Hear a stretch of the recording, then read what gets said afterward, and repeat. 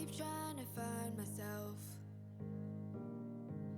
lost in your eyes and I can't find my way out. Smoking mirrors, faded views, there's nothing I can do. When I'm with you, you light up the dark, got me to places straight from your heart. I know that I'll cave in, give you a head start. We're better together, like birds of a feather. I picture us together, when we're not together. I see me with you. When we're under the weather, we'll survive the pressure. I will never turn my back, never turn my back on you.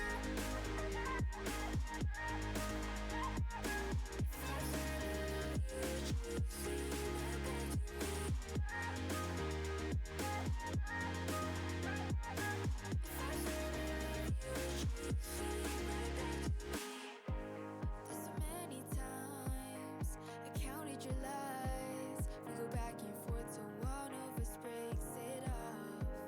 I know I'll regret it if I don't end it. I swear on my life that this will be the last time. You light up the dark, got me to places straight from your heart. I know that I'll cave in, give you a head start. We're better together, like birds of a feather. I picture us together, when we're not together. I see me with you. When we're under the weather, we'll survive the pressure. I will never turn my back, never turn my back on you.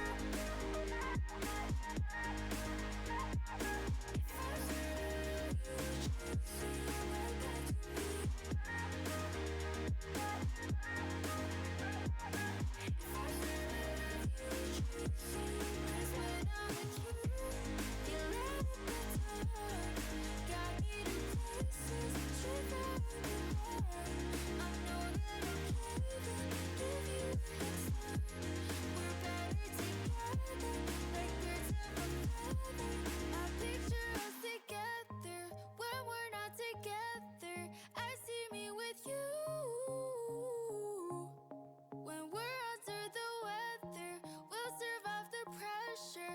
I will never turn my back, never turn my back on you. Welcome one and welcome all to the PBE Season 58 Semifinals stream. I hope you all are having an excellent Thursday night. I am your host for today's stream, AJ887, and I'm joined by Waldo. Hello, Waldo. Waldo, you there? I can see that you unmuted in Discord. Your mic still might be muted, though. Well, Waldo's here in spirit. I'm trying to figure out the mic issues. We'll also be joined shortly by Valor, another co-host of ours, in just a moment. Hello, Valor. Oh, wow. What is happening? What is happening? Oh my god, that was really loud. I had to warn everybody. When the glass shatters, you better be ready for me. I finally fixed my mic and all I just hear is like a WWE intro song. Like I'm about to get killed on SmackDown. Oh, okay. You know me, I'm coming for you. You either get stunned or if you really piss me off, you're getting a burning hammer. Well, welcome both Valor and Waldo to the booth for this Season 58 semifinal stream. And welcome, chat, everyone, for joining us today. Quick note, I am partially sick, so if I sound a little bit different, that is why. And also, Waldo and Valor, I already let them know ahead of time. They're going to be doing most of the play-by-play. I'll be taking you through the box scores at first, and then for the votes. I'm pretty well aware of this. It's not the first time I've had to carry a six simmers back. Really carry Dane. Oh, I appreciate it. So, but I'll still be here, still be hosting. I just my voice just might go out, so we'll see how it goes. Yeah. But let's get right into it. We have four playoff semifinal matchups for you all today. We will be quick simming through all of the box scores up until we get to an elimination game. And once we get to a point where a team can possibly be eliminated, we will be watching every stream. We will be streaming and watching every game of that series from that point on out until the conclusion of that series. And we'll be doing that for four different series today. One of those being the Vancouver Vandals versus the New York Voyagers. Now, this is probably the matchup that I might be most excited for. These are two of the best teams in the majors this season by far. Like, New They're York, really at the top in the league. yeah, the top records in the league. New York had 76 wins. Vancouver had 74. The next closest teams had 64, like 10 behind these two teams. 10 and 12 wins, respectively, I get behind these two teams. Already got attacking in the first round. Only one of them is still around. Yeah, yeah. So, and that team is Detroit on the other side of the bracket, but Detroit got KO'd. Is still alive, but I miss it. DVS got swept by Detroit, which I argue is the biggest upset so far. Although you could say Seattle over Indy's a good upset too. yeah. So Vancouver and New York, two of the best teams in the majors this season. Looking forward to seeing how those two teams shake out in their semifinals matchup. And on the other side of the bracket, we have Seattle versus Detroit. Seattle being the number 4 seed coming into the playoffs with a 60 and 48 record, and Detroit being the number 3 seed. Both teams upsetting their respective opponents, the Apex and the Scorpions. Both of those teams also with a 64 and 44 record, the same record as Detroit, tied for the three-way tie for the third best record in the league after the two teams we just mentioned. So these teams, a couple of underdogs, looking to make their way into the World Series, and one of those two teams will do just that. So with that, with those major league previews out of the way, let me see if there's any. Doesn't look like there's anyone that's flagging any errors or anything. I do a quick preview of the lineups for all of these matchups just to make sure that the GMs can look at it and see if there's any errors. But first up, we have the Vandals and the Voyagers. Battle of the V's. Holly Sheet on the mound versus Joey Moose Jr. For Game 1 of the Legends Conference Finals. Game 1 is going to go to the Vancouver Vandals. The reigning World Series champs take this one in 11 innings. 5-3 is the final. 10 hits apiece for these two teams. 2 hits and 1 RBI for Tanaka on the side of New York. But a great day at the plate for two Vancouver bats, those being Von Caliente and Walker, both with 3 hits. Walker with 4 RBIs. 2 two-run blasts for Brooks Walker, the shortstop. Velo will get the win. The loss will go to Jones. And Brooks Walker will be your player of the game for this one. Congratulations, Vancouver. You're taking a 1-0 lead in the series here. No. Hold on. What's up? I'm logged into the wrong Twitch account. I just exposed your ass. Nice. I'm logged into the wrong Twitch account. Oh no. I only just noticed that.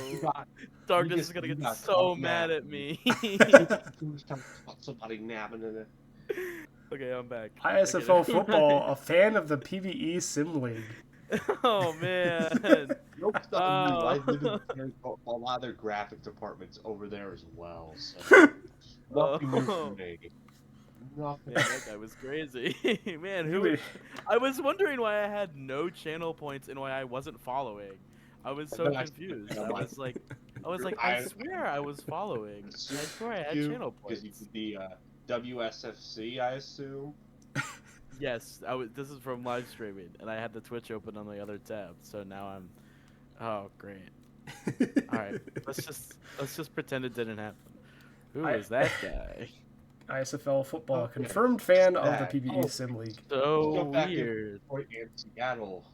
I spelled weird wrong. Crap. All commentators are a bit low Alright. volume. Okay, let me try and adjust Alright. If I'm a bit hyper, because I always intentionally caffeinate myself before these streams. Oh, I took a nap. So, I guess we're like opposites right now. but I think I'm pretty Okay. open. All right. Well, all right, AJ. I'll cover this one. Seattle, Detroit. Let's see who comes out on top here for game number 1. And this game will go to. Whoa! Seattle stealing a 6-1 win on the road. Detroit side, the only hit and run came from Dollarson. Seattle, I see a big day from Pass. 3 hits, 2 RBIs. 2 hits, 2 RBI days for Johnson. 3 hit day for Wellerman as well. 2 hits from Hawkins. And a couple steals from Shannon and Guile. DeVries picks up the wins. 6 and 2 thirds with only 1 earned run. Pellisky the save, Strider the loss. Pass is your player of the game. So once again, we already have chaos with both road teams stealing game 1s. I've seen that familiar with Seattle doing it last round. I swear if Arya wins another game, I'm like, it's either me that's giving Arya the buff or it's somebody else. It's either. All right. We So get 2 road wins here to Chicago to Florida. See, Why not? Major teams, if you have changes for game number 2, please let us know in your playoffs channel. I see Vandals and Voyagers have already pinged us. Oh, asking for a resim, buddy. I literally called the game 3 walk off against Death Valley. I don't want to hear it. don't mention that around me, please. Moving right along to the minor leagues. Starting us off, we have the Florida Flamingos and the Brew City Bears. Florida was the team that had to play into the semifinals for this one. Kansas City Hepcats were defeated 3-2 in the quarterfinals by Florida, the number 3 seed.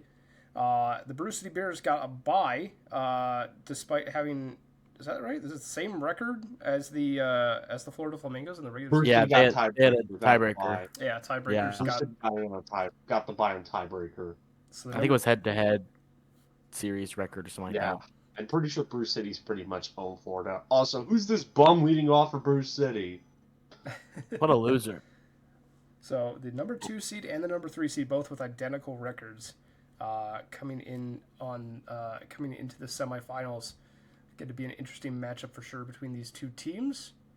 And we also have the Kingpins versus the Lemurs. The Lemurs being the number coming 1 seed. As the number 1 seed. Oh, this looks completely one-sided. Oh, this looks... Hey, you never know. Well, if I'm wrong, because that's what happened with Louisville versus Anchorage in the World Series, and it ended up Louisville sweeping them. So hey, you have no not idea. the first time I've seen that happen before. I've played these darn games before. The sim likes to be funky. Lemurs are a tough team to beat these days. They are not only the reigning World Series champs right now, but they're also in their 11th straight playoff season. Coming in as that number 1 seed, it's going to be a tough battle for the Kingpins to pull away here, but we've seen them do some pretty interesting things before. I mean, they beat Anchorage 3-2 in an upset to get to this point already, so they've already upset one team. Can they do it a second time in a row to potentially get to the World Series? They have the 3rd longest World Series win drought in the minors after the Puerto Rico Ranas and the Kansas City Hepcats. So Kingpins are very hungry for that World Series win. We'll see if that hunger can translate into some wins and a W in the series against the Lemurs. That he to get there. And he would rather play City than anything for some reason. No, he actually said that. That's actually true. Truth nuke. All right, let's get into our games here. Florida and Bruce City. Let's see if the Love Bears are not going to break my heart this time. All right, game 1 between Florida and Bruce City will go to. Let's see what we got here. Bruce City, an 8-3 win. That's how you like it. Let's see here. My player only got a hit. That's the only thing they've done. But at least we have a couple of big performances. 3 hits for Bebe, 2 hits and an RBI for Craig, 2 hits and 2 RBIs for Ruiz, 2 for Kiso, 3-hit day for Santos Garcia, who's having a crazy season. A couple RBIs from Briggs, Shahur, and Simpson. Also, I got a steal. I was going to say, you got a stolen base. You did more than just get a hit. Yeah. Dump gets up the win. 10 hits, but only 3 runs. Kingdom, very bad start from him this postseason. Gets shelled. And Julio Ruiz Jr. is going to be your player of the game as Bruce City starts off 1-0. Finally, a home team winning. And then, Walter, you want to take this last one here before we move Of on to game course. number 2? This one up in Louisville, Chicago and Louisville. I heard they're considering being the Gary, Indiana Kingpins. I hear that's a new thing recently. We'll see if that comes up. Oh my god. And Louisville wins at Oh home. my Oh, a four goodness. walk-off Ultimate grand Grand Slam. slam. Ultimate Grand Walk-off. Slam. Oh my Look god. at that. Look at that Ultimate. meter. That win. Sheesh. That's an That's ultimate. crazy. How many outs was that? Was that an ultimate Grand Slam? We'll Was find that out. We'll find out in a second because it'll tell us. It'll tell us at the bottom when you go to home runs. It'll say how many outs there were. It was 2-out home run. an ultimate Grand Slam? Oh my Wow. god. That's crazy. As far as hits for Chicago go, they had 1 hit from Locke, 2 from oh goodness gracious, Bobby Peterson. I know what it's supposed to be, but I'm not gonna give them the. I'm not gonna give it to him. Pants 3 hits, 4 RBIs for him. He kind of carried the offense today with 4 of their 6 runs, or excuse me, 7 runs coming from him. And Boffenberger had 2 RBIs as well. Of course, over for Louisville, Robinson had a hit with 2 RBIs, but the big one comes from It's PBE, who had 5 hits on 5 plate appearances, 2 runs and 4 RBIs, which was the grand slam for the game. Chicago, Joe Hendry, 6 in an innings pitched. Oh, what's that noise? 4 earned runs, 6 strikeouts. Martino comes in relief, gets 3 earned runs, 2 and a third. Hands blows the save. Comes in for 1 batter and allows 1 home run. Eshelman comes in 5 earned runs on 7 and 2/3, and Mondragon gets the win, 2 earned runs on an inning and a third. And I can't believe it's PBE as your player of the game, of course. No doubt about it. And your 5 for performance of the 5 day as well. And an ultimate Grand Slam walk-off. Yep. That's crazy. Absolutely insane performance. It's also their first game in the playoffs this year, just considering that the Leavers had the bye coming into it. So. Oh yeah, and they Indeed. started out with the lead too, so it's not like they started slow. Quite the entrance for I can't believe it's I PBE. remember last year, Louisville was getting absolutely carried by Ozzie Robinson. I think that's who that player was for them. During that whole run, it was a one-man wrecking crew. Hey, I mean, if it works, it works. You know, I can't fault it. I can't fault teams that do it properly. All right, let's take a look. Let me see if there were any changes. I see you're popping them up now. Let me see in the chat. Yeah, I'm working on the Voyagers right now. Bruce City says, let it ride. Voyagers obviously said that Chicago wants a stamp check. I've seen stamp checks for... Now the Joe Hendry song is stuck in my head. God damn it. Don't say his name. I already said it. He was the starting pitcher of the last game. God damn it. He's going to show up in your damn closet now. Oh no, that would be so horrible. I think I have a Voyagers pen. Let me know, Enoch, if that's incorrect or if there's any other changes. Stamp check needs Chicago and Louisville. Okay. If there's one thing I'm good at, it's calling out any changes needed. All right, Chicago. We have the let's see, scheduled starters good.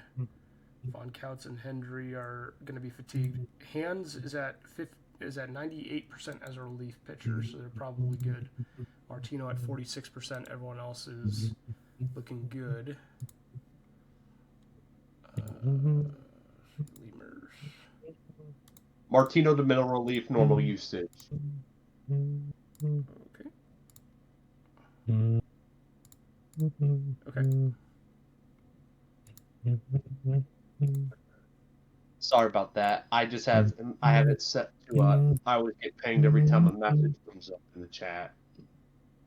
Well, I turned that off because people were shitposting in the main channel, and it was just, I was like, I can't That's annoyed by this. probably me or Dane forcing me to talk about Umas against my will.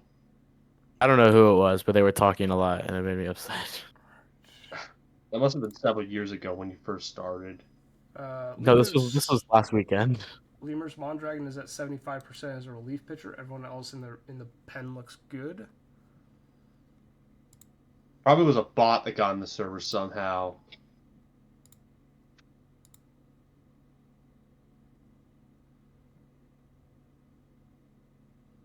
Louis Bill says let it ride. Cool. If there's not any more changes, let's get into our second games. Yeah, I think we are all set. I'm not seeing anything else from anyone. So we'll save. Last chance for any teams to make changes before we head on into game 2. No, they were talking about eggnog for like 10 minutes last night. Why are we talking about... No. Was that on the... No. We were talking about Legend ZA last night for some reason. Because I was playing it during the stream. I just remember seeing notifications about eggnog, and I'm like, all right, there's no productive conversation happening There's in no here. eggnog. It's only Wild Zone 17. Whoever says eggnog again, you're going to Wild Zone 17. What's wrong with You eggnog? need to... Eggnog is great. That's that about the Pyre Wars about to spam Earth Power on you. Huh? You've never played ZA before. This zone is a meme No, for a I reason. talk to women. Sorry. Oh no, I barely do anyway. I'm Man, the lone this is virgin fun. I with forgot how having much fun this is. problems. Val, you're awesome, man. Yeah. All right. So, Oh, all right. man. This is a reminder that I put several graphics departments on my back and I somehow don't mentally break. All right, we're going to move on to game number 2 here. I think we have all of our changes that we're going to get. So moving right along to the Vandals Voyagers. Game number 2, Vancouver leads the series 1-0. Chuck Nasty on the mound versus P-Dub Woods getting the start. And heading on into game number 2, the winner is going to be the New York Voyagers. Series is tied 1-1 after an 8-5 victory for the home team. 15 hits to 12. We have 3 hits for Shadow, 4 hits for Tanaka, both of them with 2 RBIs. And Ramirez adds on a pair of RBIs as well. For Vancouver, Rishikesh with 3 hits and an RBI, and Phillip goes 2 for 5 with 1 knocked in. Nasty will take the loss. The win will go to Tank, and Crockwell will get the save. 3 shutout innings, only 1 hit allowed for the reliever. Isuro Tanaka will be your player of the game for this one. Alrighty. Seattle and Detroit here. Game 2. We got Mulligan, who's been arguably the 2 best starters of the postseason so far. Mulligan for Detroit and Mrs. Simmerluck herself, Arya Blue Sky. Let's see who I expect a pitcher's duel here. So let's see who comes out of this one. Oh my goodness. Must have ran out. Just as Detroit absolutely annihilates her 10-1. Looking at Detroit's side, okay, let's see here. 4 hits, 6 RBIs for Holden and Jam. Oh my, 3 hits, 3 RBIs for Buckshank. For Seattle, the lone RBI came for Wellerman, which was a home run. Mulligan, 7.1, 4 hits, only 1, the home run, the only blemish. He's rocking a 0.59 ERA this postseason. Absolutely insane. That was a very Blue efficient Sky. game. Oof. I'm sorry, Arya. If you're watching, I'm sorry. I think my luck with you has run out. 7 hits, 8 earned allowed, 2 home runs. Only 2.2 innings. Holding the jam, 6 RBIs on 4 hits. Player of the game. No doubt about that. And we got 2 tied series. So therefore, we at least get rid of one possible game to watch. Yippee! No reverse sweeps. Yeah. No reverse sweeps, because those are still- headaches. I still remember I think it was 2 seasons ago or 3 seasons ago when me and you, AJ, had like 3 reverse sweeps. We had like 3 game Something like that. 7s that were down 3-0. We were on stream for 4 hours. Yeah. Already in the chat. I'm holding my land responsible Seattle loses this series. Well, you Oh, better man. hope your Time to be Uma alive. actually beats Detroit in Game 3. You better hope, which I assume that's your starter. That All right. Waldo, you want to bring us to the okay. next one here? Hold on. Wait. Oh, what's the game for the prediction for? What are we predicting? Sorry, I opened. There's a prediction open that just says What total. scored in this It says game? total runs scored in this game, and then it just which game are we talking about? Oh, I don't whichever one know gets what aired. kind Oh, of okay, that's crack fine. the stream team's up to, but this feels like it. Okay, hold on. Let me gamble real quick, and then we can. Okay. All All right. right. I'll Yeah. do Screw it the up, next one getting then in the real quick. meantime. Okay. All right, I got it. Let's go. Okay. Florida and Bruce City once Hang again. on, I Steven remember. Mixon and the Pizzanator, the third Pizzanator, excuse me, on the mound. Mixon with already Get my Bears glove on. a loss on the season in the last series or the postseason, excuse me. And your winner is Florida steals one on the road following a two. Well, I guess they scored the winning run in the top of the seventh. Florida gets their hits. Who had the top of the seventh? Cieto had the go-ahead home run on the top of the seventh. Your hits from Florida come from Luca, who had one hit, two for Lumber, one from Briggs, two from Sohor, and then one each from Simpson, Greer, and Cieto, and two from Fortune. So everybody except for Santos Garcia for Florida had a hit, and RBIs spread out evenly as well. For Bruce City, hits mainly came from Bebe and Craig and Reese Jr., who had three. Queso had two, and two for McCheesy as well. So everyone on Bruce City except for our co-host Valor had a hit. So big offensive day for everyone except Valor and Santos Garcia. For Florida, Mixon gets a no decision, two earned runs. Mentum gets the win and no earned runs in 2 2/3, and Key Largo came in relief. Pete Sander gets the loss, but had a good start overall. 6 innings pitched, 3 earned runs for a quality start. Sato came in relief, 2 earned runs, 2 1/3, and Adams comes in relief as well. Player of the game is the Pizzanator, who gets the player of the game in the loss, which is pretty interesting. I will take Sigur's request for resim bribes. I don't know. That's kind of an interesting. Yeah. And then last What do Me you- intentionally going into the sim to modify my player to give 100 power just to mess with everybody. No, that's the Ultimus or the not the Ultimus. Oh goodness, sorry guys.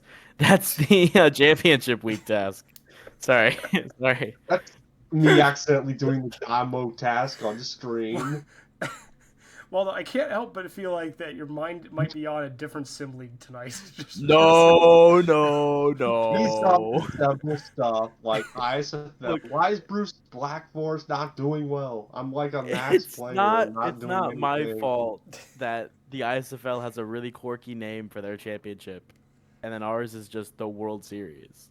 Ours I is know just like I know the it's SA because channel has something called the Challenge Cup, but It's a- apparently only 2 teams are allowed to go near it because apparently I don't want to bring up isn't test simming accusations, but something my gut tells me that there are.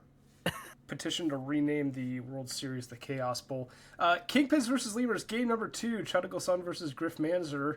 Louisville leads the series 1-0. And they're going to take a 2-0 lead in the series. 5-3 the victory here in game number 2 for the Lemurs. 2 hits, 2 RBIs for Robinson. That's their big offensive production for the Lemurs on this ball game. Chicago gets 2 hits, 2 RBI as well. That coming from Vega, their catcher. Sun will get the loss. Manzer gets the win. Vega. And Renslow will get the save. Ozzie Robinson will be your player of the game for this one. there's another Vega. There is Emilio. Yeah, Oh. this is a different one. There's another. There is another. I must There's contact him another. Is immediately. that secretly your multi? Always Is that two there secretly your multi? No, there's a whole Vega family tree. You gotta understand. What? We gotta. Everybody knows that Valor is just a bunch of clones of herself anyway. Most of He wants to be ears so bad. Always 2 Vegas there are. Master and Apprentice. That's- Two Vegas there are. Stamina check for New York. More. Let's see. Also, Yeah. Chaos Cup has been approved. Nice. This comes straight from Nas himself. I love it. Professor Crow Yeah, 69%. Nice. They're Talking Yoda voice the rest of the stream, I might. Please don't. Voyager's Crocodile is at 69%. Everyone else in the pen looks to be good. Sea Serpents say they're still letting it ride. They're yelling to save it. They're yelling. I Stand see. checks for Flamingos. Louisville and Florida. And we got pen adjustments. All right, Florida, we have Momentum is at 44% as our relief pitcher. Kingdom and Mixon are your starters, so everyone else in the pen looks to be good. Lemurs, let's get those. Manzer, Eshelman are both starters. Mondragon is at 37%. All the rest of the pen looks to be good. Bears Are you still using? Are you still using my Mingo's player card? I don't know. Do you have an updated Not one? like the game I thought I had a class, new one. Do I not? But I think I'm gonna say that request is ignored. Is the stamp check after the buy day? Yes, this is. I already skipped past the bye day. We are on. That was a chat question. We are on game 3. Yep, we are all good. Game 3 pen. Should switch my name. Ransom Jones to Stopper. And 7th and close game. Early fuse more often for Goat Tank with. Yeah, I do have an updated one. Oh, okay. Send it my way in Discord. I might be able to adjust it. No, it's fine. We can do it later. I am still connected to the Mingos. The Mingos are still part of me. Okay. But this is a firm warning. For next time. I'm Yep. just saying next season, there's a firm warning that I'm gonna get a new PC. I'm gonna get a gaming PC build, and I'm buying the Sim. Let's So that go. means It's on sale right now. It's on sale for $10. It's only $10. I'm like, I better jump on this now. Yeah, I'm not paying a full. As much as I support. I'm not paying $50 for that. I'd rather Heck spend no. it at a Five Guys. I'd rather. Yeah, Or actually, today, that is pretty accurate. Just drafted. $50 is the amount you'd spend at a Five Guys. I love you, Dave. I'm just messing with you. Stopper 7th and later. The other day, my girlfriend was like, "Let's go to Five Guys for dinner," and I'm like, "No." What do you think? How much do you think I get paid? You think I'm spending $50 for a meal on a Tuesday? What? I will if I get the best damn SIG in the world, I'll be willing to pay $50 million for it in Sim dollars. Yeah, well, unfortunately, I can't go out to dinner with my girlfriend and present the waiter with Sim dollars. If I could, life would be a lot easier. Because I have $20 million. I can't help it that team money keeps running in my damn game, and he can't stop going away. And I accuse him of tampering because of that. Oh, could you imagine if we switched to PB Sim dollars? I will send you the screenshot right now. Hold on, I have to I'm link. not kidding. I have to link Joe Hendry clips to someone in chat. Hold on. Just take a look. I just sent you it. Spot team money. Okay. I think we should be good. Flamingos, Lemurs, Voyagers. Did everyone get a look at their bullpens completed? Make sure that they all look okay. If not, let me know. I can go back and confirm your changes. At this point, we should call ourselves the Chaos Trio at this point, because it always seems to happen with us for around. There's always something happening. There's always some crazy shit. I might literally take something out of Marcus's book for my nights for the days I stream. I will literally rename it to as a Val's Day stream. All right. Last chance for any teams. Changes. Anyone? That's all. Make your changes now. Make your changes now, or forever hold your peace. Please keep your hands in the ride, or else we're not responsible for any OTP bullshit that happens in a few seconds. Well, we are responsible. Period. We aren't responsible for anything OOTP does. Let's be Let's be I'm clear not here. responsible for being the person that literally sits on the Chaos Mod Switch. I don't know. All right. OTP has some crazy stuff It's going such a volatile sim. Okay, we Yeah. are moving on to game number 3. Starting off with the Voyagers Vandals series tied at 1. One of these two teams has taken a 2-1 lead in the series. Taylor Atkins and Andy Beans on the mound for the start for their respective squads. Game number 3 is going to go to the Vancouver Vandals, Oh, who walk took off. a 3-2 victory Kirkwood walk-off in the walk-off double. 11th. Man, look at that graph. Harishikesh, a run-scoring double in the 11th. Close game throughout the entirety of this one. Look at all these. Look at all those peaks. Am I in the Himalayas or something? It does look like Yeah. kind of like a mountain range, yeah. 2 hits, 2 RBIs for Lansdale on Vancouver side. 2 hits, 1 RBI for Harishikesh. For New York, 2 hits, 1 RBI for Shadow, and a home run for Ramirez in the 8th. Tank will take the loss. Velo gets the win, and Andy Beans will be your player of the game for this one. So Vancouver leads 2-1 as the away team in the Legends Conference Finals. And All right.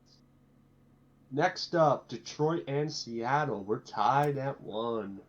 Detroit's going to go with LeBeau here. And speaking of Umas, Seattle's going to go with their one. Majero McQueen as your starter. Let's see who takes game 3 and takes a 2-1 lead. And apparently, oh my Oh, god, wow. a walk-off. I guess Detroit's bullpen was too busy playing Uma or something because they Every single one of the events on the graph is bottom ninth. yeah, Truly chaos mod. eventful. Okay, Seattle side. 1 hit, 2 RBI day here from Mihire. A couple RBI days from Johnson, Healer, and Pass. Also for Wellerman. Detroit. 2 hit day and 1 RBIs for Sean and Alpha Nerd. 2 RBI days for holding the jam. Pass got a steal. Sean got a steal.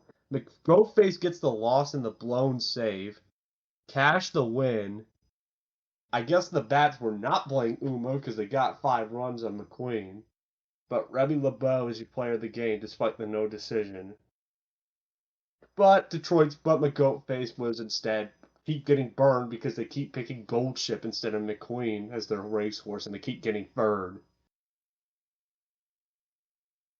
All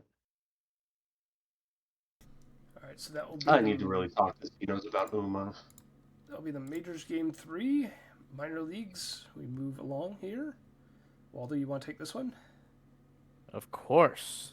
Back to Florida, tied 1-1. Brew City on the road. Takahashi for Brew City and Tugboat for Florida. It was already 2-0 on the season. Or excuse me, the postseason.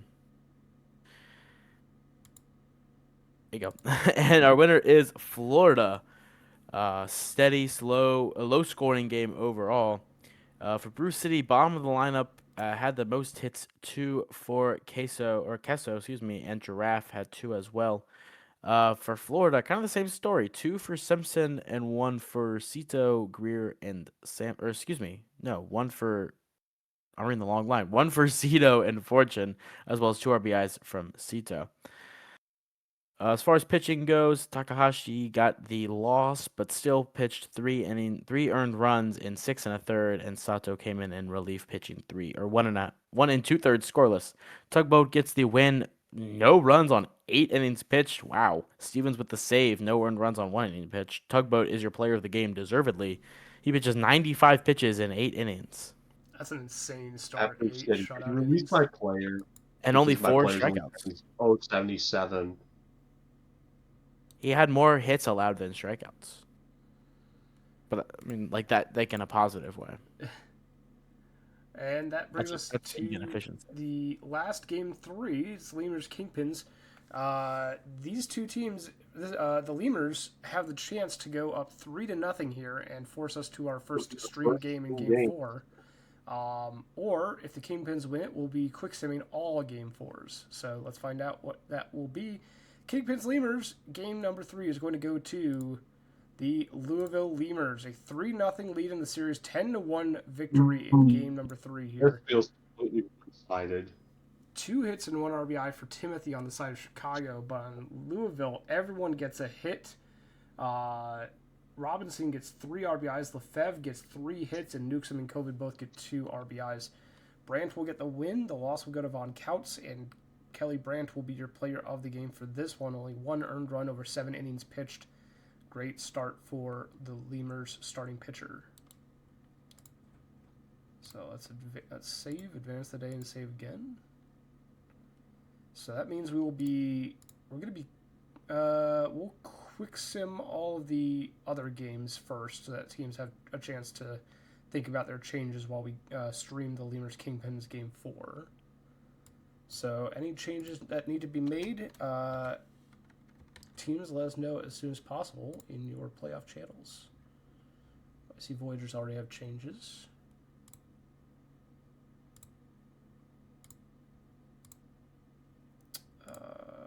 What am I doing? My brain just had a meltdown there. Okay. Lamps.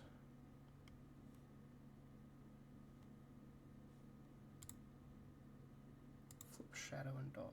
Okay.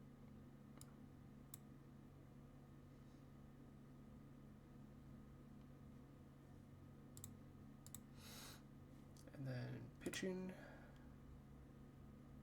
Everyone in the middle relief.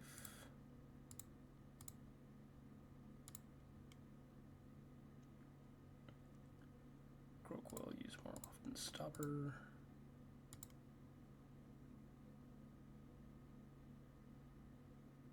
Tank to normal usage. Everyone else to use less. There we go. Okay.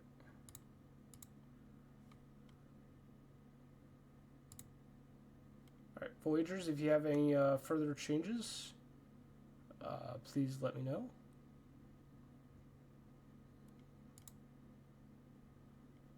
Serpent's good.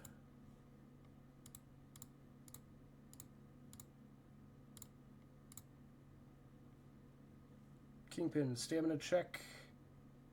Just catching my breath for a second. That's why I was muted. All good. Hands is at 96% as a relief pitcher. Grizz is at 25. Crony is at 31 for the Kingpin stamina check. Bears are good. Flamingos.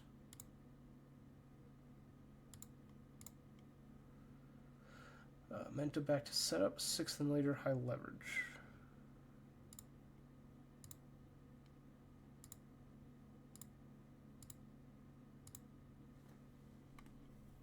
It says high leverage, I think. Court Jester, is that what you want? Okay. I just wanted to make sure. Listen to him. Lemurs, stamina check. Go back to the Pens thing.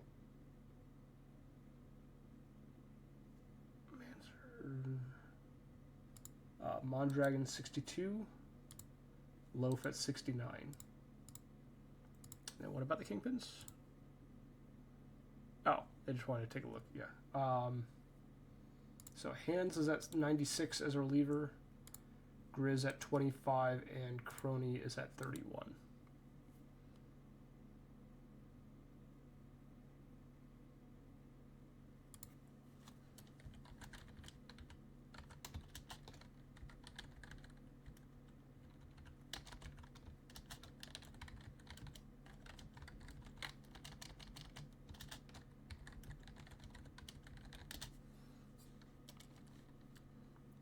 Bodie and Auru to avoid high leverage.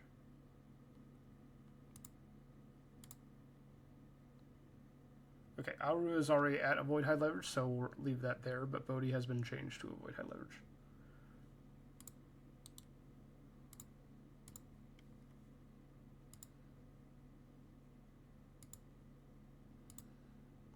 Any other changes, Mike Mart, or does that look good for you? Lemurs. Stamina check on Loaf is at 69. Mondragon to mid relief, use more often high leverage.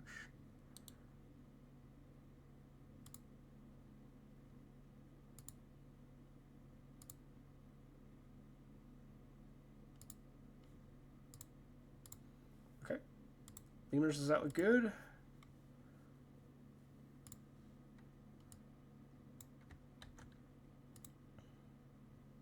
Look left to none specified, avoid high leverage. Okay.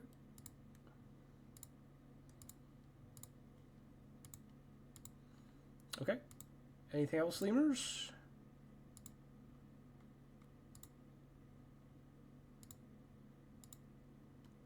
Demons, Vandals, anything?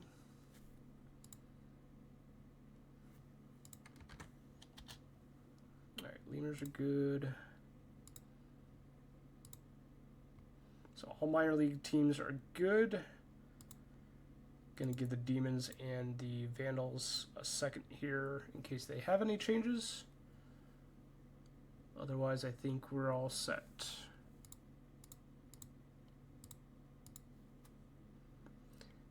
Last chance, Demons and Vandals. Otherwise, we're moving on. Not seeing any typing in either of those channels, so I think we're good.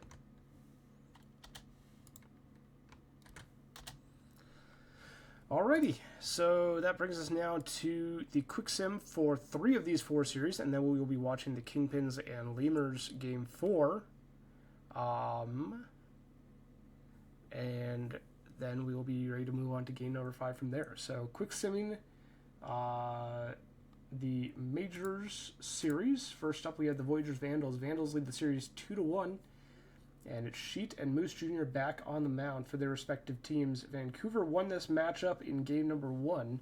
We'll see if they win it again in game number 4 and force the Voyagers into a potential 3-1 comeback situation. Otherwise, Voyagers will tie it up and bring us to a quick sim to game 5 as well. Game number 4 between the Voyagers and the Vandals is going to go to the Voyagers. Vandals lose for the first time at home this postseason. 6-4 the final. Yeah. This series is too good to end in 5. No chance. This is going at least 6-7. And if I hear any jokes about how many? that, I How swear to many? God. It's going how many? So, Shut it's your going mouth. how many games? Shut your mouth. Shut your mouth.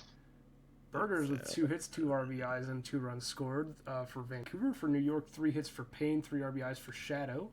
Moose Jr. gets the win, Crockwell the save, and Sheet will take the loss. Shadow, your player of the game. Alright, so we will be quick simming game number 5 for the Voyagers Vandals. That's another less game we have to do, thank goodness. Yeah. Next we have Demon Sea Serpents. Seattle leads the series 2-1. And it's Strider and DeVries on the mound for their respective squads. Game number 4 is going to go to the Detroit Demons, who win it 3-1. Despite getting out-hit 11-4 by the Sea Serpents. Serpents had 7 more hits. All their runs came on 1 hit. They had a bases clearing double in the top of the 7th. Wow, Buckshank. What a great day for them. They're getting it done this series. Jam and Buckshank. Wow. 3 hits for Seattle's Johnson III and 2 hits, 1 RBI for Pass at the top of their lineup. A few hits, 1 hit for almost everyone else in the lineup except for Healer, but no other RBIs. DeVries will take the loss. 6.1 innings pitched, 2 unearned runs given up. So not only was it a bases clearing double, apparently those runs were unearned as well due to errors. Strider will get the win, only one earned run over 6.2 innings, and News will get the save. DeVries will be your player of the game for this one. So Detroit evens it up, which means we will be quick simming game number 5 for both of these series. And that will be coming your way after the Kingpins Lemurs game number 4. And also after the Bears Flamingos game number 4, which we will be quick simming as well here. This one real quick. I will take over this one. We have Bruce City in Florida, game number 4. Bruce City looking to avoid going down 3-1. Florida's been unbeaten at home. Let's see if that continues. And it continues. A 6-4 win. Bruce City the lone RBI was by me? a couple by what was by me. Weird. Briggs, one of the home runs here. It was the 3-run shot by him. Another home run from Simpson, what got him in. And Shahur got a home run as well. Kingdom picks up the win. Dup, bad performance. Bobby Briggs, player of the game.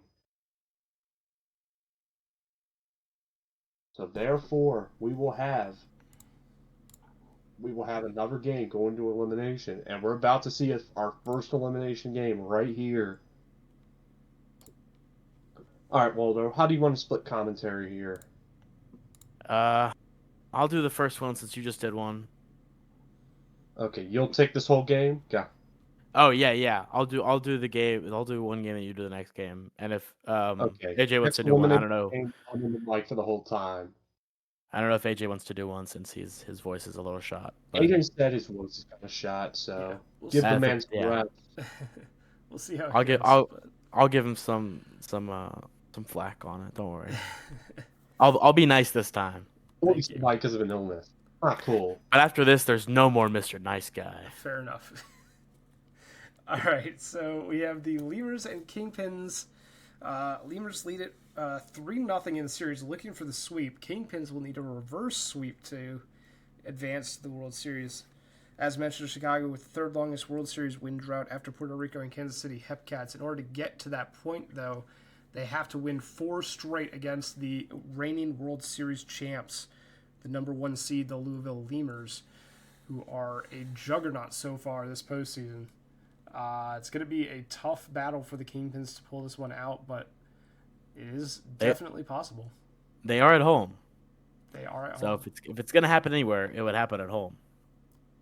Yeah. Well, they'll have to head back to the Lemurs for a couple of games. Well, I mean, start. like to at least win to win a game in the series. You know. True. Yeah. Gotta get it started somewhere, right?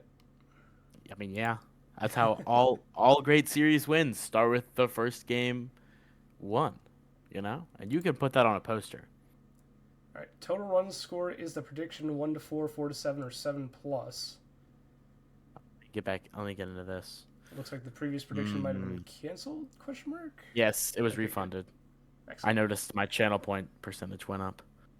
So we'll give everyone just a couple of minutes to get your predictions in. But I think we're about ready to get started pretty soon here, so hurry up. I'm gonna go with this. What happens if it's 4 exactly? That is a good question. If it's 4 exactly, it should be then 1-3. If it's 4 exactly, we're taking AJ out back and we're gonna shoot him Marley and Me style. Let's not. Or not Marley and Me. What's the other dog movie where they shoot the dog? Old Yeller. Old Yeller, yeah. Marley and Me, they put the dog down. They don't, yeah. they don't shoot the dog in Marley and Me. Okay, look, it's been a while since I've seen Old Yeller and Marley and Me. Pretty sure Marley and Me is rated G or something like that, right? Hold on. There's Meryl Streep put in the performance of a lifetime in that movie. Marley and Me is not rated G. It's PG, but I think if they shot the dog, I think it would be PG-13 or higher. You never see G-rated movies anymore. What's Old Yeller rated? So it's 1957, so. Old Yeller's rated G, so I guess they must have done it off. Well, okay, that was back in like, you know. That's crazy. You know, a movie where they shot the dog is rated G, but a movie where they didn't shoot the dog is PG. Okay, anyway. I mean, what's it called? That really racist old movie was rated G. The one that, what's it called? I don't know what it's called. Birth of a Nation. Birth of a Nation's rated G. If you really want terrible movie ratings, one of the worst movies of all time. I think that this conversation's probably gone on long enough. Well, yeah, but Chad is having like, oh yeah, probably for the best. Chad is having. Do we have a consensus on what? Oh, the prediction. Yeah. Yeah, prediction is kind of weird. Am I the only person that put anything in? I assume it's 1-3, 4-7, or more than 7. is what we're going with. I assume that's Okay. what we're going with. Maybe not. Oh, you're gonna redo it? Okay. Oh, Grady's gonna redo it. Okay, so we have another couple minutes. Well, I mean, we could probably just start it, and then Yeah. What's the worst that could happen? they score 7 in the first inning, and everyone piles on 7. Okay, well then, free channel points for everybody. It's not All like right. it's a, you know. Sounds good to me. Let's go. Take it away. All right, Oh, we're in that's loud. Chicago. Oh, let me get Before this it out of the way. before it becomes Gary, Indiana.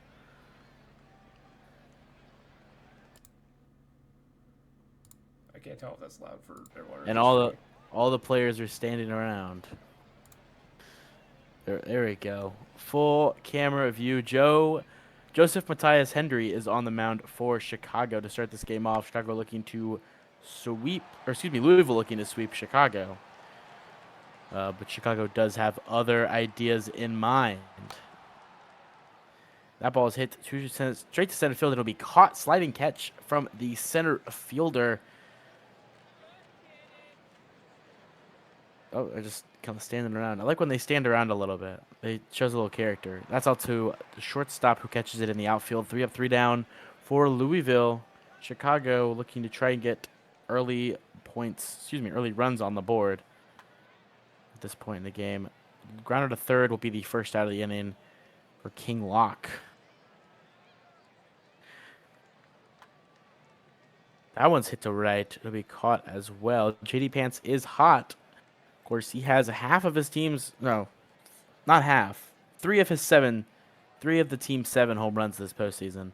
But he strikes out here to end the inning, so 3 up, 3 down for Chicago. Excuse me. Louisville, 4-hole hitter.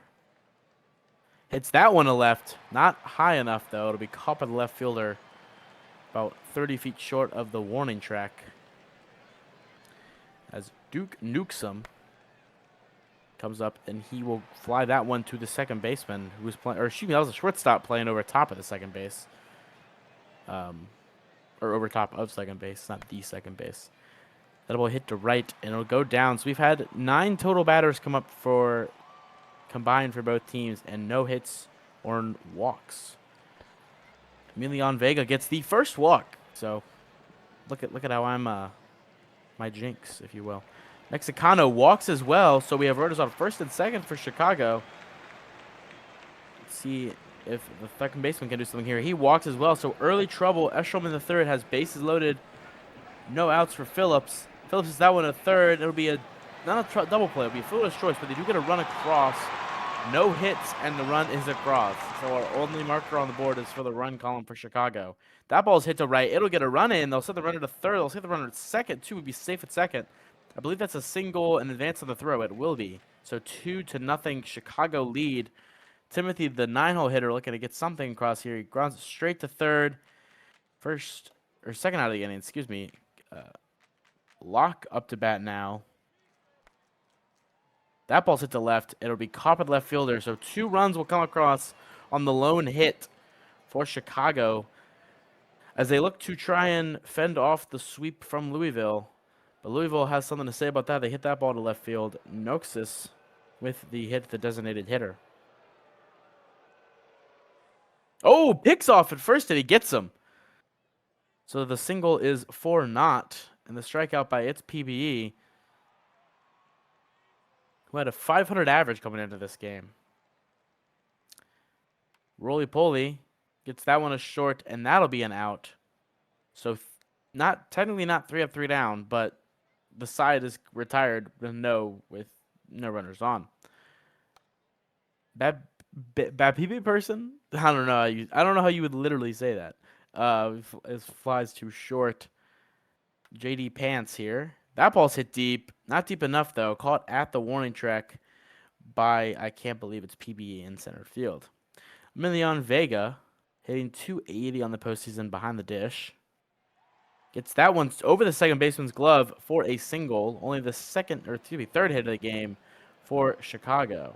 Or is that their second hit? No, that is their second hit. I lied. Wow. That'll be a double play ball, but they only needed the 1 out. There was 2 outs. Mexicano grounds out to end the inning. 1-2-3 due up for Louisville. in the top of the fourth. That ball's hit to right. It'll be caught by the right fielder on a full count. As Robinson comes up. That ball's hit over the third baseman's glove. And that'll be a single for Louisville, their second hit of the game. And they have the tying run at the plate in Beatty. And he will strike out. And that brings up the left fielder, Trian goodness. Omarian? Regardless, he strikes out, or excuse me, grounds out for the third out of the inning. 6, 7, 8 due up for Chicago. That ball's hit deep.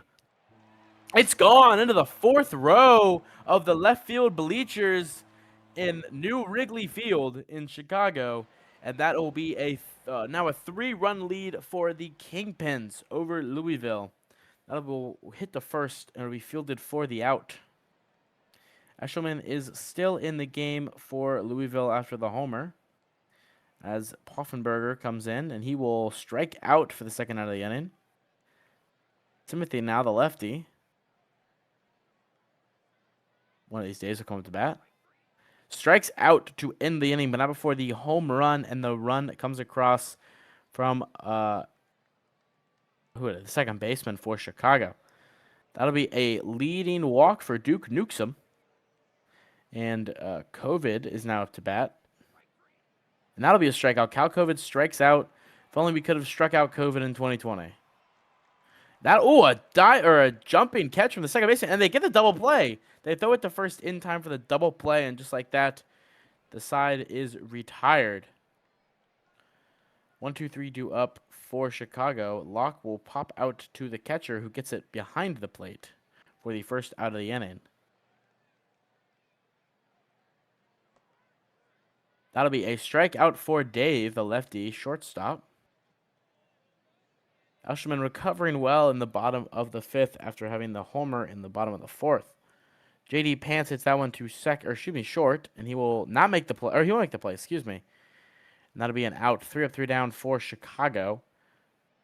As all the prediction, that's a hit to left. All the prediction people are kind of like sweating their hands out right now if they voted less than 3 runs, or less than 4 runs, excuse me.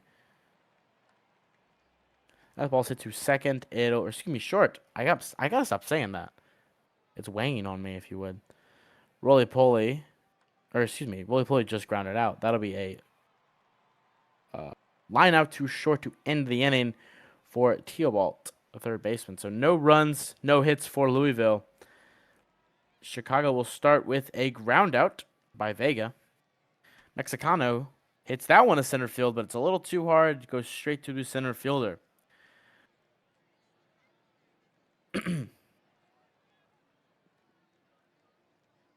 There we go. Monopolitsky hits that one too short. He cannot get another home run. He had the homer earlier. So 3 up, 3 down for Chicago. And we have a total of 5 hits combined for both teams through 6 innings of baseball. Who was texting me? I don't care. That'll be a hit to center field. As soon as I mentioned that there's not a lot of hits, we get a hit for Louisville. Their third hit of the game. That's another hit. As Joe Hendry is getting a little tired after his 72nd pitch of the game. That's a passed ball, but it won't get away. That ball's hit. It's double play potential, and they get the double play. Double play for Omarion. Almoran? I think it's Almoran. I'm going to start saying that. Duke Newsom up to bat, and he grounds out. So runners on first and second, no outs, and they get no runs out of it. That type of game for the Lemurs. Chicago now. Here comes Phillips. Phillips will ground to first. Poffenberger. Ooh, gets that one over the third baseman bag, but it is played by the third baseman. The center fielder, Timothy, cracks that one. Pretty hard hit, but it is caught, by the first baseman for the out. 3 up, 3 down for Chicago. Haven't had anything doing since the fourth. Joe Hendry still in the game as he strikes out Cal COVID to start the inning. That ball's hit to center, and it'll be caught by Noxus. I can't believe it's PBE, the last hope in the bottom of the 8th. Excuse me, top of the 8th. Joe Hendry looks to pitch a shutout here. Or not pitch a shutout. He still has the top of the 9th. But still, 94 pitches, 8 innings pitched. It's almost certainly the last inning for Joe Hendry. 1-2-3 due up for Chicago, looking to add on to this lead and keep their season alive. King Lock gets the single there to left to add on potentially an insurance run in this inning. New pitcher for Louisville is I struck out Fetty. Oh, a grounder to center. Goes under the first baseman's glove, or excuse me, shortstop's glove. As we have first and second base now. That'll be a walk. We have bases loaded for Vega, the catcher. Oh. That'll be a strikeout. So the first out of the inning is a strikeout. Mexicano up to bat now. He has 1 homer on the postseason. He grounds to second. They get the force at home, and they get the out at first. Double play for Louisville. What a great play from their defense. I believe that was the second baseman who made that play, Duke Newsom, making it to Beatty. Joe Hendry is back in the game. He gets the first out. 9-1-2 due up for Louisville. They keep him in the game. That one's hit. Oh, it's just, was it a fumble or is it over his bag? I think it was over his glove, so it is a hit. Looks like it could have potentially been an error. Mickey Martino in the game now for Chicago, looking to protect the lead. That ball's hit to second. They make the 1 out at second base, but they do not get the first one. There's 2 outs now for Beatty, who made that great play in the top of the inning. And he will ground out to end the inning. Chicago will survive. 3-0 win for Chicago over Louisville. And it is just like that. It is 3-1 for Louisville. 2 hits for Robinson. No RBIs from anyone overall for Chicago. Kind of an everyone eats sort of day. Monopolitsky had a hit. Pottenberger had a hit. Locke and BB Person had a hit. And so did Vega. But the RBIs go to Monopolitsky, Phillips, and Poffenberger.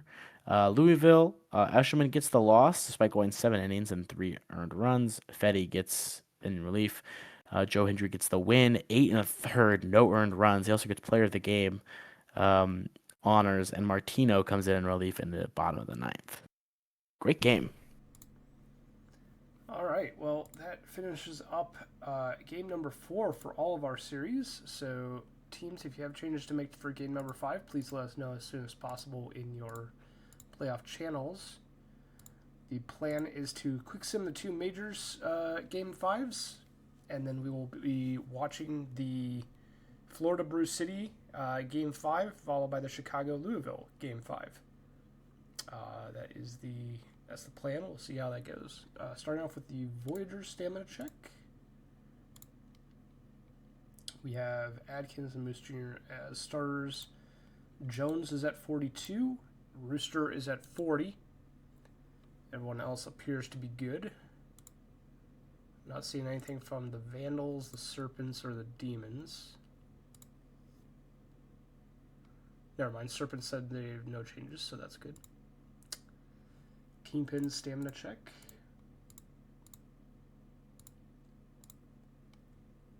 Okay, so Hands is at 98. And then Grizz is at 67, and Crony is at 69.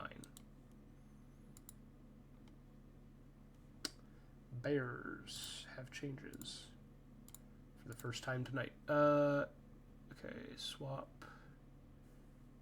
the lineups. Okay.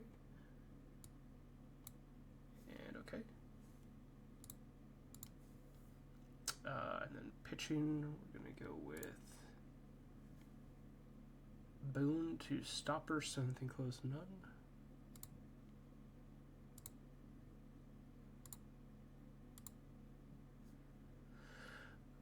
Long relief bots avoid high leverage.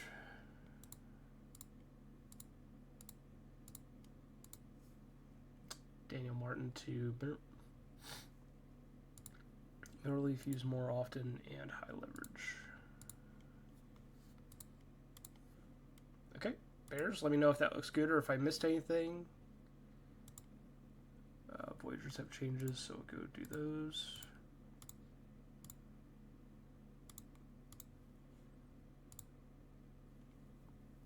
Okay, Rooster and Stover to unspecified.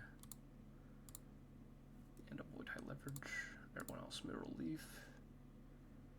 More for Crookwell. And Stopper and normal for Jones and Tank. And then less for Whitman.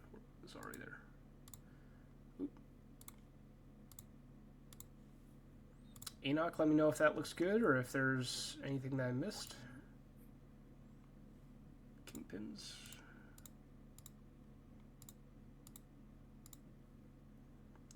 Grizz back to normal usage. Okay. Kingpins, let me know if that looks good or if there's any other changes. Flamingos letting it ride. Lemurs.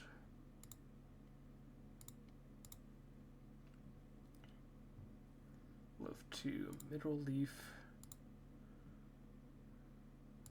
Use less often. Mondragon to Stopper, 7th and later. I assume you mean 7th and close. Let me know if that's incorrect. And then Renslow to middle leaf. Use more often. High leverage. Jacob, let me know if that looks good or if I misinterpreted that Mondragon usage option. Okay, cool.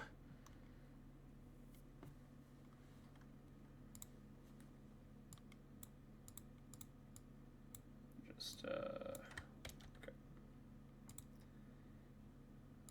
Wagers are good.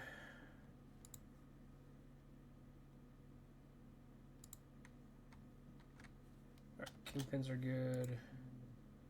Lemurs are good. Flamingos, letting it ride, they're good.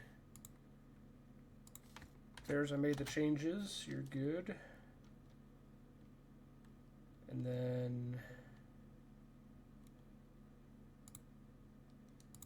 I'm seeing nothing from Vandals Demons again. So last call for any teams that have changes to make. Last call.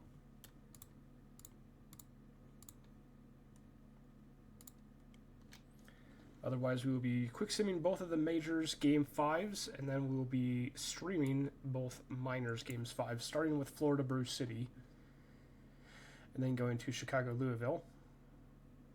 And then from there, we will be streaming every other game from then on out. Because both of these will be 3-2. So. We hit the grind here. Sorry? Well, it looks like it's not as intense as I expected it to be, but it's still pretty good. It looks like we could get at if the minor league thing's finished, we're probably only gonna get hopefully just 2 or 3 more after that. Well, we have at least 4 right now, which is at least 4. Yeah. We'll see what happens with these series. All right, we will get into New York and Vancouver, tied at 2. Coming into a crucial game. This is a crucial game 5 to see who goes back to New York with the series lead. Let's see who gets it here. And game 5 will go to the Vandals, a tight one here. Looks like they took a 3-run 7th, gave them the lead. 2-run double by Stephen Strange broke this deadlock. Vancouver, obviously, Strange 3 RBIs. He's probably going to be player of the game. Also an RBI from Walker and 2 hits, 1 RBI day for Lansdale. New York side, couple RBIs from McGraw, Payne, and Scutatos. Also, Payne had an error. Oh, wow. New York's catcher had a field day. 3 people thrown out stealing. Payne had a solid day. And an error, too. Woods, the loss. Nasty to win, only 3 runs in 5 hits, 7 innings, quality start. He gets player of the game. And the Vandals. Oh, you didn't? I thought you did because you saw the glass was now. Oh, background audio, mate. Tampa, Oh, yeah? Turn your thing on. Tampa. We're live, by the way. You shouldn't have the background audio on. Tampa, we're live. Chuck Nasty is player of the game. Let's resume. All right. that leaves the Demons and the Sea Serpents for the major leagues. One of these two teams is going to take a 3-2 lead in the series. It's going to be either Mulligan or Blue Sky. We'll get much invincible up until this point. Let's see if he. Yeah, Mulligan or Blue Sky, one of these two starting pitchers, is going to help lead their team to victory, hopefully. And the winner of game number 5 between the Demons and the Sea Serpents is going to be the Seattle Sea Serpents, who take a 3-2 lead in the series. 6-5 extras. Mihai walk-off. Walk-off run scoring single by Mihai in the bottom of the 10th. 6-5 win for Seattle. 3 RBIs After for they Taylor. wait, scroll back up. Okay. They evened it up in the bottom of the 9th too. Look at that. 3 runs in the bottom of the 8th, 1 in the bottom of the 9th, 1 in the bottom of the 10th. Yeah. Wow. They got past. Yeah, Mulligan looks like has been very good, but looks like another bullpen collab for Detroit. Look at how close that was to Detroit victory, right up there between the 8th and the 9th. 5-1 going into the bottom of the 8th, and the Seattle Sea Serpents. And then disaster. And then Mets have the game time double. Wow. 6-5 the victory for Seattle. 3 RBIs for Healer, 4 hits for Mihire. On the Detroit side of things, 2 RBIs each for Nerd and Poe. The loss will go to Belfour. The win will go to O'Bell. And Mulligan will be your player of the game. 2 earned runs over 7.2 innings pitched. 1.17 ERA. It took him this 10. long to finally tackle decent runs to him, but. So that will finish off Majors Game 5. Let me update the crawler here. Seattle leads at 3-2. And then we have the... I predicted Seattle versus Vancouver would be the thing. We're 1 win away from both things, from my theory coming to light. We'll see if that happens. Next up for the minor league game number 5s, we are starting things off with the Bears and the Flamingos. All right, and I will be on the call for this one here. As we go here, Bruce City must win 3 straight games to avoid elimination. However, Bruce City is not. Florida's been pretty much invincible at home so far this postseason. 5-0.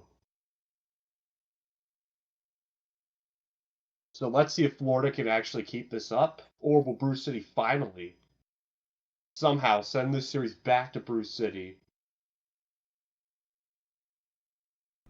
Okay. I think we're ready to get started if you are, Valor. All right, let's get it on here. All right, go for it. And my Bears stay alive, or we will have our first elimination here. Fix the camera angle. Thank you. Because that's not the first time I had to yell at a simmer for a camera angle to be fixed. All right, welcome to Florida. Flamingos, 1 win away from advancing to the World Series. And not a good start for Florida. It's a leadoff bomb for Jared Kiso. The change immediately works out, and Bruce City immediately jumps in front on 2 pitches. Oh my goodness. Rayner. That's going to be a base hit. Not the start you want for Florida here. A bad pitch. Adam Cole, Bay coming up here for Bruce City. And he's going to fly out to right. Dorian Craig, last year's first overall pick in the draft. Let's see what he can do against Stetson Nixon. Strike 3. And Ruiz is going to pop it up to the second baseman to end the inning. 2 hits, 1 run by Bruce City to start off. Let's see what Florida can do against the Pizza-nator the third. There's Luca coming up to bat. And he's going to ground out to the third baseman to start us off. Then we have Santos Garcia, who we all know is likely going to win MVP this season. And oh my goodness, robbed at the wall. Took away a would-be home run. Lumber coming up here. Fellow Nashville draftee. And he's going to fly out to right to start. So Florida goes 1-2-3 in the first. And Bruce City has the quick 1-0 lead. Then it's this bum coming up here, who's going to ground out because, yep, nothing ever happens with my player, of course. Kelly coming up here. And Kelly, that's gone over the center field wall. It's a 2-0 Bruce City lead. Tater McCheesy, I consider one of the top prospects in this upcoming draft. And he's going to pop up here to the catcher in foul territory. My spin keeps pausing. I don't know why. Okay. Then we have Giraffe, who's going to ground out to end the inning. But Bruce City keeps adding on to their lead, making it 2-0. Briggs coming up here for Florida, and looks like, oh god, it's lagging like crazy. It's going to be a caught at left. To her, full count. Why does it keep freezing every time? I'm having problems here. He gets walked. Like, I'm actually having problems. Simpson Fine for strikes me. out I here. don't know. Could be my internet acting up. We'll see. Greer is going to get out here. Let's see. Keystone, hot hitter, strikes. Mixon strikes him out. Yeah, probably a lag spike. Rainier coming up here. 1-2 count. Hit deep to center, and he's going to watch that thing go. It's out of here. Another solo shot by the Bears to make it 3-0. Oh, my goodness. Adam Cole, baby's coming up here. 1-0 count. He's going to fly out to left. Dorian Cragg coming up here for the Bears. Let's see what he can do. And he's going to ground out to the shortstop, and that will end the inning. Once again, another solo shot adds on to the lead. Is this going to be death by solo shots the game? We'll see what happens here. Ejectocito. And there's Florida's first hit of the day. It drops in front of the center fielder. McScooty Fortune coming up here for Florida. Let's see what she can do against the Pizzanator. It's another base hit. Gets in front past the shortstop for a base hit. Luca, leadoff guy. Possible tying run here. Full count. It's going to be a fly out the center. Not advancing any of the runs. Santos Garcia. If this is a power hitter's wet dream right here. Let's see what he can do. A 4-pitch walk. Yeah, I don't blame him walking him. Lumber. Could be a huge situation here. Lumber. Base hit. It's going to get by. 1 run's in. 2 runs is going to score. And just like that, it's a 1-run game. Coming up here for Briggs. Briggs can take the lead here. Briggs, fly ball to right. It's going to be caught, and they're unable to advance the runner from second. Shaher coming up here. Let's see what he can do. 1-0 the count. And he's going to ground out. Ground into a 4-set and the rally. But it's now a 1-score game heading into the 1-run game. And Julio Ruiz Jr., 3-1. He's going to ground out here. Next up is Valor. Valor's been pretty much a liability for the most part this series. Oh, no throw, infield hit. This is dangerous because Valor's a base stealer. Kelly, that's a deep drive to right, but it's not going to get out. Enough. McCheesy coming up here, trying to get Valor home to add on to that lead. Let's see what happens. No, he's going to strike out. And as a result, that's going to end the inning. Back to Simpson, who's going to get a base hit that drops in front of the right fielder. But an error is going to put Simpson at second.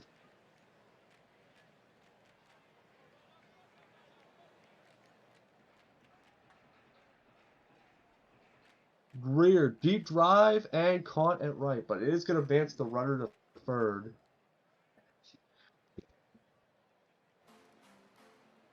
Ito here is going to ground out here, not advancing the runner.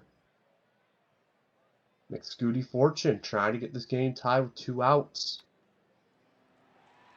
And a line drive to the third baseman is going to put any chances of that to bed. Still a 1-run lead for Bruce City after 4. Giraffe, full count, is going to have a deep drive to center, but it's not going to be deep enough. Kiso, hot hitter, batting 600 this series. Dangerous spot here. And it's going to be a pop-up to the catcher in the infield for the second out. Rainier coming up here. JV Rainier. It's going to get down for a base hit. So they put runner on with 2 outs for Adam Cole Bay. Let's see what he can do here. And it's going to be grounded to the second baseman, who is going to be able to beat out the runner to get the third out. Top of the order, Luca is going to draw a 5-pitch walk to start us off. Santos Garcia deep to right, not going to be deep enough. Sets up Jimmy Lumber here. Lumber, full count, is going to swing and a miss. Pizza made her second strikeout of the game. Briggs, pop up to the shortstop, and that's going to end the inning. We're through 5. Bruce City's still up 1. Craig pops it up to the catcher in the infield for the first out. Julio Ruiz Jr. Full count. Check swing. Didn't go. He's going to get a walk. Setting up Valor here. And Valor's going to fly out the left, not being able to advance Ruiz from first. Setting up Kelly here. And Kelly's going to pop this up to the first. Looks like the pitcher in the foul territory. So we're through the top of the 6th. We go to the bottom of the 6th. Still a run game. Shahur is going to ground out to the shortstop to begin this inning. Simpson going to get the ball past the shortstop for a base hit. Greer. Let's see what happens here. Alan Greer. 2-0-2 count. He's going to play. Oh, but Simpson's going to try out. Cito gunned him down at third. Oh, man. Ejector Cito.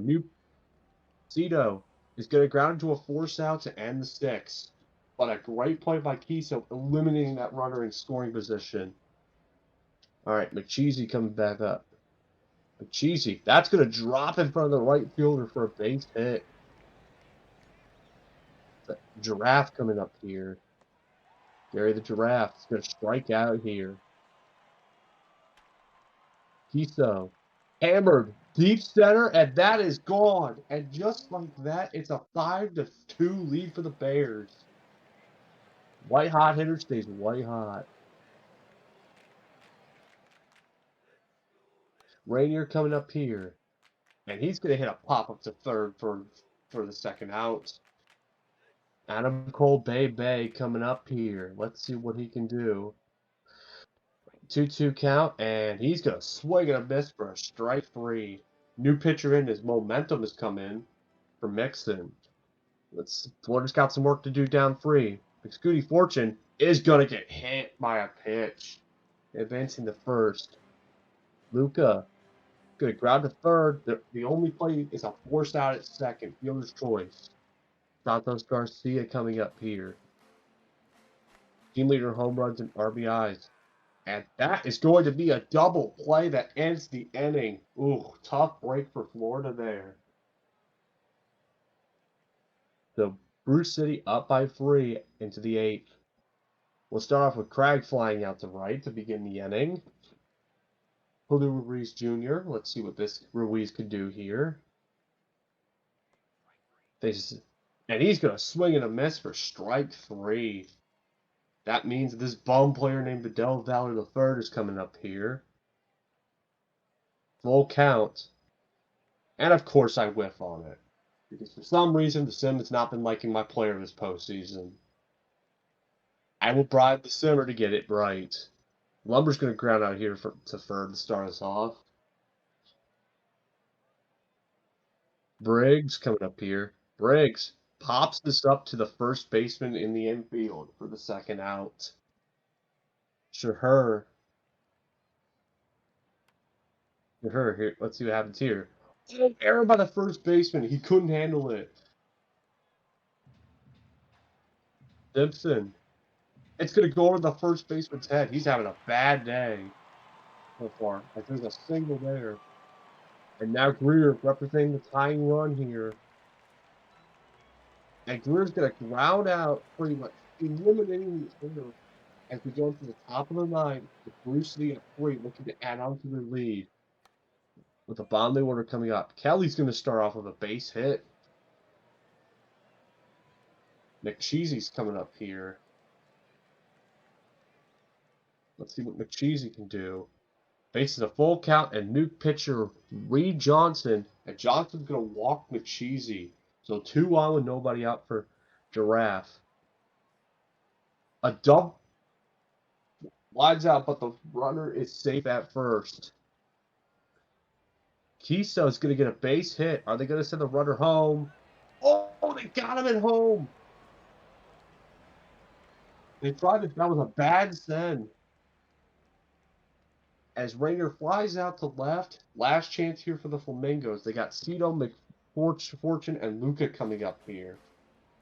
Pizzanator still in. And I think that'll be it for him as Cito gets on with a base hit. Like Scooty Fortune coming up here. New pitcher, their closer, Fire Aaron Boone is in. And he immediately gets a fly out to left. So Lucas coming up here, a double play away from forcing a game 6 in this series. Oh, it's hammered. It's gone. And just like that, it's a 1-run game. Oh my goodness. Bullpen issues have been a massive problem for Brew City this postseason. And it looks like they may come back to haunt them here. As they face Marcus Garcia, who's going to swing and a miss. Last chance here. Jimmy Lumber coming up here for Florida. He must get on, but avoid it. Let's see. He's going to ground out here, and Bruce City is going to force a game 6 and a tight one here. 5-4, the final score. Tampa, you have the background audio again. I'd say we suggest you mute up. Tampa. Hang on, dude. I'm gonna have to mute Tampa. Hang on. You guys can probably hear him in the back. Okay, so Kiso has a dominant game. Bruce City side, free hits, 3 RBIs for Kiso. 1 hit, 2 RBI day for Lumber. 1 hit, 2 RBI day for Luca. Pizza there to win. Fire Aaron Boone save. Mix in the loss. And I assume the player of the game is going to be Kiso. Yes, it is. Jared Kiso with the win. And Bruce City staying alive for a game 6. So both All teams... right, we will now move on to Louisville and Chicago for game number 5 of that series. Yes, we will. Griff Manzer and Chutigal Sun on the mound for their respective squads. Let's go ahead and save the game first real quick. AJ, do you want to try to take one, or do you want me to take this one? Yeah, I can try to take one. I'll see how it goes. All right, so we have the Lemurs versus the Kingpins. Lemurs lead this one. Lemurs lead the series 3-1. Looking to close this one out.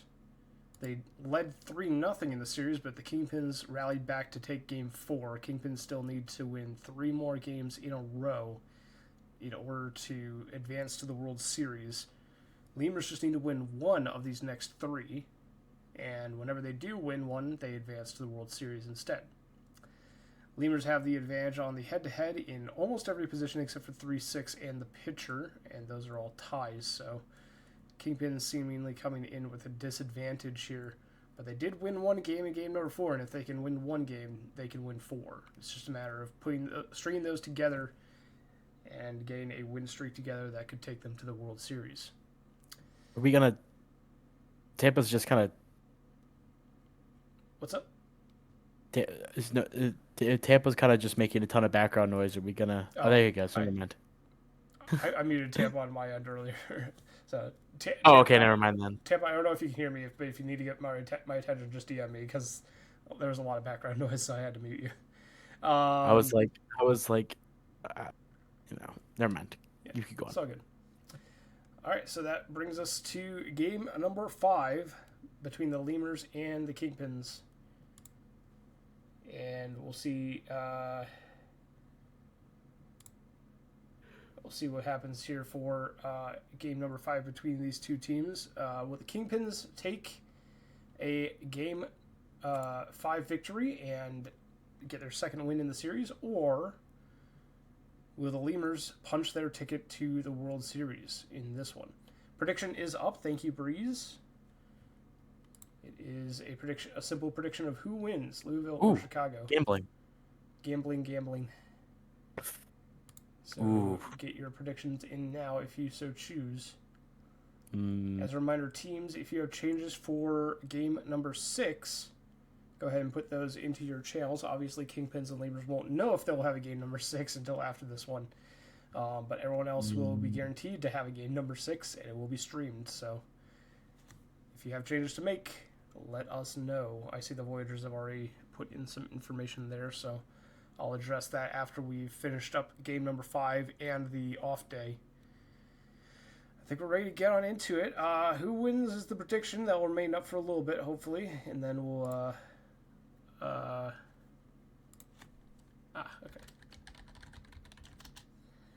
Let me see here. Okay. All right, there we go. So who wins? Lemurs versus Kingpins. We're gonna go ahead and get the game started, and that prediction will close shortly after the game gets going. So hurry up and make your predictions if you want. Otherwise, we're going to get going. Lefebvre, Robinson, and Beatty due up first against Chuttigle Sutton, the starting pitcher for the Kingpins. Let me adjust the view real quick.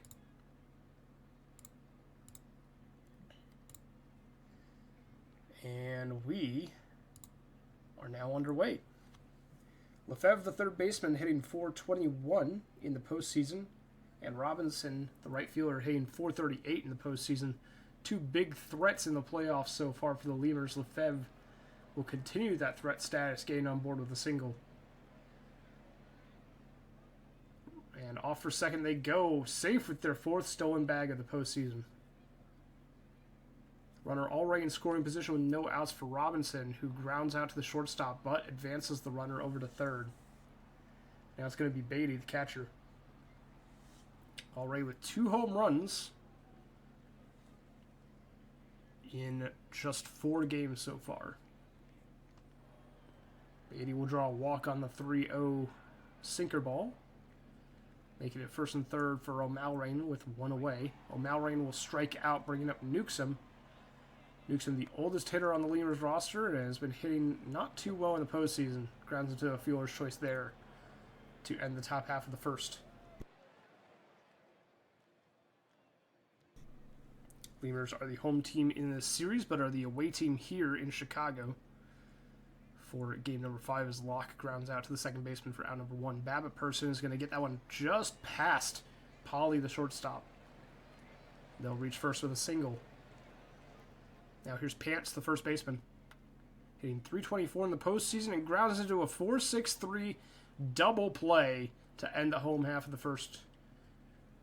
Manzer allows a hit, but faces the minimum amount of batters. We head to the top of the second. COVID will fly out to left, and now it's going to be Noxus, the DH.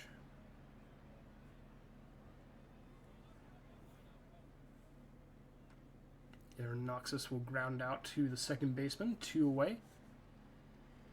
Now here's I Can't Believe It's PBE. Had a walk-off grand slam earlier in the series. Grounds out to second base in this one. That walk-off grand slam has accounted for all of the home runs and RBI that It's PBE has had so far in this series. As you can see on the left-hand side. No further RBI since then for It's PBE, so gain it all on the one swing of the bat. Vega reaches first, and Mexicano was single. Back-to-back singles for the Kingpins. And now Monopolitsky, is going to strike out. Bring up Phillips. Grounds into the fielder's choice. Barely makes the play at second base. Vega advances to third. It's first and third for Poffenberger, who will line out right to O'Malrain and left to leave 2 runners on base and leave the game scoreless after 2. That prediction should be closing any second now, as Raleigh Polly is going to strike out on the full count slider. The pitch from Sun to Lefebvre is going to be a fly out to right. 2 up, 2 down. We'll see if we can make it 3 in a row for Sun. Robinson, the right fielder. 7 RBI, leads the team in the postseason. They'll ground out for this at bat, though, and it's a 1-2-3 inning in the third for the Lemurs. Kingpins have Timothy, and then the top of the order due up to face Manzer. Timothy fouls out right by third base, and now the top of the order for the Kingpins is going to be King Lock. And that's going to be an error. Throw is off the mark, so it's an error against the shortstop Polly as King Lock reaches. Babbitt Person will fly out to left center field. Its PBE will take care of that one. 2-away runner on first for Pants. Pants strikes out, and that will end the inning. We head to the top of the fourth. No score through a third of the regulation game. Beatty pops out to the first baseman. 1 down. Now here's O'Malrain. O'Malrain slow roller to the shortstop, over to first, and that is just barely in time. O'Malrain with the ground out. 2 down, no runners on for Newsom. And Newsom will change that by getting himself onto first base with a single. Now here's COVID. 2 outs, runner on. And a base hit down through the right-hand side. First and second now, 2 down for Noxus. Lemurs, their best opportunity so far, but coming with 2 outs here, and a ground out right to the first baseman Pants will end the inning. Still no score through 3.5. Vega, Mexicano, and Monopolitsky due up for the Kingpins, and a walk issued on the circle change. Full count walk issued to Vega. Mexicano will strike out. Monopolitsky, 3rd straight full count. This one will be a single to left. 3 straight full counts, and we get a walk, a strikeout, and a single. 3 very different outcomes. Phillips, the 0-1. That one gets through. Bases loaded. No, one run is coming home. Vega got a score from second. And advancing over to third is Monopolitsky. Phillips with a RBI single. Pickoff. They got him at first. Phillips out at first for the second out. Poffenberger at the plate. Grounds it to short, over to first in time for out number 3. What could have been a lot more damaging. The pickoff followed by the ground out kind of ruins the Kingpins' momentum, though they do get 1 run off of the Phillips single. Walk drawn by its PBE, and a wild pitch against Sun will allow its PBE to take second. Raleigh Polly, fly ball is center field, caught by Timothy, 1 away. Runner at second for Lefebvre. And a strikeout. 3 Lemurs came into this game with a batting average of 400 or better. Now there's only 1, and that's Lefebvre. Although that average is teetering on the brink. Robinson will fly out to left to end the inning. Ottoman Timothy will get a base hit to start off the bottom half of the 5th for the Kingpins. And the top of the order rolls around again. It's King Lock. Grounder to the pitcher, over to second in time. Very close play. I thought the batter had gotten there in time, but a fielder's choice. And now another fielder's choice. This one grounded into by Babbitt Person. Means that a runner will remain on first base, now with 2 outs for Pants. Grounder to second, over to first in time for out number 3. Inning is over. 1 hit, but 3 different Kingpins reach base. Beatty will foul out in the top of the 6th here. Now O'Malrain. 1 out, nobody on. Aventurine is the new pitcher for this inning. And O'Malrain is going to double off of them to right center field. 1 out, runner on second base. Newsom grounds out to second base. 2 down. That does advance O'Malrain over to third base, so they are very close to scoring if COVID can just reach base safely. And a single up the middle will do it. Run comes home. It's a tie ball game. Lemurs put their first run on the board here in the 6th inning. RBI single for Cal COVID. Aaron Noxus lines out right to Timothy in center field to end the inning, but not before the Lemurs strike to tie the game. 1-1 as we head to the bottom of the 6th. Vega strikes out against Manzer. 1 away here as we head to the top of the 7th. As we remain in the bottom of the 6th. I don't know what I was thinking. 1 out. Mexicano will draw a walk on 4 straight pitches. Mono Politsky pop fly right side, easily grabbed by COVID, the first baseman for the Lemurs. Mexicano on first, 2 outs. Here's Phillips, and a fly ball to left field will end the inning. Score remains tied at 1 as we head to the 7th inning. Venturing still on the mound for their 2nd inning of work. It's PBE grounds out, 1 away. Now here's Raleigh Polly. Ground out to short, 2 down.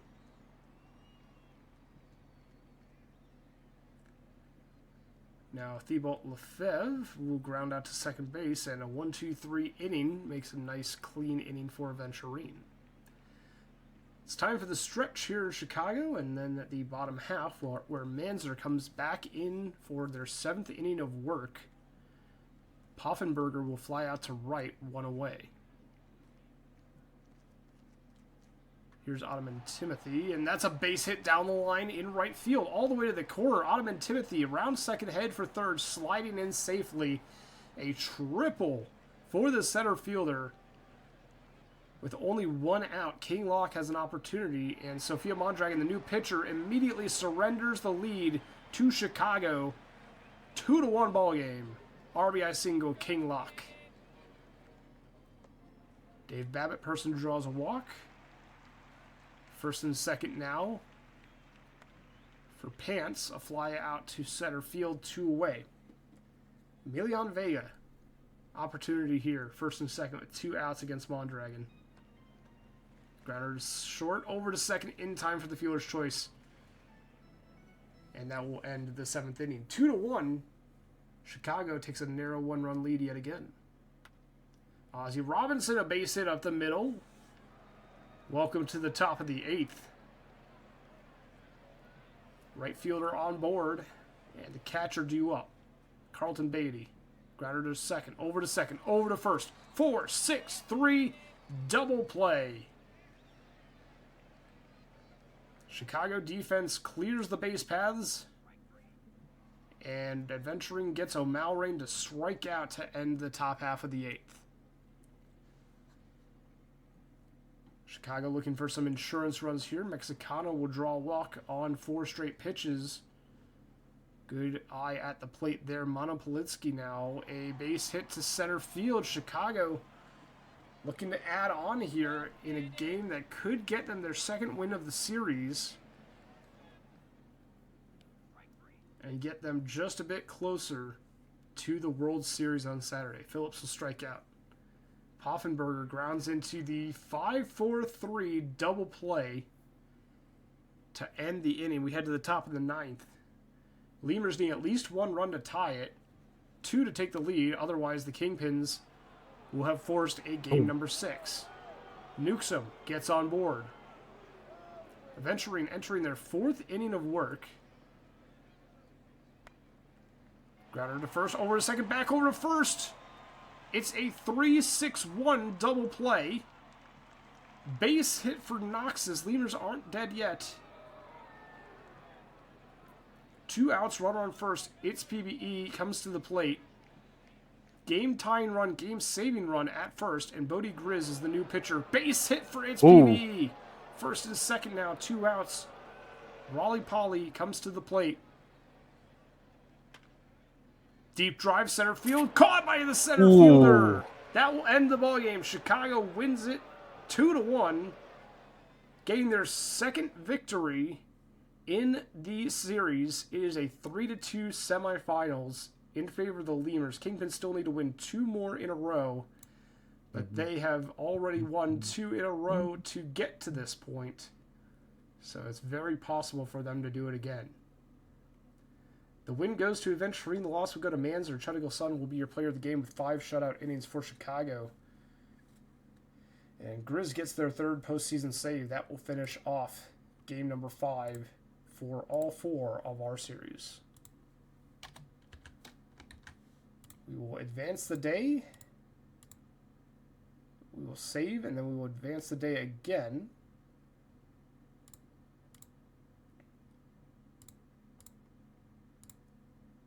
Or rather, we will advance the day and then save a second time as we enter game number 6. We're just going to go down the order here since that just kind of works for us. We're going to be going Vandals, Voyagers, then Sea Serpents, Demons. And then we will go to Flamingos, Bears, and then Kingpins, Lemurs. That will be our game plan for game number 6. We will be streaming all 4 of these games, as well as any and all game 7s that will be coming your way afterwards. But first thing is changes. So we're going to start with the Voyagers since they had already put theirs in here. Lineups. Lineup versus right-handed pitchers. Payne, Teggy, Shadow, Skatos, Dog, Tanaka, Ramirez. Swapping these 2. I assume nothing changed about the positions. I'm not seeing anything. And then left-handed pitcher, Payne, Teggy, Shadow, Skatos, Dog, Tanaka, Ramirez, Crystal. Swap those 2. Same thing, positions all look the same. Right, so just swapping number 7 and 8. And then pitching. Ransom Jones, stopper. 7th.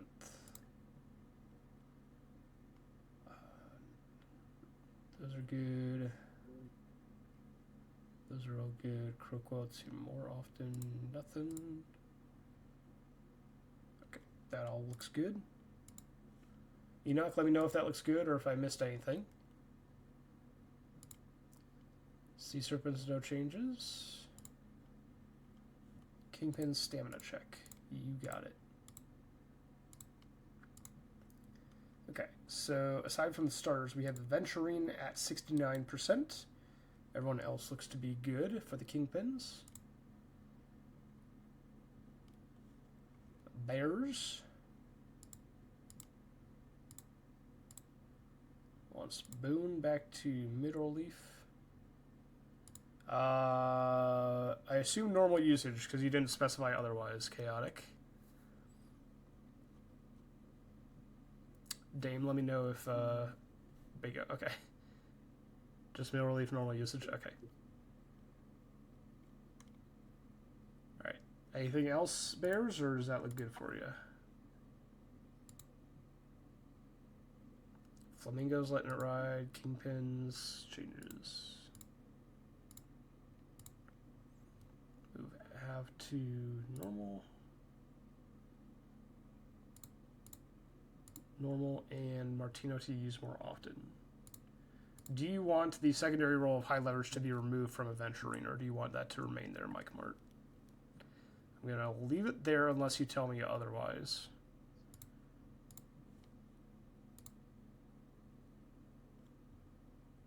Remove it? Okay.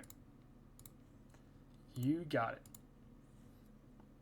I figured that was probably the intent, but I didn't want to make the change unless you told me to, so. Does that look good, Kingpins, or anything else? Bears say everything looks good. Voyagers gave the thumbs up.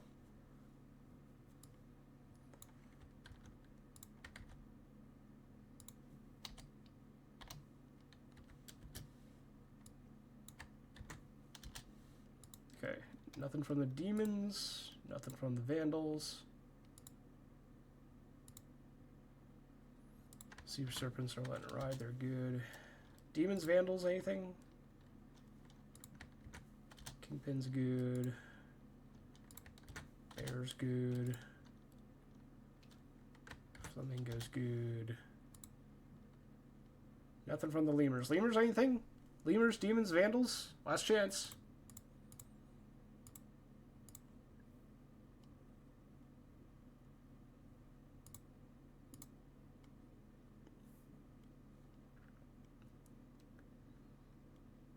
Last chance call for Lemurs, Vandals, and Demons. I'm not seeing.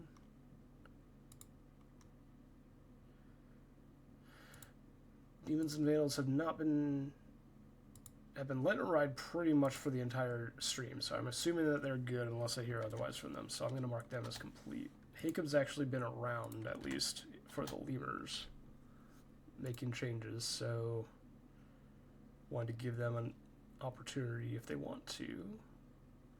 Though I'm not seeing any typing from Jacob, so. Alright, well. Jacob, if you're listening, I guess you have until we get to your game. So we got a couple of streamed games to get through for the majors first, so. I think we're good to go, though. So we'll go ahead and save one more time. Oh, no, they're locked. Okay. Oh, wait, Jacob's typing. Let it ride. Okay, cool. Excellent. Just want to let you know. Excellent. Thank you, Jacob. Still here, just rough. Excellent. Okay. All right. So, let's see. I just took that one. So, I think I'm next. all right. All right. Are we going Vancouver, New York? Yes, we are. All right. So New York has a chance to send this to a game 7 at home. Vancouver looking to try and win the conference and go back to the World Series on the road. Your pitchers for New York, Tyler Adkins and Andy Beans for Vancouver. Overall, very interesting series, very interesting game. Do we have a prediction up for this one? No, we don't. All right. Well, I'm ready when you guys are. All right. Take it away. Let's go. We're in New York. We're in New York, although this suspiciously looks like Baltimore for some reason. As Adkins warms up and throws the first pitch of the game, that is a flyout to right field to start off the game 6.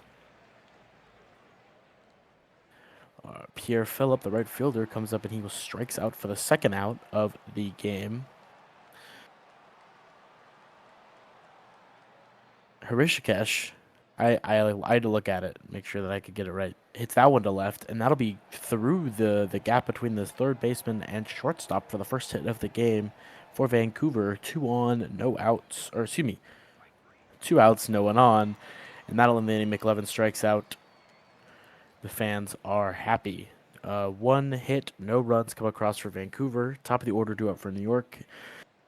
As Andy Beans comes set, that'll be a ground to third for the first out of the inning. Here comes Teje, who strikes out for the second out, and Ethan Shadow. It is Ethan Shadow. I thought it was right. Hits that one to left. That'll get down for a. They got to send him to second. They will send him to second. He will be safe at second. With a 2-out double, as Mo Scotes. Ooh, grounds to short, and it'll be an error. One fan is just really shouting the same thing consistently. It's really funny. Dog gets that one deep. It's gone into the bullpen. And New York has a 3-0 lead in the bottom of the first after 2 outs. To start the inning, they get 3 2-out hits and a walk for Tanaka. This could not be going worse for Andy Beans in Vancouver. Diego Ramirez strikes out to end the inning, but not before 3 runs come across on the 2 hits for New York. The strikeout, or in an error as well. They got the other runner on. Strikeout to start the inning for Von Caliente. Walker, who's hitting 195 this postseason, grounds out to short. The left DH, Burgers, comes up now. He hits that one deep. Oh, just at the warning track in the deepest part of the park. It's caught by the center fielder. 3 up, 3 down for Vancouver. They cannot respond to the 3-run bomb put up in the bottom of the first. Von Kristelhauser flies out to right field for the first out of the bottom of the second. As Gavin McGraw comes up now. Or Gator McGraw, excuse me, not Gavin McGraw. That'll be a grounder to first that'll get through for a hit. So bump that batting average up for McGraw as he goes from 207 to, drumroll please, 233. Payne will strike out for the second out of the inning as Teje comes up, and he will walk, setting up Ethan Shadow to come up. He is hot this postseason. He walks as well, so Scotes is back up.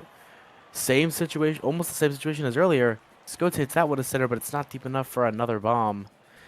And that'll be the first out of the inning. Or excuse me, that'll get them out of the inning, I should say. Vancouver grounds to second, and that'll be an easy play at first for the putout. That ball's hit to right. That'll be a hit for Perez. Vancouver has life here in the top of the third. Oh, they steal second, but he gets him. Oh, my goodness. What a throw from the catcher and a strikeout by Strange. And just like that, they run around first and one out.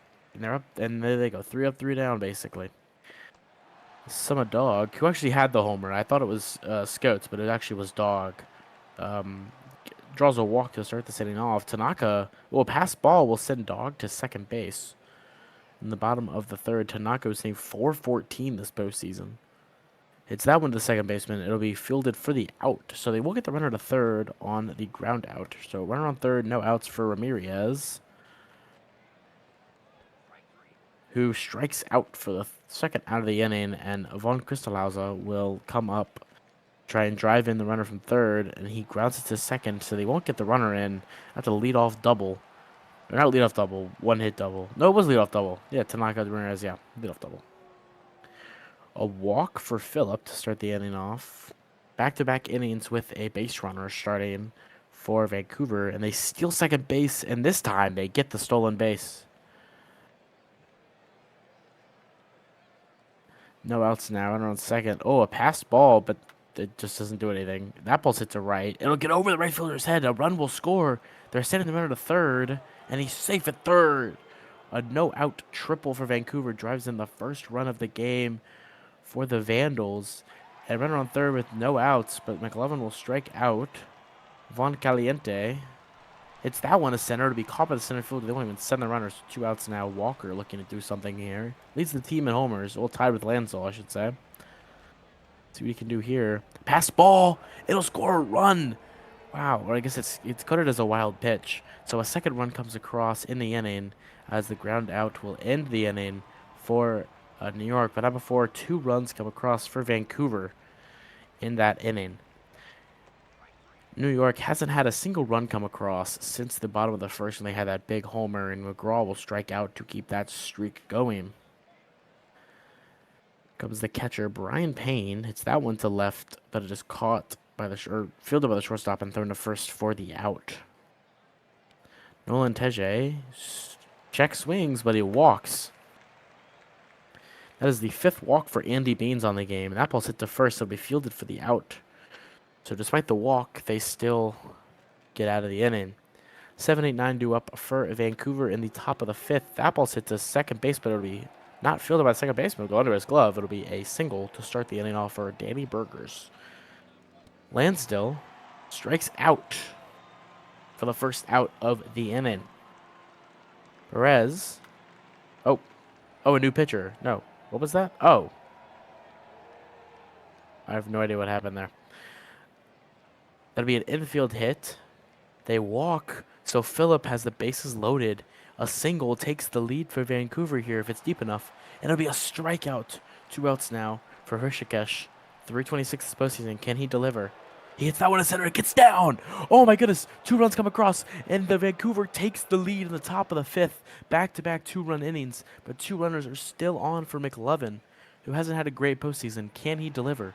He will strike out to end the inning, but not before Vancouver takes the lead on the road. It is a 4-3 ball game. Vancouver takes the lead once again. Scotes comes up to bat. He hits that one to first, and it'll be an out.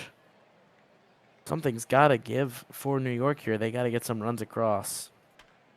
Dog hits that one to left, and it's a 2-home run game for Summer Dog, and it is a tie ball game, 4-4. Wow. That is crazy. Summer Dog has 2 homers. He has all the RBIs today. and Tanaka grounds out to third.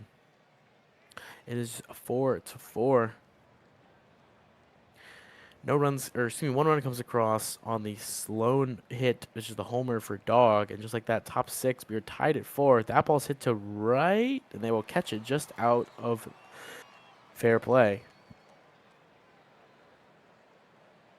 Walker up to bat now. Walker hits that one to center. It'll be caught by the center fielder in the gap for the second out of the inning. Danny Burgers, who walked last time up, comes with the bat, and he will strike out. So 3 up, 3 down for Vancouver, trying to capitalize on their momentum.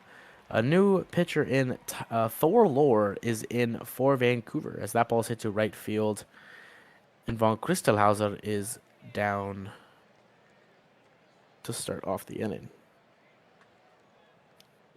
Ball's hit to short, and it'll be fielded, or excuse me, second base. It'll be fielded by second baseman. McGraw is retired. Brian Payne will strike out to end the inning.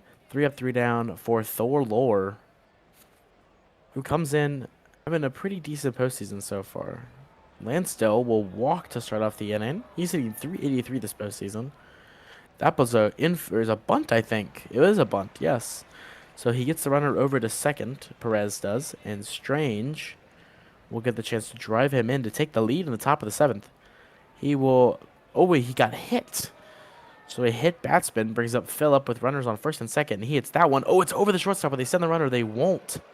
So bases loaded with 1 out for Vancouver. Hrishikesh is back up. Remember, he was up with the bases loaded in the 5th inning. This time he won't get a hit. He strikes out, and McLevin, who has been cold all postseason, gets a chance to prove his worth. And he walks. They walk in a runner. Ransom Jones will walk in a runner. And just like that, it is 5-4 Vancouver. Goat Tank comes in, and that's gonna be a bases clearing double. All the way back to the third. It's gonna be a triple. A bases clearing triple. Oh my goodness. And just like that, it is an 8-4 ball game. Vancouver has blown this one to smithereens. That'll get grounded to second to end the inning, but not before 4 runs come across for Vancouver. And they have double the advantage of New York. New York needs something here, and they start with a fly ball to center. After the stretch, it is now bottom 7. 9 outs remain in New York's season. They got to get 4 runs to tie, 5 to win. Strikeout there for Shadow. Mo Scoats up to bat now.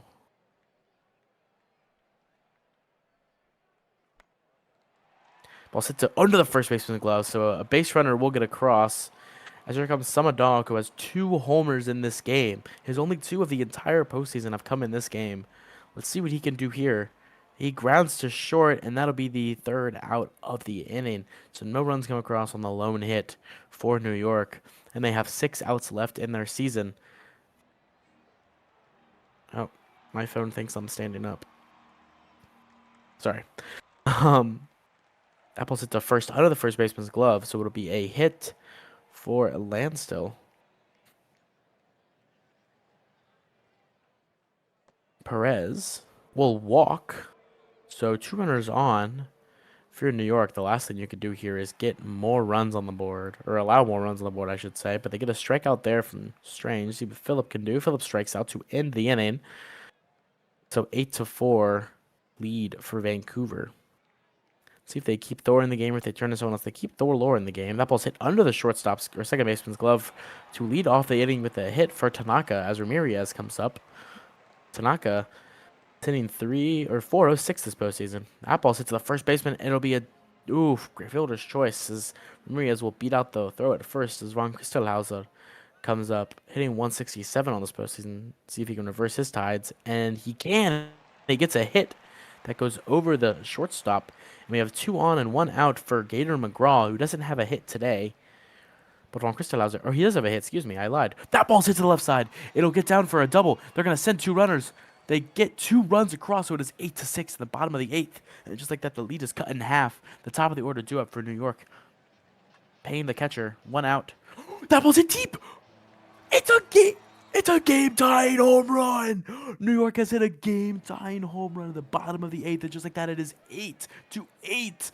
New York has tied this ball game. Alejandro Abbasi's in the game now. Oh my goodness. TJ strikes out for the second out of the inning. Ethan Shadow coming up now, hitting 400 this postseason. Holy crap, what a ball game. Ethan Shadow, it's that one deep. It's gone. It's gone. Ethan Shadow has given New York the lead at home in Game 6 with their season on the line in a 5-run 8th inning. And the strikeout for Scotes, but not a person in the stadium cares. 3-4-5 due up for Vancouver.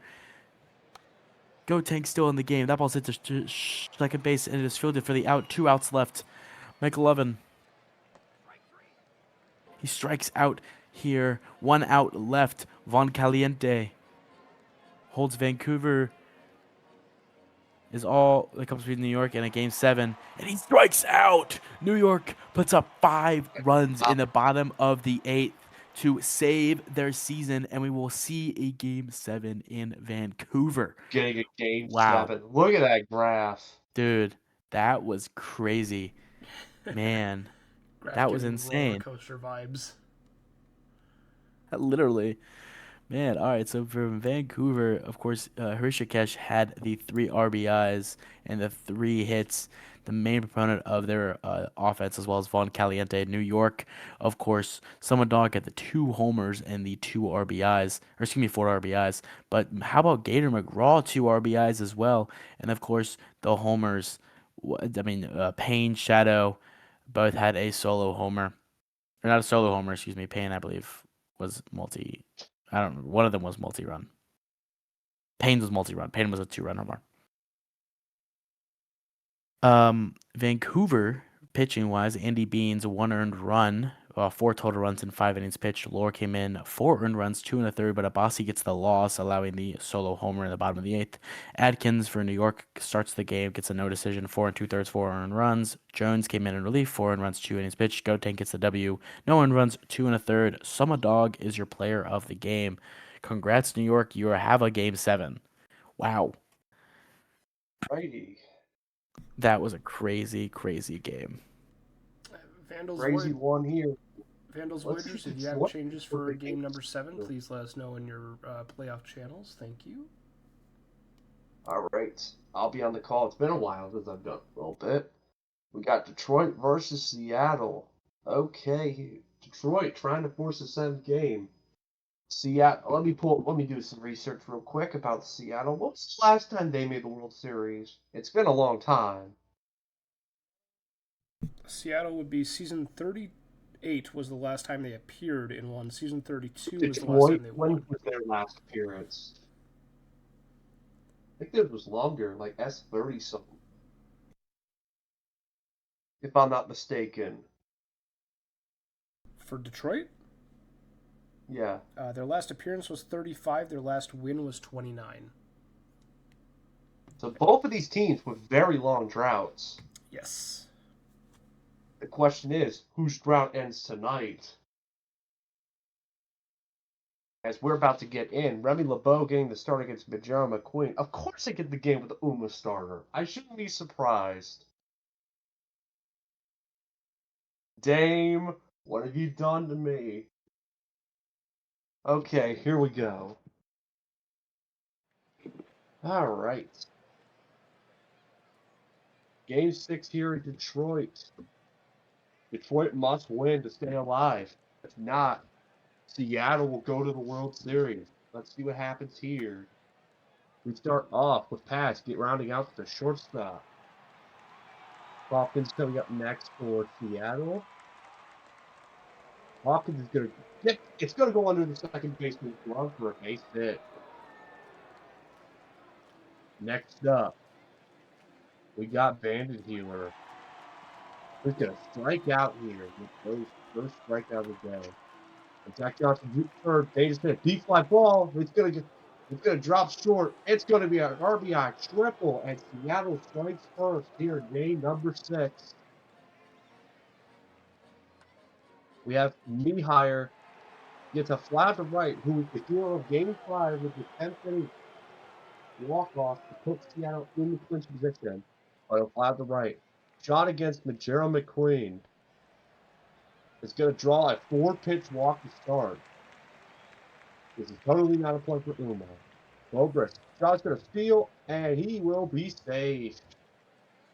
The Bobrist here quickly looking to strike. 2-0. Stealing again. Oh my goodness. Sean is going to steal third. Oh my goodness. Bobrist. Deep fly ball. Right field. It is out of here. Then Bobrist. 2-run shot, and Detroit immediately answers. McQueen's command issues are coming back to harder. Dollarson. That's going to be hard hit ball to the shortstop for the first out. Brings up Alpha Nerd. Alpha Nerd. Oh, watch it, but it's bobbled by the first baseman. So that will be their first. So another disaster for Seattle. Poe, base hit. McQueen is not getting it, is not doing anything right this early in this game. With Bliss Slam is coming up here. Look at the force would break this open. But no, McQueen strikes out Slamus. And Guile. Fly ball to center, caught. Ooh, we got a good one here. 2-1 Detroit after one. I have a feeling we're going to see a shootout here. Reese is going to fly out to left to start us off. Mets coming up here. Let's see what he can do. Look at a mess. LeBeau gets him. We got Hernandez coming up here for Seattle.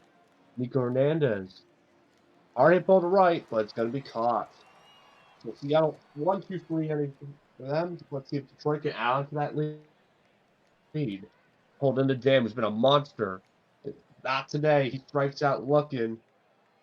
Buckshank, hot hitter, who's him and Jam have been a 1-2 punch this series. Buckshank is going to ground out to the second baseman. And back to Sean, the leadoff guy. Full count. And it's going to be a fly out to right. A 1-2-3 inning. A good recovery inning from McQueen. Let's see what happens with Seattle's bats in the top of the third. Bradley Wellman Jr. is going to fly out to center. Cavs coming up here. Tied for the RBI lead with Bandit Healers for Seattle. Healer, that's going to get by the second baseman for a base hit. Detroit's crowd not happy about that. Hawkins coming up here. Oh, and Pass is going to end up stealing second. So now the tying run is now in scoring position. But Hawkins is going to strike out here to LeBeau. Bandit Healer, another dangerous hitter coming up here. He's going to ground to the shortstop, thus erasing the runner in scoring position, and Seattle can't convert. So now we go to Detroit again. Bobrist, who had the 2-run shot, is going to ground out to third to start us off. Setting up Danger Dollarson, my good friend Joe K. Well, guess what, buddy? You get yourself a walk. Shout out his podcast as well. Alpha Nerd. Base hit, gets in 5. And that's going to put runners at first and second with 1 out for Scott Poe. Let's see what he can do. He's got 1 home run and 3 RBIs. He's got a swing and a miss. Strike 3. Lambus, who's also going to have a batting 1, is going to ground out to the pitcher and thus get out. Someone tell Surreal stop playing Uma. That's why you can't hit against this thing. I don't think you play Uma, but Johnson's going to ground out to third to start off. I think it's like every time I make an Uma joke. Me higher. Grounds out to the shortstop. Great play by him to get me out. Pee Wee Reese, cold hitter. Fly ball to center. It's going to be caught. So far, we've got ourselves a pitching duel so far. Next up, we got Guile. Deep fly ball to right, but it's going to get caught. Holding a Jam and Buckshank, the dangerous duo coming up next. Jam, full count. It's popped up to center, but it's caught by the shortstop. Buckshank coming up next. Let's see what he can do. And he's going to ground out the second. So it looks like both bats have settled down after the first from 4. We got a pitcher's duel so far. Mookie Betts going to fly out the center to start off the inning. Hernandez coming up here. Nico Hernandez. He's going to ground the first. So far, been a pretty good duel here. Low scoring affair. We got Wellerman coming up here. Let's see what he does. And he's going to strike out here. LeBeau's fourth strikeout today he's been dealing so far. We go to Detroit's top of the order for the bottom of the fifth. Gone.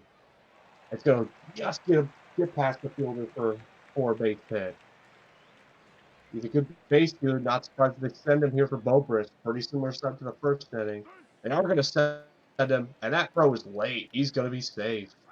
Bobrist, 2-2 count. He's going to swing and a miss. That's McQueen's fourth strikeout of the day. Dollarson, full count. Deep ball to center, but it's going to be caught. They are going to send a runner to third, and he'll be safe. Alpha Nerd looking to add on to Detroit's lead. Let's see what happens here. It's past the first baseman. It's a 3-1 ball game for Detroit. Scott Poe coming up here. Let's see what he can do. A 1, and that's going to end the inning with a ground out to second. But not before Detroit makes this back to a 2-run lead heading into the sixth. Pass. Going to ground out to third. Seattle's bat's got to wake up here. Hawkins coming up here. Jim Hawkins. Going to ground out to the shortstop. They can't stop producing ground outs here. They got to get runs. Bandit Healer. Going to deep fly ball to center. And oh my goodness, caught at the wall. It takes away a would-be home run. Great play by Sean to keep the runners from scoring. Oh, hang on, lag spike. Slamus is going to strikes out here. Guile, fly ball to right that's going to get caught for the second out. Holding the jam, back up again. Jam's going to ground out the shortstop to end the inning. So good outing so far for both pitchers, but it's been a pretty good pitcher's duel so far. Zach Johnson. Johnson, deep fly ball. It's going to drop in the outfield. This could be 3, and it will be a triple. Talk about a needed deep base hit. Setting up Mihire, the tying run at the plate right here. He's going to strike out. Pee-wee Reese, 2-0 count. Into the gap, base hit, and this is a 1-run game. It's a double for Pee-wee Reese, and Seattle's back within 1. Buki Mets coming up here, possibly representing the go-ahead run. It's a base hit, and this game is going to be tied on a double. I talked about needed run support, and they're starting to get the LeBeau here. Mets with an RBI double. Hernandez is going to ground out to first. That's going to advance Reese Mets to third. Wellerman here could give the Serpents the lead. A pass ball, and that is going to give the Seattle Sea Serpents the lead. All they have to do is hold on, and they're in the World Series. And a base hit here for Wellerman, just under the second baseman's glove. So back to the top of the order with Pass coming up here. And Pass called strike 3. But a 3-run stem gives Seattle a 1-run lead going into the win. Buck Shank is going to strike out here to McQueen. She's now in line for a win. Note that pitch count's getting pretty high. Sean, new pitcher, and it's Kit Tridwell. Sean's going to strike out here. Good outing from McQueen. 6 1/3. And Bobrist. That's deep. Hits the top of the wall. It's going to be a stand-up double for him. So now the tying run is at second with Dollarson coming up here. Dollarson is going to ground out the short. So that means Seattle is 6 outs away from making their first appearance of the World Series since S38. Hawkins is going to ground out second to start us off. Bandit Healer coming up here. Facing a 2-2 count against new pitcher Goaty McGoatface. He's going to strike out here. The ever so reliable Zach Johnson Jr., who's had the highest batting average on the team so far this postseason, is going to ground ball to short and get the out. We go to the bottom of the 8th with Nerd, Poe, and Slamish coming up. They'll likely stick to Treadwell here. Yep, they will. Nerd is going to strike out here. Called strike 3 for his second strikeout of the day. Got Poe coming up here for Detroit. Needing a big hit here. And deep left. Oh, just pulled it foul. Oh, man. Full count, he's going to ground out. Oh, that sucks for Detroit seeing that animation happen. Blitz slam is full count. He's going to walk. The tying run is at first with Dial coming up here. New pitcher, Chris Cash against Daisy Dial. And strike 3 called. The Sea Serpents are now 3 outs away from going to their first World Series in many seasons. Mihire. It's going to be a fly out to left. Pee-wee Reese coming up here. Let's see what happens here. Pee-wee Reese. High pop up to the shortstop. Caught for the second out. Buki Mets coming up here, looking to possibly get an insurance run. Deep fly ball to center, but caught. And this is the exact thing you want from Detroit. Jam, Buckshank, and Sean coming up here, looking to try to force the game 7. Not the start you want, though, as Jam pops up to the catcher in foul territory. Buckshank, hot hitter. If there's a time for Detroit to strike, it needs to be now. Deep fly ball. Double home run to the wall. Oh my goodness. The game time run has been taken away. Last chance here. Sean with 2 outs. Final strike. Ground ball. And they get the out. And the Seattle Sea Serpents are going to the World Series for the first time since S38.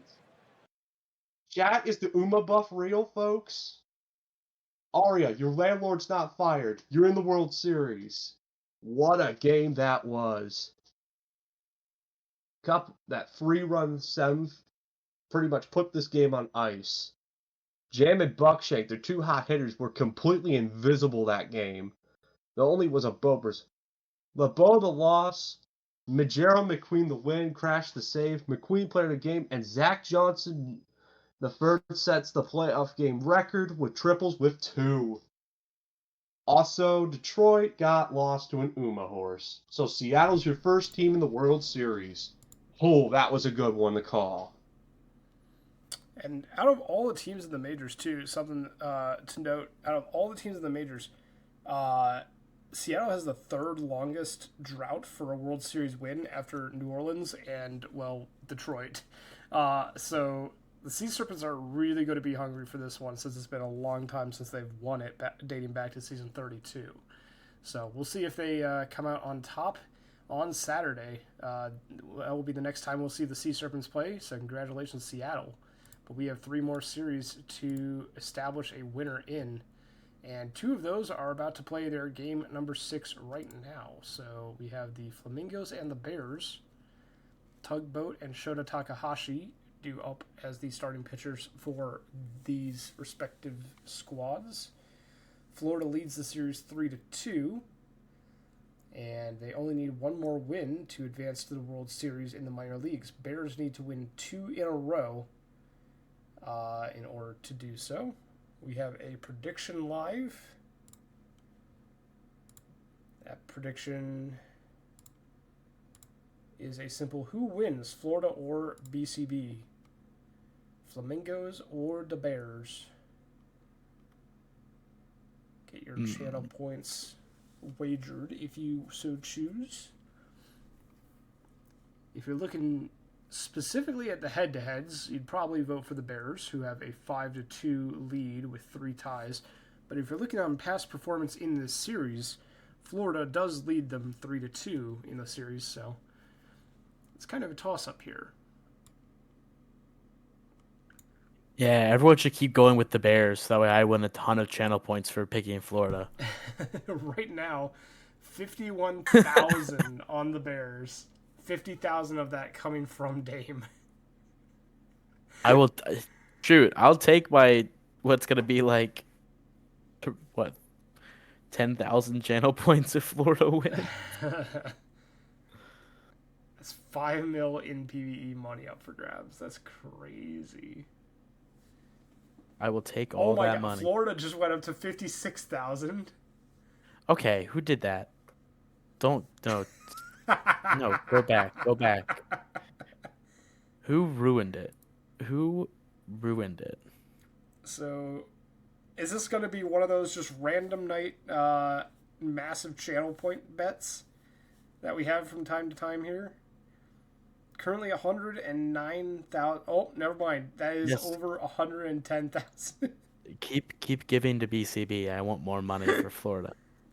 It is currently 111,000 points up for grabs, it looks like. Oh no, that's the wrong thing. You give to BCB, not to Florida. I need more money on Brew City so I can make more money. Okay, there we go. We're up to about 131? No, 140,000? 140. No, 141. That is... Okay. Do we keep going, chat? We got 2 minutes. Everyone go all in on one side or the other. We won't tell you which side to pick, but Yeah. you should pick BCB. Oh, there's another whole bunch for Florida. Oh, okay. So we have 151,000 up for grabs total. Yep. Oh, more for BCB. Keep it Can going. we get to to 200? Can we get to 200,000? Chat, it's our affiliate anniversary today. It's our basically our birthday. We for our birthday wish. Wait, we have to sing happy birthday. We we can do that at the end of the stream. Okay, for our birthday wish, we want this this pool Holy to go crap. up over 200,000, please. We're 27,000 shy. There's 1 minute and 30 seconds, guys. Come What on. do you mean Dave still has 100K? Oh, That doesn't sound like you're all in, Dave. That doesn't we sound are like you're 200. all We in. have hit 200,000. We have hit 200,000. 109 on BCB and 93 on Florida. Can we hit 250,000? Dang, we just keep moving the goalposts back. Dame, that doesn't sound like you're all in on the Bears. If we're being honest here, if you got 100K That's true. still left, you got 100K. You're not putting it on your team. You're not letting it ride. Clearly, you're not confident. I mean, clearly Nas, something. Nas is obligated to save my channel points for the prospect league. Well, Nas, look at it like this: whichever one you pick is going to win, so you get double the channel points. So you don't have to save them if you win, then you get double of them. I mean, Nas, if you think about it a little bit, right? This is a league, right? And these are prospects. This is a league. These are prospects, right? They're prospects for the major leagues. Yeah. Am I incorrect in stating that? And then you have a Greer who's redeeming 10,000 points for money instead of spending it on the bet. So Like, what are we doing here? Technically, this is a prospect league in some capacity. So if you did it close? You're Submission's technically closed. correct. So All right, wound we up had with- 200,000. Yes. 200,000 Yes. points. I expect everyone who gains money from this bet to let it ride on the next prediction. I fully expect- 10,000 for $1 million. So that's $40 million. Or no, $20 million. I was right the first time. $20 million on this game.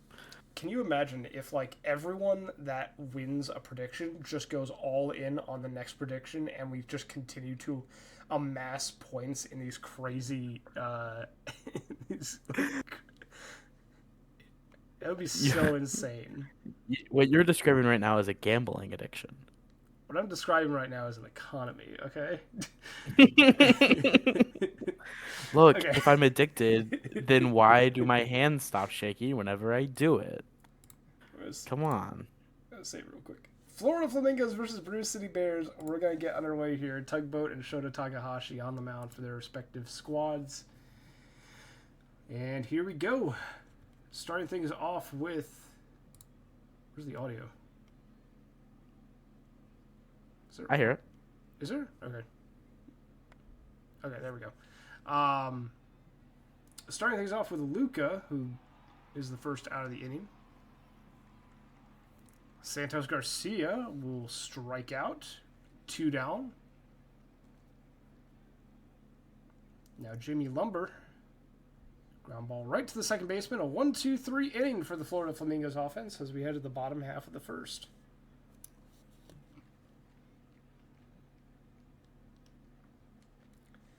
Now we got Kiso due up for the Bears. A quick ground out to short. 1 down. Against Tugboat. Rainier will strike out swinging on the curveball. And that brings up Adam Cole-Bay, who is going to ground out for a 1-2-3 inning for the Bears. So really, we could have started this game in the second inning with the cleanup hitters for both sides, and nothing would have changed. Line out by Bobby Briggs to the second baseman Bay for out number 1 here. Line drive, deep right field, but it's caught just shy of the track. Seher is going to be the second casualty of the second inning. Homer Simpson, fly ball, right field. That one is gone!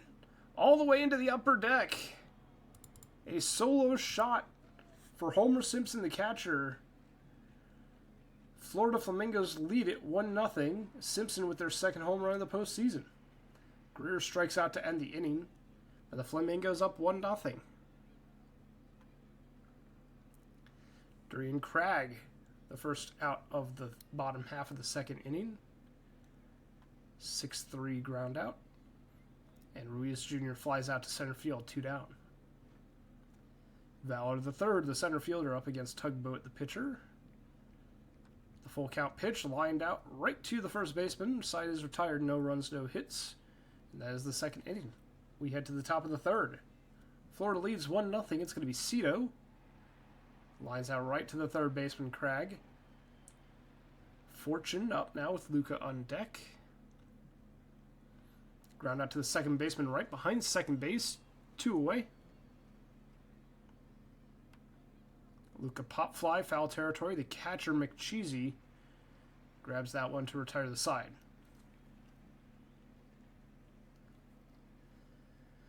Bottom of the third. Bears looking for their first hit here. Joseph Kelly pop flies out to the pitcher. 1 down. McCheesy, the catcher now. Base hit up the middle. There's the Bears' first hit of the ball game. They are on the board. McCheesy is going to take off for second base as Gary the Giraffe is going to ground out to the pitcher for out number 2. Runner in scoring position, though, for Kiso. Ground out to the third baseman to end the inning. And the Bears will leave a runner in scoring position. We're through 3 innings here in Milwaukee as Florida leads at 1-0. Santos Garcia, the DH, is going to fly out to right field, 1 away. Lumber flies out to the left fielder, 2 down. And now here's Briggs, the third baseman.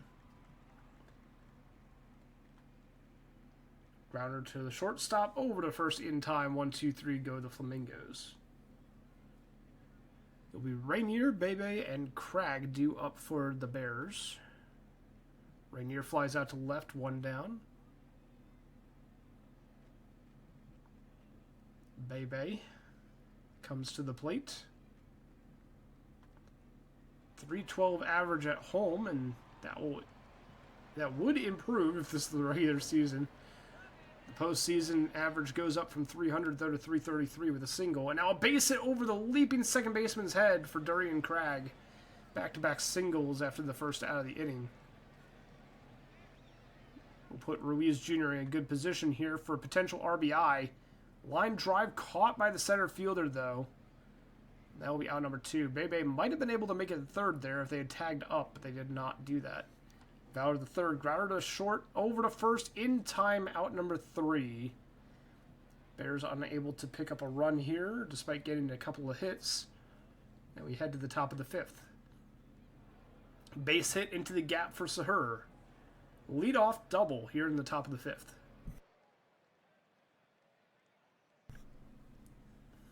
Now we have Simpson striking out. There's out number 1. Line drive to center field for Greer. 2 down. And now it's Cito, the shortstop. Grounder to second base, over to first in time, and the Flamingos squander a leadoff double. Nothing doing. They still hold the lead by 1 as we head to the bottom of the 5th. Kelly with a base hit right up the middle for the Bears. Leadoff single for Brew City. Now McCheesy, the catcher, steps to the plate. Hitting .333 in the postseason, 6 for 18. But they ground into a fielder's choice here as Kelly is out at second. Good slide by Kelly, though, breaking up the potential for a double play. Gary the Giraffe with a base hit. McCheesy advances on to second base. Now it's Kiso. Walk drawn by Kiso. Bases loaded for the Bears with only 1 out. Rainier, big opportunity. Base hit for the Bears. That's going to bring home 2 runs. And they got Kiso at third, so that's the second out of the inning. But 2 runs score on the Rainier single. Great heads-up defense by the Flamingos to get that out at third base. Caught Kiso just leaning a little bit too far off the base path. Took the turn a little bit too fast there. Wasn't able to get back in time. But the Bears take a 2-1 lead in the bottom of the 5th. Now here in the top of the 6th, 2 quick outs from Fortune and Luca bring up Santos Garcia with nobody on. Fly ball to center field and a 1-2-3 for the Flamingos. And we will head to the bottom of the 6th. Durian Cragg strikes out on the curveball. Now here's Ruiz Jr. Line drive, left field, caught. 2 away. Valor to the third. 0 for 2 on the day, due for a hit. Grounding out to third, though, to end the inning. We head to the top of the 7th. With Lumber, Briggs, and Sahur due up for the Flamingos. Takahashi entering their 7th inning of work here. Fly ball to right field as Lumber is retired. 1 down. Now it's Briggs and Sahur. Both of these batters have been struggling so far in the postseason, only hitting 184. And striking out will lower that average for Briggs. We'll see if Sahur can make a positive difference in their batting average with 2 outs and nobody on. Base hit to right. Sahur on board with a single. And now it's going to be Homer Simpson with a runner on and 2 outs. And a fielder's choice by Simpson will end the inning as we head to the stretch here in Milwaukee. Takahashi threw 7 innings, only 1 run on 3 hits so far. Tugboat now entering their 7th inning of work. Strikes out Kelly. Hits McCheesy with the pitch. So now a runner on first, and that's a bunt. Thrown on to second, though, in time, so a failed sacrifice bunt will get Gary the Giraffe on board. But the runner is out at second base, and now a fielder's choice grounded into by Kiso will finish off the bottom half of the 7th. Top of the 8th we go. Quick ground out to second base by Greer, 1 down. Ejecto Cito, the shortstop. Ground ball third, over to first, in time, out number 2. And now here's McScooty Fortune. Line drive, diving catch by Ruiz Jr. Side is retired. Florida goes down in order. Bears looking for some insurance runs before the 9th here. They have Rainier, Bebe, and Cragg due up. Rainier going to ground out to short, 1 down. Here's Bebe. Grounder to first, thrown onto the pitcher, and that is going to be dropped by Tugboat, an error, and that will end Tugboat's day as Skylar Stevens enters the ball game and immediately gets a 4-6-3 double play to end the inning, grounded into by Durian Cragg. And we head to the top of the 9th. Luca Grounds out to shortstop. Santos Garcia, cold hitting, but 302 average in the postseason. They're going to ground out as well. Flamingos down to their last out to win this ball game. Bears looking to force a Game 7. Lumber draws a walk on 4 straight pitches. Tying run on base for the Flamingos. Here's Bobby Briggs. Grounder to second base. Over to first. In time. Bears win it. Force a game number 7. Series is tied at 3 apiece. Bears win game number 6 2-1. And we have 2 Game 7s, possibly a third, depending on the outcome of the Lemurs Kingpins Game 6. But this one is going to go to the Bears, and a game number 7 for these 2 teams. Takahashi with the win. A great start on the day. 8.2 innings, 1 earned run over 3 hits. Sato will get the save. Boat will take the loss despite a quality start, and Takahashi will be your player of the game for this one. Pitchers duel in game number 6. And now we head to the Kingpins Lemurs. Oscar Von Counts and Kelly Brandt on the mound for their respective squads. Louisville leads the series 3-2. I believe, Waldo, is it your turn? I'll grab one. I mean, Valor hasn't. Who did I don't know. Who did the Seattle win? Wasn't that Valor? Yes. Okay, so it is me. Yep. I'm all out of sorts. It's all good. I did Seattle, Detroit. All right. Rawr, rawr. All right. So Waldo, So that you means get you're up, Waldo. Of course. You got this one. That means I'll take Vancouver, New York, Game 7. Yep. Sounds good. Perfect. Chicago comes in with a 3-2 series lead. Excuse me. I just lost all my channel points. So this is a very sad day. A cloud has seeped over my house. Very sad cloud. Oscar Von Counts starting for Chicago, and Kelly Brandt starting for Louisville.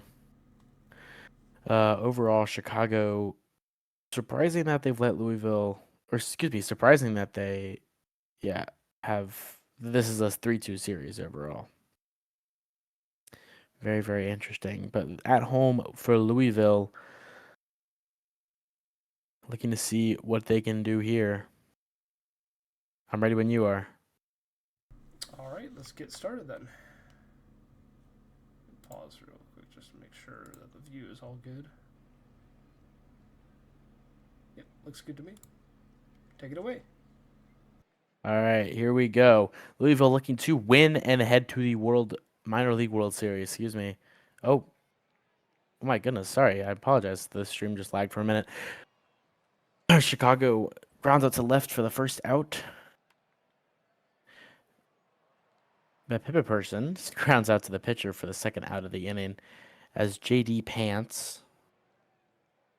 Is his render Larry the Cucumber? Is that what that's supposed to be? I can't tell what that is. He gets a single to right. It's freaky, whatever it is. Granted, a second will end the inning. So one runner left on JD Pants with the single, but no runs score. So Theobald Leverbrave grounds the third or short, for the first out of the inning. Robinson hits that one to right. It'll be caught. Right fielder doesn't even have to move.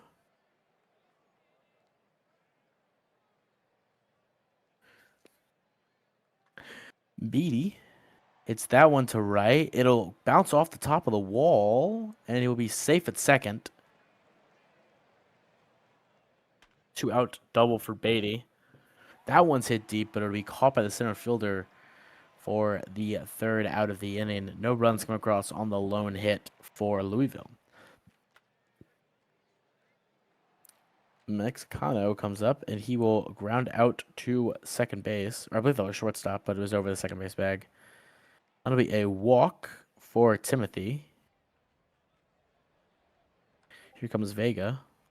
Vega hits that one to center. It'll be caught by the center fielder. It's PBE.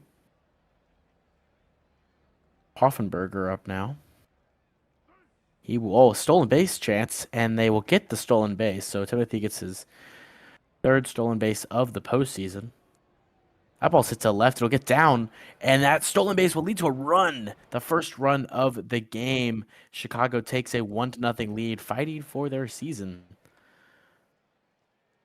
That ball's hit to center. It'll be caught by the center fielder for the third out of the inning. But not before a run comes across on the single to left. That'll be hit to the first baseman for the out, Duke Newsom, excuse me. Cal COVID up to bat now, hitting .350 this postseason, 4 RBIs and a homer. Look at his new hot streak, and he does get a walk. As Noxus comes up to bat, the lefty DH. He hits that one to right. It'll be caught by the first baseman and caught by the second baseman, thrown to the shortstop for the out and the double play. 3 up, 3 down for Louisville. Ball's hit to center for a hit from the leadoff hitter Locke. As Babbitt Person. That'll be a strikeout.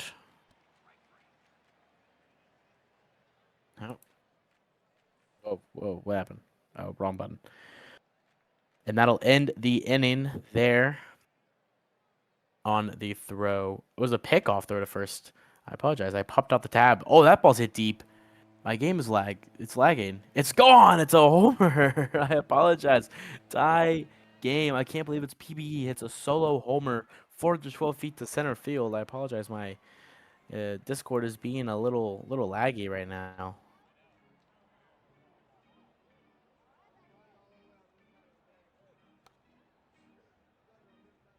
That will be caught by the catcher in foul territory for the second out of the inning. That ball's hit to right. It'll get under the second baseman's glove by Robinson. So he looks to add on to this lead after I can't believe it's not PBE. Gets hot with a homer. Beatty will walk, so Olmorain will come up with the potential to take the lead, and he won't. He will strike out, but not before the run comes across on the homer from I can't believe it's PBE. 4, 5, 6 are due up for Chicago, and that ball will be grounded to second. Mexicano here. Pops that one to the catcher. It'll be caught for the out. Timothy, the last gasp in the top of the fourth. He hits that one to center. Oh, wait, deep enough for a hit. It'll be a double. I can't believe Timothy. I can't believe PB is in center. Timothy, the other center fielder, gets the hit. Vega looking to capitalize, and he hits a grounder to center that will be safe at home. And Chicago will take a lead, a 2-1 lead in the top of the fourth after the single from Vega. And that will be a ground ball somewhere. Everything's laggy. Oh, first base. Yeah, it's lagging a good bit. To shortstop. The play is, I think, made, and the inning is over. Yeah, it's out. I swear to God, we get a reverse sweep. That'll be a strikeout for Duke Newsom. Cal COVID 350 hitter hits that one to left. It'll be caught, though, by Louisville.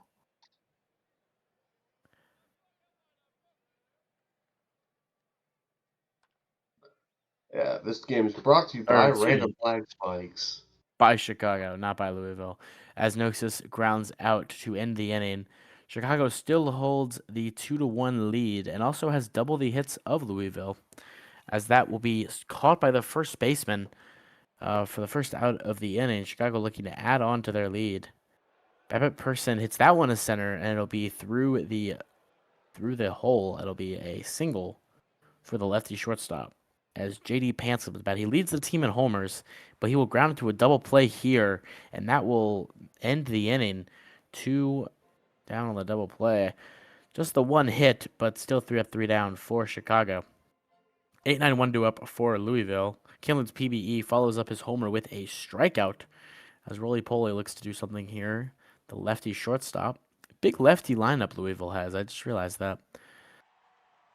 That ball's hit over the second baseman's glove for a single, and it'll turn over to the top of the order where Lefebvre Hits that one up to the middle, and that's a his single. So it'll be 2 on first and second with 1 out now for Louisville in the bottom of the 5th. As Robinson comes up, hitting 409 this postseason, he will ground into a fielder's choice. They get the runner out at first. So second and third with 2 outs now for Beatty, who has 2 homers on the postseason. And a hit today. That ball gets through. That'll be a run. 1 on a score. It'll be a tie game at 2-2 in the bottom of the 5th. But they're still threatening run in the corners for Old Moraine. And he will ground that one to the catcher, but they will make the play at first for the out. So a run does come across in Robinson, or excuse me, no, in Poley. But nothing else going for Louisville in that inning. Grounded to second for the out. Phillips will start the inning with a ground out. Mexicano comes up to bat. He hit that one too short, and it'll be fielded for the out. Looking to respond after getting scored on in the bottom of the 5th. Timothy comes up to bat. He had the hit earlier, but he will ground it to first base for the out. So 3 up, 3 down for Chicago. Louisville at 5-6-7. 6-7. 5-6-7 looking to try and do something here. Ball is popped up. I don't know who made that play, but someone made it. Cal COVID hitting 333 and had walk earlier. Walks once again. So gets his OPS up to about 960 now. That ball's hit to left. Will it get down? It won't. The shortstop will make his come all the way over from his position, middle of the field, to make that play. I can't believe it's PPE, who is hot. Oh, stolen base opportunity, and they get him. Or excuse me, they don't get him. Excuse me. He gets the bag, is what I meant to say. Cal COVID steals second base. I can't believe it's not PPE. Hits that one to center, and it'll be caught by the shortstop in center field. So no runs coming after the 1 out double by Cal COVID. So top 7 now. Chicago looking to try to do something here. They throw or hit it to left, and he will catch it for the first out of the inning. Hoffenberger, the 8-hole hitter, looking to get something across here. Shift is on. He hits that one to right. It'll be caught by the right fielder, who barely had to move. Here comes the second baseman, Monoplitsky walks for the first base runner of the inning. Comes Locke, who has 1 hit today. He hits that one across the left side. It'll be fielded for an out. So no runs come across the top of the 7th, and it's time to stretch. Bottom of the 7th now in Louisville. That will be a walk for Roly-Poly as Lefburn comes up. He will walk as well. So Bodie Grease still in the game. Oh no, Mickey Martino comes in now, the lefty, to face Robinson. And Robinson strikes out on the 3-2 count. Homo Rain hits that one to first base, and I just lagged out. I don't know what happened. It's a double play. Wow. It's a double play by Beatty, and Louisville, or excuse me, Chicago somehow gets out of that inning. That'll be a strikeout right there. Strikeout looking, by the way, for Babby person. Oh. I lost all audio and video. JD Pants flew out to center field. Phillips hits that one to left. That'll get down for a double. Maybe a triple. Will he go to third? He will. They send him to third. He is safe at third. A 2-out triple, and Mexicano looks to drive in what could be a game-winning run. He hits that one to center. It gets down off the center field wall, and that will be a double. That'll score the run for Chicago, and what could potentially save their season. That ball's hit to the second baseman, and it'll be out. Chicago has a 3-2 lead going to the bottom of the 8th. 6 outs remaining for Louisville. That'll be straight up the middle for a hit from Almorain. Duke Newsom comes up to bat now. Remember, Louisville does have the 3-2 lead. That ball's hit to left. It'll be caught. Louisville does have the 3-2 lead, so if Chicago wins this, they will force a Game 7. Here comes the lefty Cal COVID up to bat now. Oh, I don't know what happened. Something happened. It froze for me.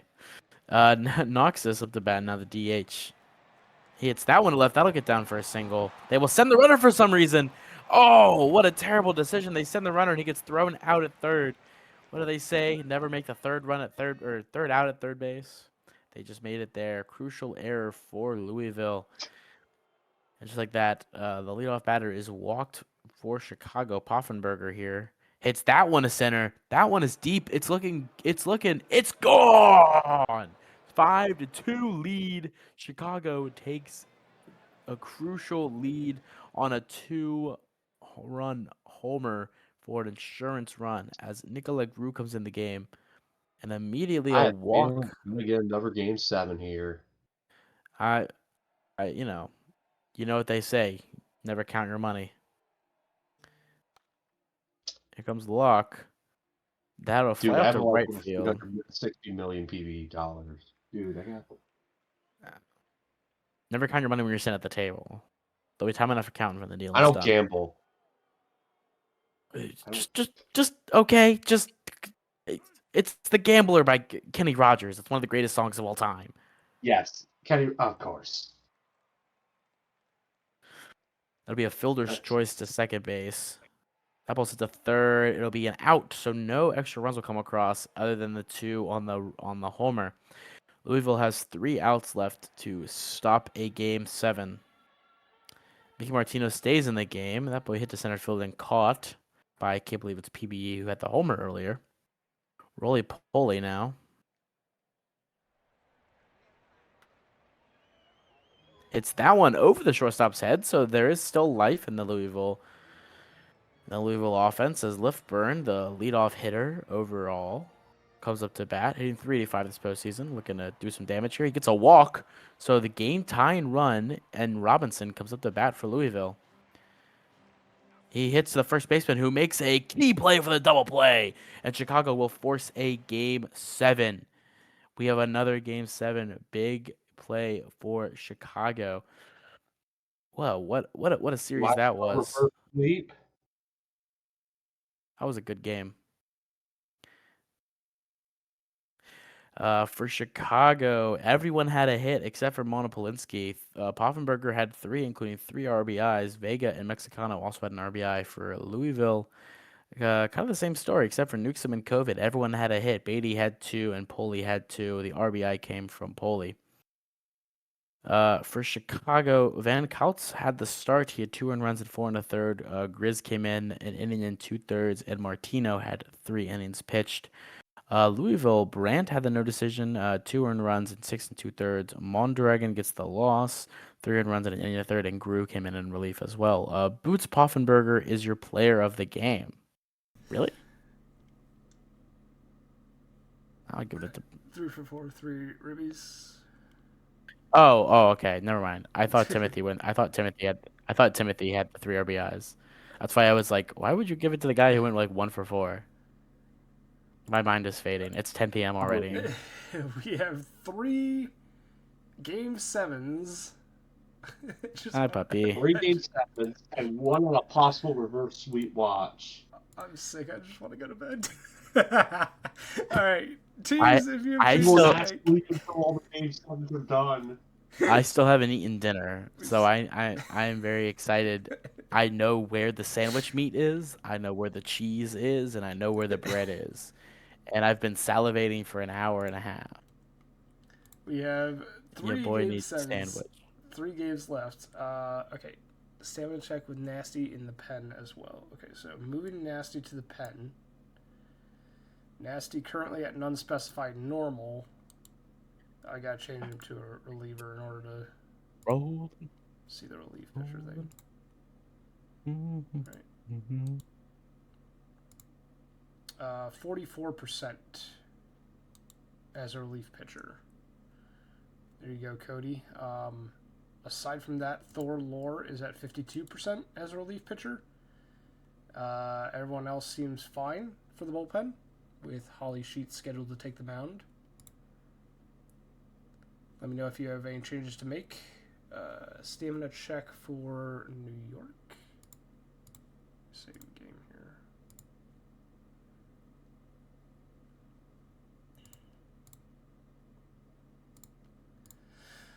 Okay, New York. Atkins, Woods, and Moose Jr. are all starters, so Tank is at 33%. Still got a little bit left in the tank. And Ransom Jones, not so much, 13%.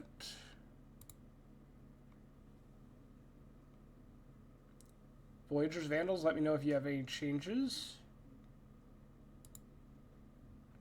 Kingpins, stamina check. So you have Sun, Hendry, and Couts as your starters. Grizz It's is needed for the Void Boys.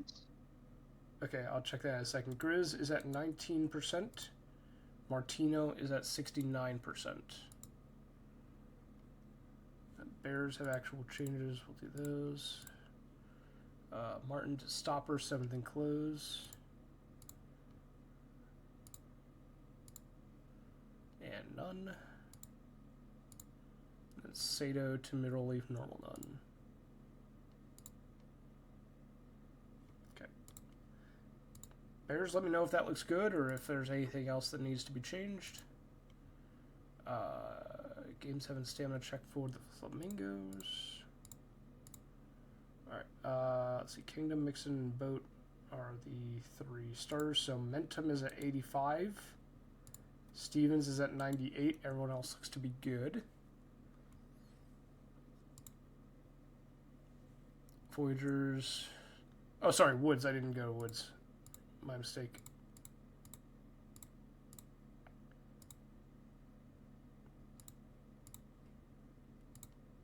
Woods is at 59%.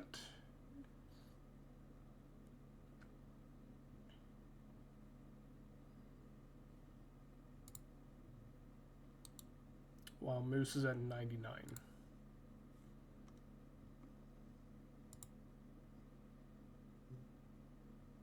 Okay, Bears say they're good. So that's 1 down.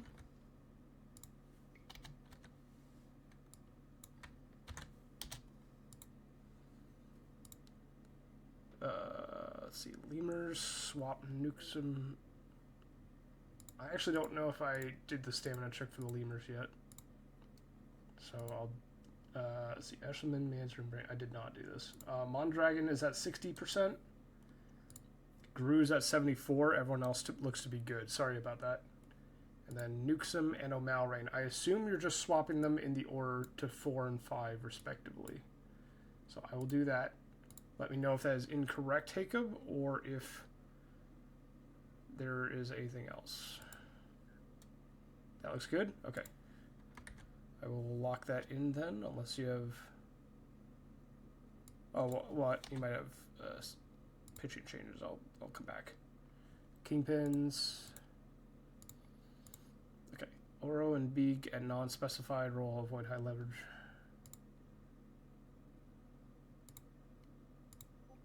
Unspecified, avoid high leverage, and unspecified, avoid high leverage.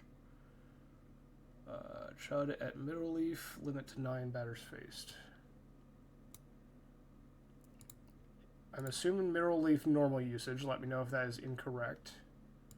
And then strategy for Sun. We are making that 9 batters faced.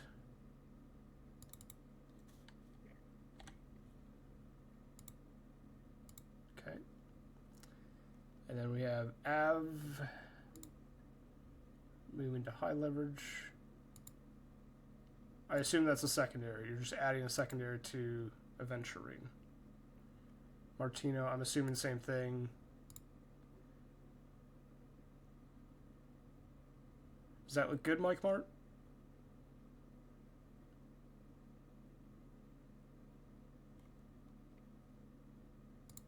Okay. Is that all you got, or any other changes? Let me know. I'll come back to you in a second. Voyagers. Oh wait, can you change Woods to RP so I can see the? Yeah.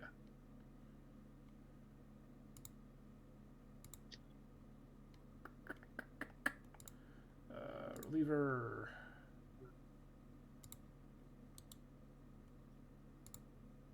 $57% as a relief pitcher.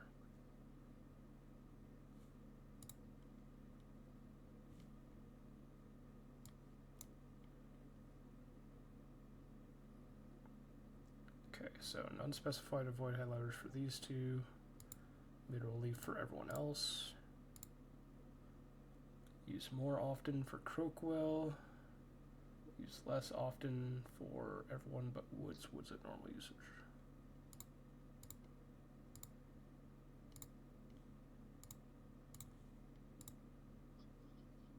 with the screenshot above. Done. Does that look good, Enoch? Or did I miss anything? Or did I make any mistakes? Let me know. Can I screenshot it? Yeah, sure. Vandals.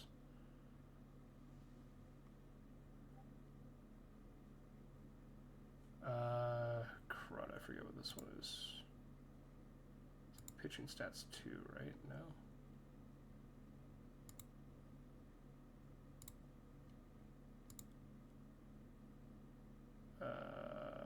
I forget what the... It's customized, isn't it? Customize, pitching stats. There we go.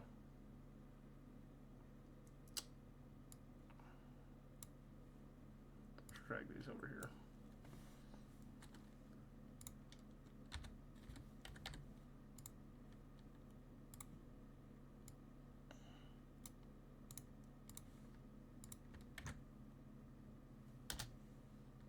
There you go, Vandals. Let me know if you have changes. Voyagers gave a thumbs up, so we're good there.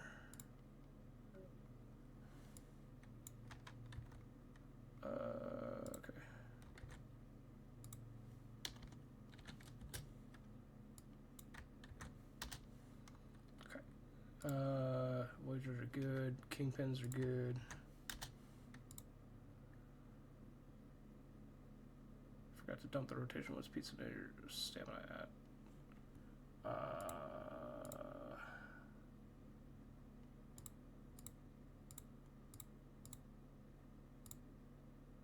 Okay, Pizza Nader.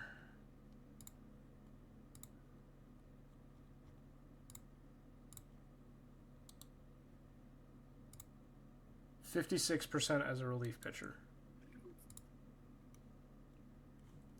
Flamingos have changes. Stetson Nixon to mid relief, normally such none.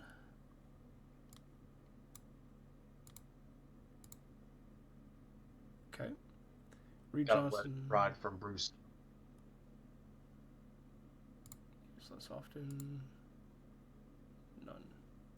Alright, Flamingos, let me know if that looks good.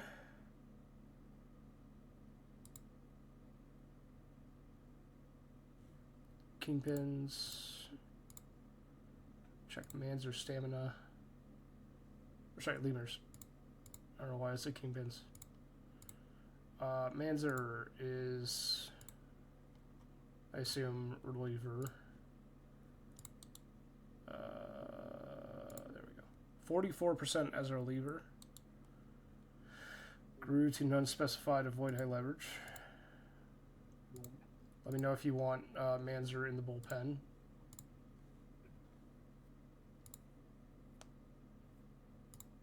I'll come back to you, lemurs. Flamingos. Tons of changes. Hank to middle less often. Okay. Key Largo the same. Middle less often. Alright. Flamingos, does that look good? Any more changes?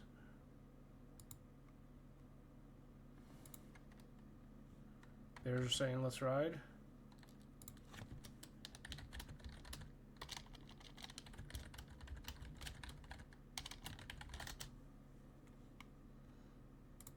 Okay, Vandals. Vandals have changes. Okay. Alright. Is good there. Creep. None specified. Avoid high leverage. Mop up. Nasty to mid. Use less often. Sorry, use more often. And long relief.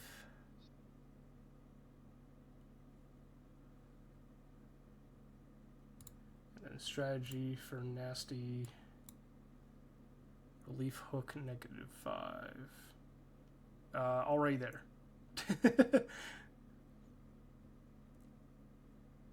You want to just verify that's -5, right? I don't think that could go lower. That doesn't look like it could go lower. Cody, does that look good? Everything look good? Or any other changes you want to make? Please let us know as soon as possible. Let's see. Voyager said they're good. Kingpin said they're good. Bears are good. Flamingos say looks good. Lemurs have changes.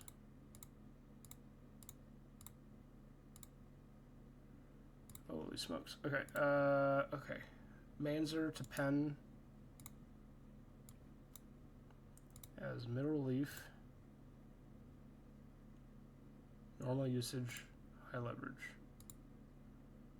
Mondragon to middle relief. Use more often. No secondary. Renslow to stopper. 8th and close. High leverage. Looks good. And strategy for Manzer. Pitch count of 40. Okay. Lemurs, that look good? Anything that I missed or anything that still needs to be changed, let me know. Vandals say perfect. They're good. So both majors teams are good.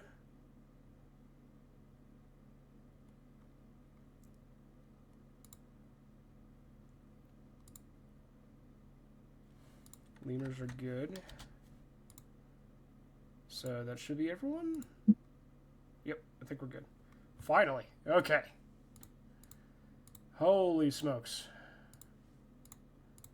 One more save for the road. Okay. Alrighty. Oh, God. Here we go. Doesn't get better than this. Who will host Seattle in the World Series? Will it be the Vancouver Vandals looking to go back to back? Or will the New York Voyagers end the repeat bid right here? It'll be Holy Sheep versus Joey Moose, the same matchup we had in Game 1. Let's get this underway. It's time to decide who will be on tomorrow night, on Saturday night stream with Marcus and Lone Star, as they will call the World Series. Here we go. Game number 7.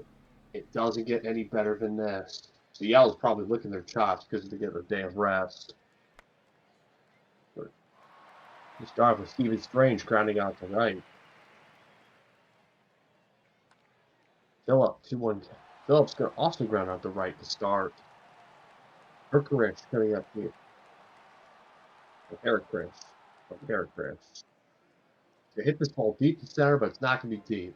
So 1-2-3 innings for the Vandals. All right, Voyagers up here looking at with Payne going up against Holy Sheet. And Payne's going to start with a ground up to the shortstop. Teggy coming up here. Teggy blasts this one, and it's going to get down. And it's going to be a double for Teggy. With 1 out. The hot Ethan Shadow coming up here, who had the go-ahead, the game-winning home run in Game 6. He's going to walk. Most the toes coming up here. And he's going to get walked. Base is loaded for dog. Not the situation we want. Somebody's going, oh, base is loaded for walk. 4 pitches. And the Voiders take the lead. Tanaka. That's going to be a fly ball to the right. They're not going to send the runner down. Ramirez coming up here. Diego Ramirez. Fly ball to the left. It's going to be caught. They only get 1 run out of that bases loaded thing, but still is a lead for the Voyagers after 1. McLovin Jr.'s been cold. That's a deep shot. Left field. Back it goes, and it's out of here. Just like that, in 4 pitches, the Vandals have tied this game up from a solo shot from McLovin Jr. You bet he needed that one after that cold streak he's been in. On Caliente. It's going to get walked. So Vancouver threatening here with Brooks Walker coming up. Oh, but Von Caliente's going to get caught stealing. But Walker's going to get walked anyway in the next swing. Danny Burgers. Walker's going to steal. He's going to be safe.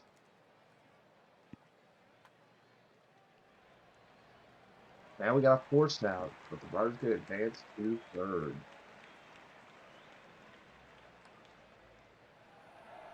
And we got him line up a second for Mansell to end the inning, but not before the time game. Hold on a second. I got to do something on my thing. As Von Christelhauser's going to strike out here.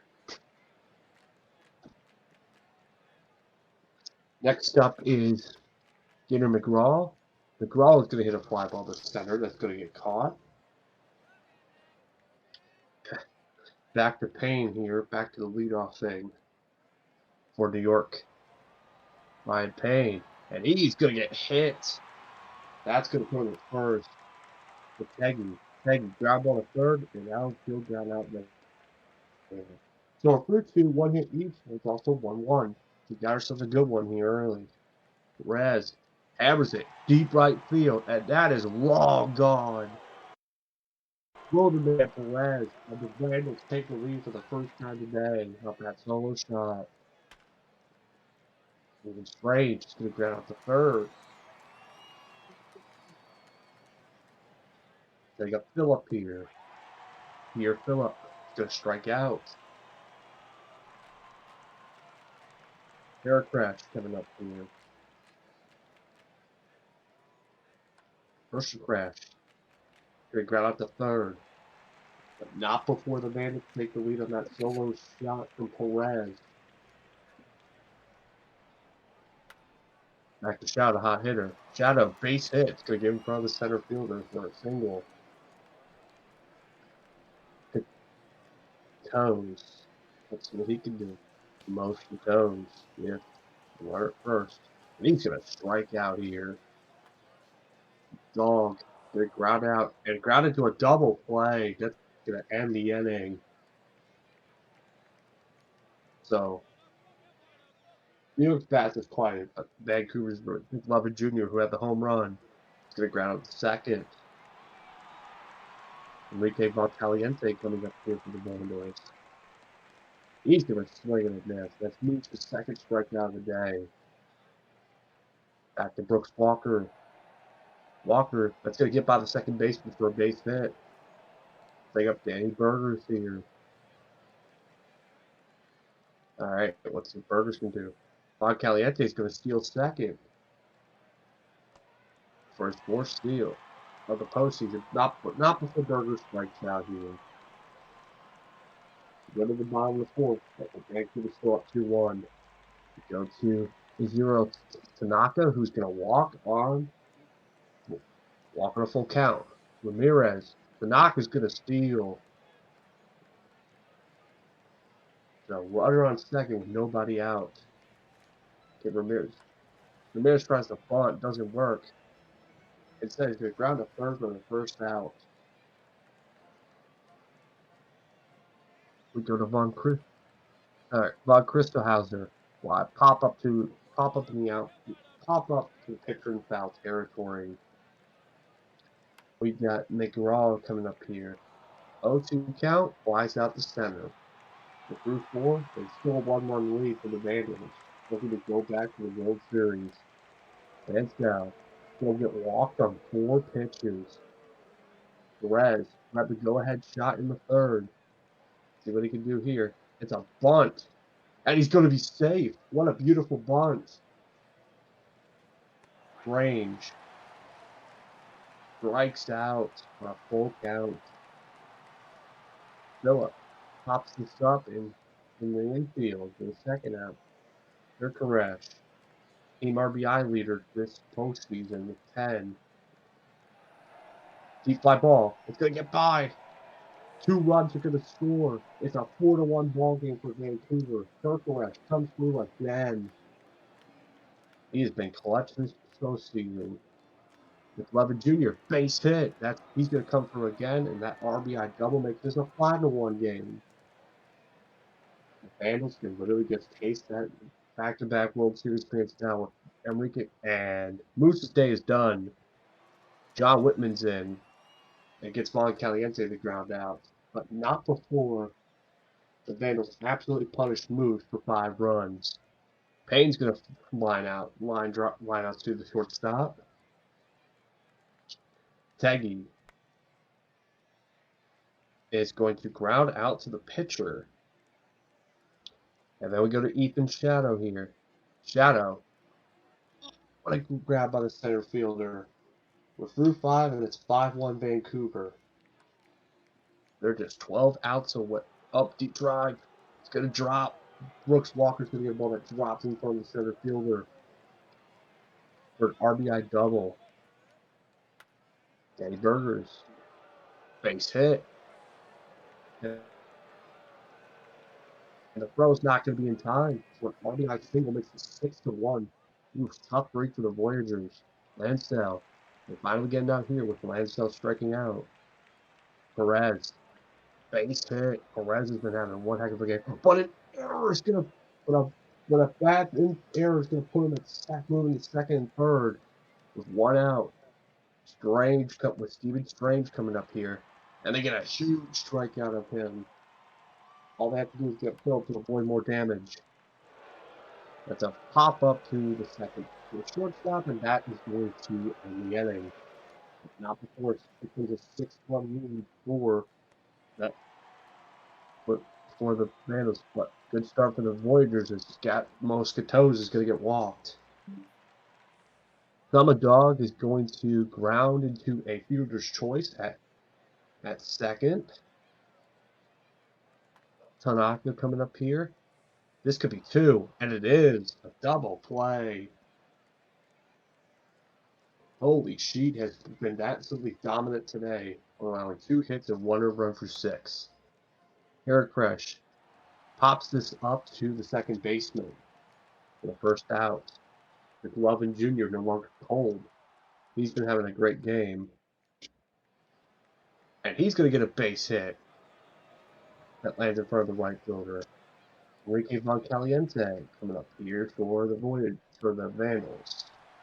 And he's going to strike out here looking. Brooks Walker coming up here. Walker is going to ground to a fielder's choice, and that's going to end the top of the 7th. Stretch time in New York. As we go back with Ramirez. Going to ground out here. Voyagers have a lot of work to do. And then we've got 8 outs to work with. Von Crystal is going to get a single. Blue single. Gator McGraw. 2-1 pitch is going to pop this up to the shortstop for the second out. Back to Payne. Brian Payne. Going to ground out here. So now the Vandals are 6 outs away from going back to the World Series. Danny Burgers is going to get a 5-pitch walk. Then you got Lansdale here. Ashton Lansdale full count. Sway deep drive. Is that gone? Yes, it just barely stays there. It's gone. It's 8-1. And that might be the dagger, folks.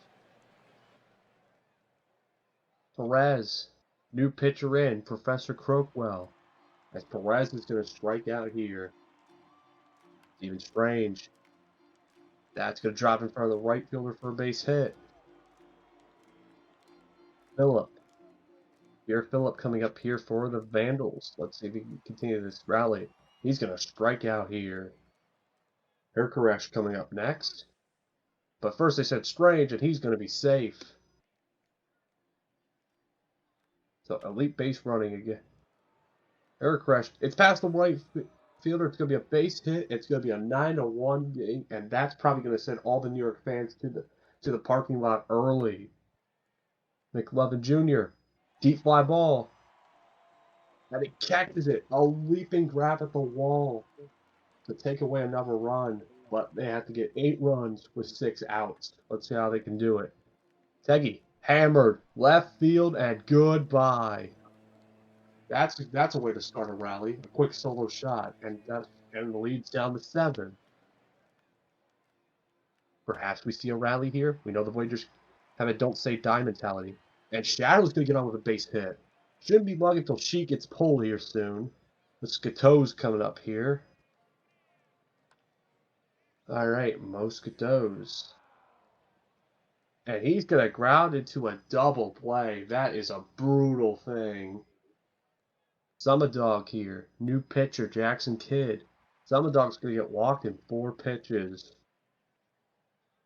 Tanaka here. Tanaka, fly ball to right. It's going to get caught. So the Vandals 3 outs away from going back to the World Series and trying to repeat as champs. Von Caliente is going to ground out to the shortstop. Brooks Walker coming up here. Base hit, gets past the shortstop. Danny Berger's coming up here. Let's see what he can do. They're going to send Walker, and he's going to be safe. Berger's swing and a miss. Got him. Set it up Lansdale. And an error. And an error is going to put runners at the quarters with Perez coming up here. And a fly out to center field. Last chance here for the Voyagers to keep their season alive. Ramirez, by Crystalhauser, and McGraw. Good start as Ramirez gets walked. They got to get 7 runs. By Crystalhauser. It's going to be a long run for the left fielder, but it's going to be caught in foul territory. Gator McGraw. Let's see what he can do here. This could be 2. Double play, and the Vancouver Vandals are going back to the World Series and winning in a 7-game thriller, 9-2 over the Voyagers. What a series that was. Vandals going back to the World Series in a thriller. Big day for Herkeresh. 2 hits, 3 RBIs. McLovin, 3 hits, 2 RBIs. 3 hit day for Walker. 1 hit, 2 RBIs for Lansdale. Not to be done, the all RBIs for Summer Dog and Nolan Teggy. Pitching 3 steals for Walker, by the way. Crazy game for him. We go to our pitching side. Sheet picks up the win. Moose Jr. the loss. Holy Sheeter cover athlete, player of the game, and your World Series is set. And I made this prediction last night, and it looks like it happened. Vancouver versus Seattle will be your World Series. A first time ever matchup. But I feel like we should move on to our Minors World Series stuff because we need to decide our 2 teams there. 2 more Game 7s coming your way. Absolutely, yeah. This is for a team that hadn't won since season 6, now in the World Series back to back. I mean, I joked about the Vandals, this being their new 5 straight last season after they won it. Who knows? Maybe they'll win a second time in a row and get one closer to that second 5 straight. That'd be pretty funny. Moving on to the minor leagues, though, we have the Flamingos and the Bears and the Kingpins and the Lemurs. Both of these teams, both of these series in Game 7 now. Starting off with the Flamingos and the Bears, we have Animal Kingdom and Jack Dupp on the mound for their respective squads. Please do the announcer jinx. No, never. I never jinx teams. Ever, ever, ever. I jinx teams by being on them. That's how I jinx teams. Y'all know that I've been around since season 18 and I've never made it to a World Series, right? Kingdom versus Dupp on the mound for their respective squads.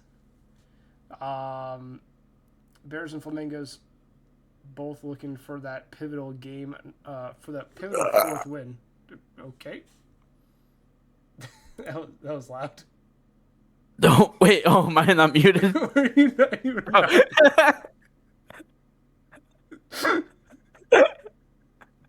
Sorry. No, that Sorry, was I had a big stretch. That was not I muted. thought I was muted. Oh man, I haven't been on stream in a while, and it's very. Oh my god, there's 770 people just heard me. Fucking Amazing. stretch. Well done. My bad, guys. Dude, you know those stretches where like your back arches a little bit, your arms are behind your head, man, and you like all your muscles tense up. I was one of those. Felt good. Oh my goodness. Ugh. Oh man. Uh, how do we recover from that one? How do we how do we pivot? Watch, watch some baseball. To answer that question, It no. is that part of the stream. Marvel never made Yeah, it to a that's World correct. Series. Marvel made it to semifinals. I think a couple of semifinals maybe. But no, Marvel never made it to a World Series. Anyway, Animal Kingdom versus food. Jacked Up on the mound for their respective squads, Flamingos and the Bears. What happened that caused the Bears. Marvel sticker? I don't know what Marvel sticker you're talking about. Oh, the playoffs not? That's a long story. Maybe I'll tell. Remind me during the upload, and I'll tell the Marvel playoffs story. We have Kingdom versus Dup for the Bears. It's like an old man by the fire. Yeah, old man by the yeah. I'll tell the Oh, we have a story prediction. during the upload. We have a prediction. Okay. It- What's the prediction? Who wins Florida Brew City? Okay. We It gotta just keep, went live. we Sorry. gotta keep this thing moving. So we'll go Yeah. ahead and start it, and hopefully during the How much second, points do I have? hopefully we'll close it after the second inning, like we did last time. Because All right, everyone, put all your money on Brew City so I can win when Florida wins. we're 3.5 hours in, and we still have 2 games to go. So Someone just put Let's see. 100K on Brew City. oh, I guess I gotta put all my money on one of these sides again, don't I? I gotta let it ride on something. Go Brew City. Go to Brew City. I want more money on when Florida wins. I'm easily convinced. I am all in on Brew City. 19,593. 19,000 on Brew City. All right, so we're already at 180,000 on the prediction. Jeez, man, you guys might be 100 addicted. You 190, guys might have 190. That was you guys might have a quick. problem. All in. Let it ride. Go, go, go. This is game 7, guys. I want everyone in chat to put all of their channel points on one side or another right now. You've been watching Sims all year or all season. Just You've for this accumulated points just for this moment. This is the time. moment. Exactly. This is when you lock in and you realize I have to gamble. Because if you don't gamble, what is life about? If you have a gambling problem, please call 1-800-HUMMUS. That is... Not only is that hilarious, Nosbase, that's not even a legitimate phone number. It needs one more digit. I got 99 problems, but a parlay ain't one, you know? All right, here we go. Flamingos versus the Bears. Game number 7. It's not a gambling problem if you're winning, it's true. Yeah, hummus with 3 M's. There we go. Game number 7. Hummus. Winner take all. One of these teams is going to be in the World Series against either Chicago or Louisville. Oh, I got to fix the crawler. Hold on. Vancouver wins 4-3. It's not... Okay, there we go. All right, so the Majors World Series is set. Vancouver versus Seattle Miners. We still don't have either team in the World Series yet. Game number 7 for both of these teams. Winner take all. The winners of these 2 games will be the 2 teams in the World Series on Saturday. Let's find out who the first of those 2 teams are, whether it's Florida or Brew City. We are now underway. Game number 7 here in Milwaukee. Luca, Santos Garcia, and Lumber due up against Dup, the starting pitcher for the Bears. And Luca is going to start us off with a line drive right to the center fielder. 1 down. Here's the 1-2 to Santos Garcia, and strike 3 on the DH. 2 down. Let's use league funds to buy that phone number. Jimmy Lumber. Line out to left field. That is a fantastic use of league funds and definitely not superfluous in any way, shape, or form, Hummus. Quick 1-2-3 inning for the Flamingos lineup, and we head to the bottom of the first. Kiso, Rainier, and Bebe. Kiso going to draw a walk on the full count pitch. Now Rainier is going to bunt that to first. Thrown on to first by the first baseman. to retire Rainier, but Kiso will advance to second, so successful sacrifice bunt. Bay, a base hit down the line left. Bears will strike first. Kiso scores from second. Bay with a double and an RBI. 1-0, Brew City. Durian Cragg grounds out to the shortstop, 2 away. And that will bring up Ruiz Jr. And a base hit by Ruiz Jr. Bay around third, hang for home, safely in to score. RBI single for Ruiz Jr. Bears striking early, 2-0 here in the first inning. And a fly out to center field ends the inning. But the Bears are hungry for this Game 7 win. Briggs with a base hit to start off the top of the second for the Flamingos.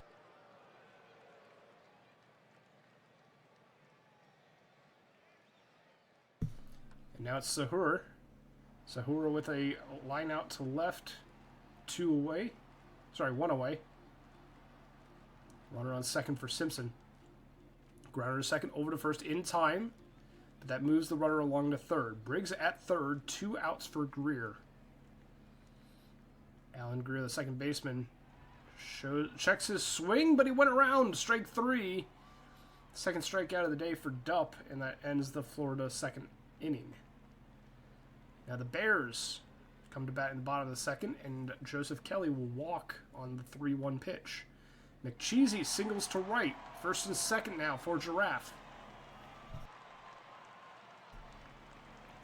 No one out. First and second. The shortstop coming to the plate. Runner to second, over to first. 4-6-3 double play. Kelly will advance to third. So runner 90 feet from the plate for Kiso. And a base hit up the middle will score him. 3-0. Brew City. RBI single for Jared Kiso. And now here's J.B. Rainier. Fly out to center field ends the inning, but the Bears add on another 3-0. Top of the third, Cito, Fortune, and Luca due up. Cito pop fly to the first baseman. That's going to be out number 1.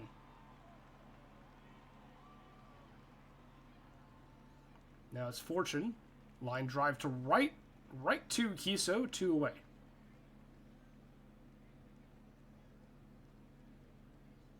Here's Luca. Fly ball left field, and it's going to be caught. No runs, hits, or errors. A 3-up, 3-down inning for the Florida Flamingos. We head to the bottom of the third. Bay with a base hit to start off the bottom half of the third for the Bears.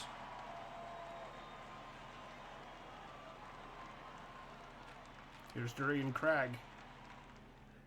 Striking out on the full count pitch. 1 away. Ruiz Jr. walks. First and second for Valor the third. Pop fly left side. It will be caught by the third baseman. Infield fly called by the ump. Briggs will catch it. It's first and second with 2 outs for Kelly. Base hit into right field. That's going to score another run. Bears have scored at least 1 run in each of their first 3 innings, and they hold a 4-0 lead. First and second, 2 outs. Walk drawn by McCheesy. They might not be done in this inning. Bases loaded for Gary the Giraffe.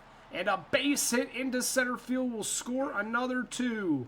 6-0 Brew City in game number 7 of the semifinals. We head to the top of the order once again for the Bears. Grounder to third, who steps on third to end the inning. But the Flamingos have a lot of catching up to do now. 6-run lead for the Bears.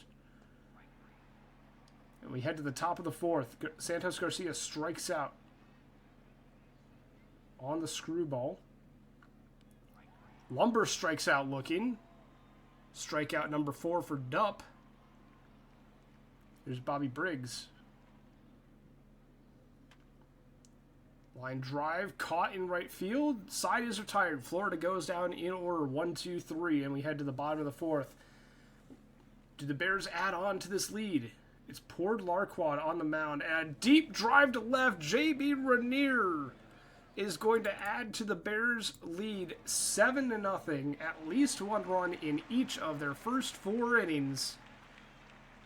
Bay with a base hit. That'll be a single.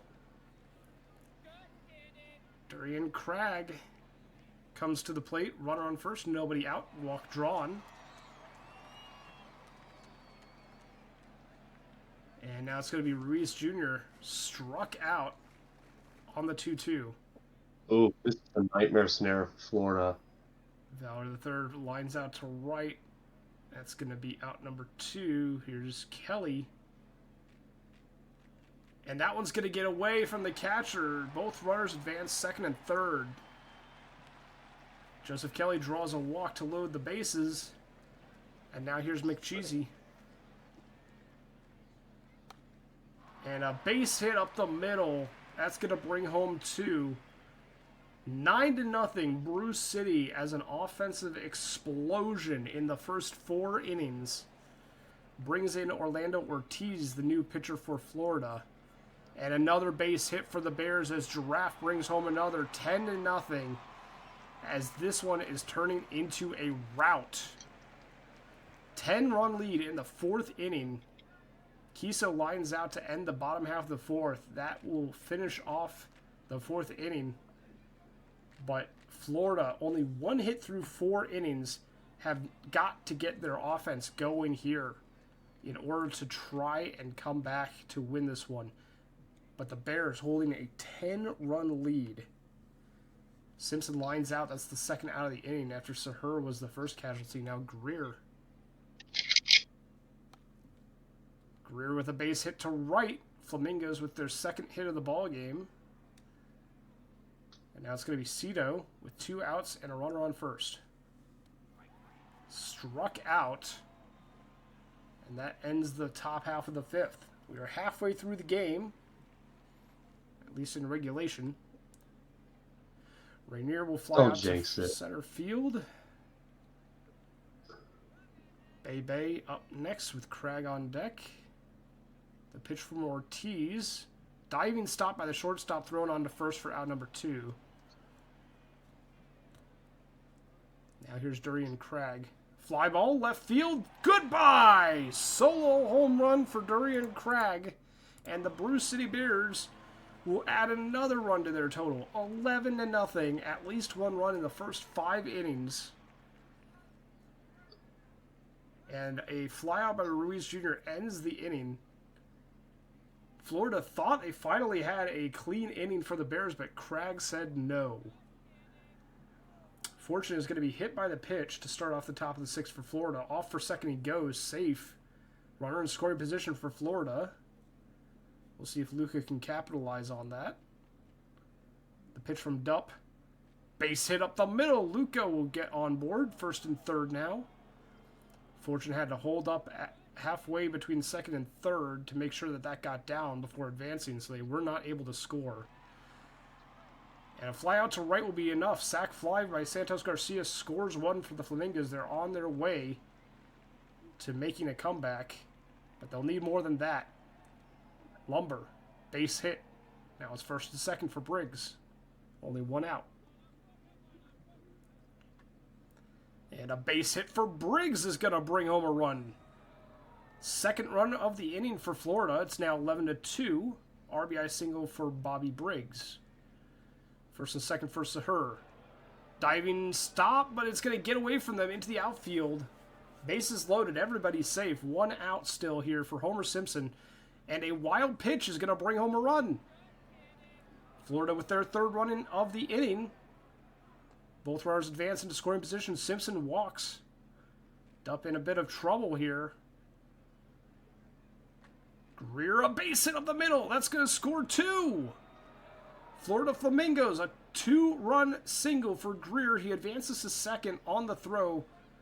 Second and third, 1 away for Cito. Daniel Martin enters the game to pitch. Sac fly, that's going to bring a run home. It's now 11-6. Cito with a sac fly. Fortune grounds out to the pitcher to finally end the inning, but 6 runs scored for Florida. If they have another inning like that, they take the lead. 5 runs in the lead are the Brew City Bears. Ballard III flies out to center field. Now here's Kelly. Orlando Ortiz back on the mound for for their next inning of work here. Kelly grounds out. Now McCheesy draws a walk on the 3-1. Gary the Giraffe. A base hit into right all the way to the wall. One hopper. Hitting the cutoff man around third. Heading home is McCheesy, scoring from third on the RBI double by Giraffe.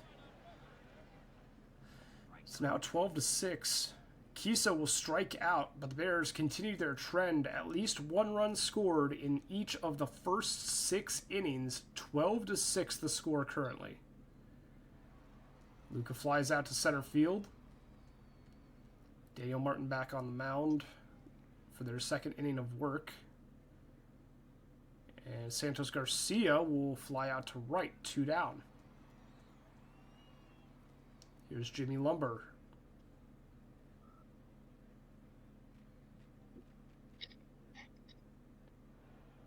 Walk drawn by Lumber. 2 out walk brings up Bobby Briggs. And a base hit for Briggs that's going to bring Lumber over to third. There's a tag on the play, but it wasn't in time, so it's first and third now for Sahur. 2 outs. Struck him out. Flamingos get 2 base runners in the inning, but they do not score. It's time for the stretch here in Milwaukee. And we head to the bottom half of the 7th inning. Rainier, Bebe, and Cragg do up. Rainier strikes out. 1 away.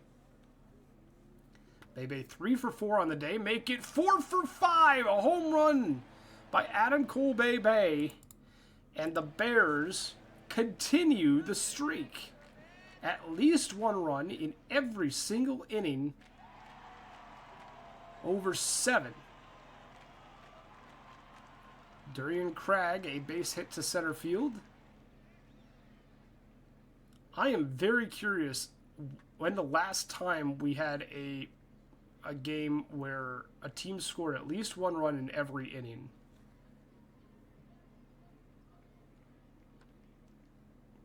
Has it ever happened? I'm not sure. Valor the third is going to end the home half of the 7th, and we head to the top of the 8th, 13-6 in favor of Brew City.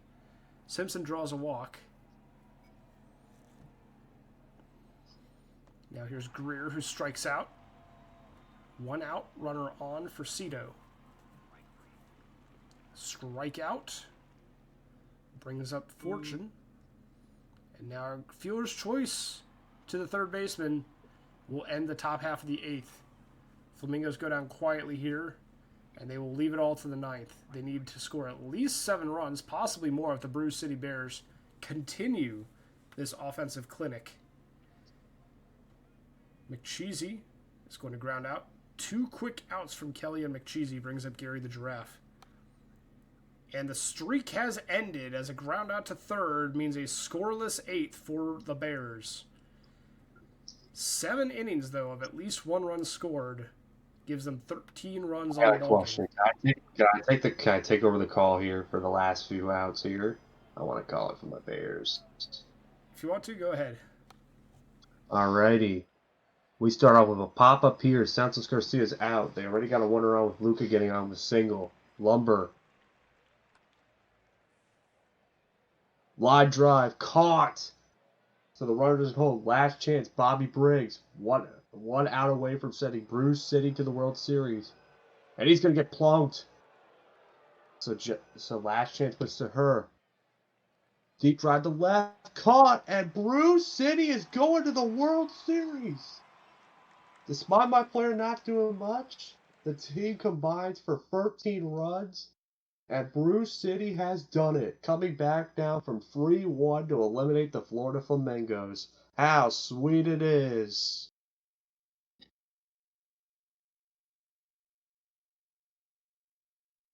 Four hits for Bebe, a double, a home run, and 2 singles. Great day at the plate for them, and Giraffe with 4 RBIs on a 3-hit day. Dup will get the win. They'll also go to Kingdom. Bebe will be your player of the game, setting the Brew City Bears playoff game record for runs with 4. Not tying, mind you, setting that record. Congratulations, Bebe. The Bears will be in the World Series on Saturday. And I get to call that as well. Nice. And their opponent will be determined right now. Kingpins Lemurs, Mathis Hendry versus Eschleman Jr. on the mound. Series tied at 3. It's the all-important game number 7 for Chicago and Louisville. Now, Louisville is the reigning World Series champion. Chicago, the last time they were in the World Series was season 46. The last time they won it was season 40. So they've been waiting for a while. It's their third longest. It's the third longest World Series win drought in the minor leagues after Puerto Rico and Kansas City, and they have come back 3 wins in a row from being down 3-0 in this series. So if they win, it will be a reverse sweep for Chicago. It will be a upset of a 5 seed beating a 1 seed in the semifinals.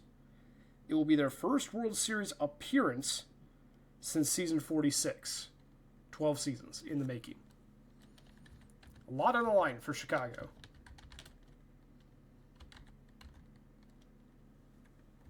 Let's get it. Is it me? It is you, Waldo. All right. This is our last game, right? Yes, this is our finally our last game. There's only 2 game 7s. Or 3 game 7s, excuse me. All right. We have a prediction, Chicago, Louisville. I gotta go all in again. Hold on. I only have 95 channel points. I've won both of my all-in predictions at this point. I have lost both of mine. So, I have 95 total channel points. I had 10K to start the stream. I'm now at 30.2.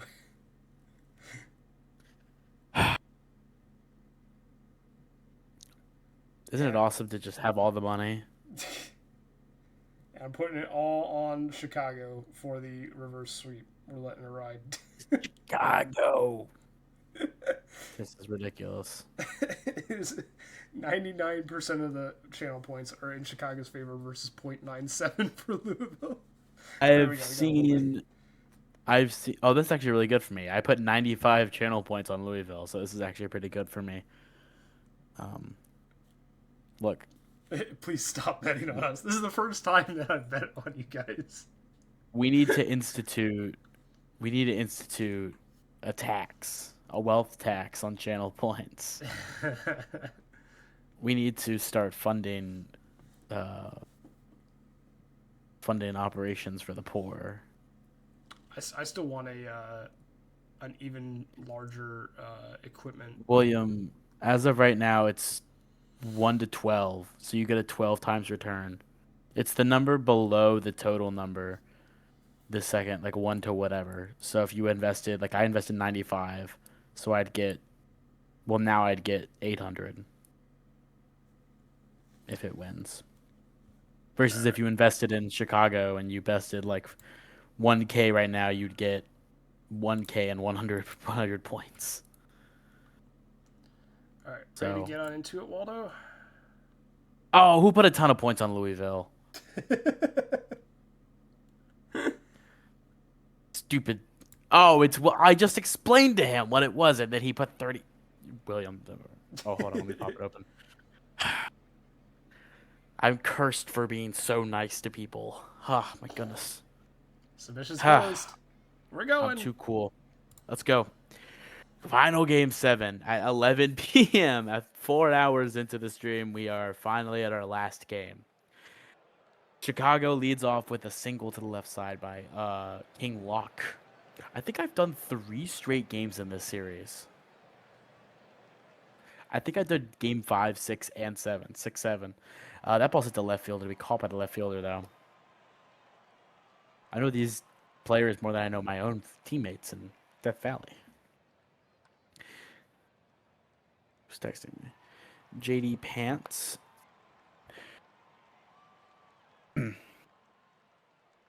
Fielder choice there. That'll be popped up to the third baseman, who will make the play easily, and that'll end the inning. Louisville will be looking to come up 1, 2, 3 in the bottom of the first. Joe Hendry back on the mound. That ball is hit to left. It'll be a single. Hendry has a 2.73 ERA so far this postseason, in what I believe is 3 total games, and that'll be a stolen base for Leftberg. Robinson has a runner in scoring position. He will walk. So an early threat for Louisville as Beatty comes up here. 2 homers for Beatty on the postseason, but he will strike out here. Big out for Hendry. Newsom hits that one to left. It'll get down. Will they send the runner? They won't. So we have a bases loaded situation as Omerain comes up to bat. Newsom finally gets a hit up to 192 in the postseason. That gets, they get the runner at home, but they don't get the runner at first. So they get a fielder's choice. 2 outs now. Cal COVID, the lefty, comes up to bat. He hits that one to center. It won't get down. That'll end the inning. So they had bases loaded with 1 out, but they cannot get a single run across. Chicago gets out of that one. 22 pitches for Hendry at the bottom of the first. That ball is a walk. Oh, sorry, lagging a bit. Mexicano gets the walk, so Chicago gets a leadoff runner on base, and they get a single up the middle. So we have runners on first and third as they stretch from first to third. Runners on the corners for Phillips with 2 outs in the game. Or excuse me, in the second inning. I don't know why I said 2 outs in the game. That ball's hit the center, and they will get the run at home. First run comes across is Chicago in the top of the second on a sac fly to center field. That ball's hit to center. Another fly. Oh, it gets over the head of the center fielder. They'll keep the runner at third, though. So runners on second and third, 1 out for Timothy, who's hitting 297 this postseason, but only has 1 RBI. He could double that right now, and he will. One run comes in. 2 runs come in. It is a 3-run lead for Chicago. And the 3 runs come across, 1 out only in the inning. That ball's hit to the second baseman who makes the play. But still, runner on third, 2 outs now for Babbitt Person. That ball's flown to the right side of the field. They call it by the second baseman. Is a way to phrase that. 3 runs come across for Chicago. 7, 8, 9 due up for Louisville. Nuxus gets hit. Yes, he does. He gets hit. Unclear where, but he does get hit for a leadoff batter. But it'll all be, not all nullified. They get a fielder's choice. So Nexus moves to second, and its PBE is out at first. Roly-Poly comes up to bat, and he will strike out looking on 3 straight pitches. And Leftburn hits a slow grounder to the left field side, but it is grabbed just in time to get the out. No runs come across on the lone base runner for Louisville. Chicago looking to add on to the top of the third to their already expansive lead. That ball is flown high in the air for the out. As J.D. Pants flies up to first, Emilio Vega, the catcher, looking to try and get something going here for Chicago. He hits that one to the shortstop. He's an amazing diving play and gets the out at first. Mexicano, the switch hitting third baseman. 2 outs now. He gets a hit under the first baseman's glove, Bill Buckner style. And that will be a 2-out single. Lana Plitsky hits that one to left, but it'll be caught to end the inning. No runs come across in the third for Chicago. Louisville, 2-3-4 due up for Louisville. They get a hit to the left field side from Robinson, who had a walk earlier in the game, now has a hit. Beatty, the catcher, one of the few righties in this lineup, hits that one deep, and that one is gone. Louisville cuts it to a 1-run lead on a Beatty homer, his 3rd of the postseason, and he takes the team lead in homers with a bomb to the deepest part of the park. That ball is deep, but not deep enough. It's caught by the right fielder from Newsom. Here's Omerain, the hitting left fielder. That ball's hit. Oh, it's going somewhere. Oh, it's lag. Okay. Was he out? He's out. Okay, sorry. Cal COVID. It's that one caught by the right fielder. The inning ends, but not before a 2-run homer by Beatty with no outs, and gives Louisville a 1-run disadvantage. Makes Chicago's lead 1 is probably the better way to phrase that. Phillips flies out to second base. Poffenberger up now. Strikes out there.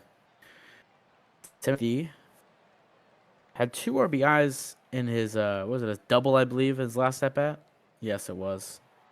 It'll be a strikeout this time for Timothy. 3 up, 3 down for Chicago. And here comes Louisville. 7-8-9 due up for the Lemurs. That ball's hit. It'll be... They keep him at first. They will. As Noxus gets the hit. And I can't believe it's PBE with one of the rare righties in this lineup. It's that one. Same spot as the last one. He will go to second this time. The runner will stay at third.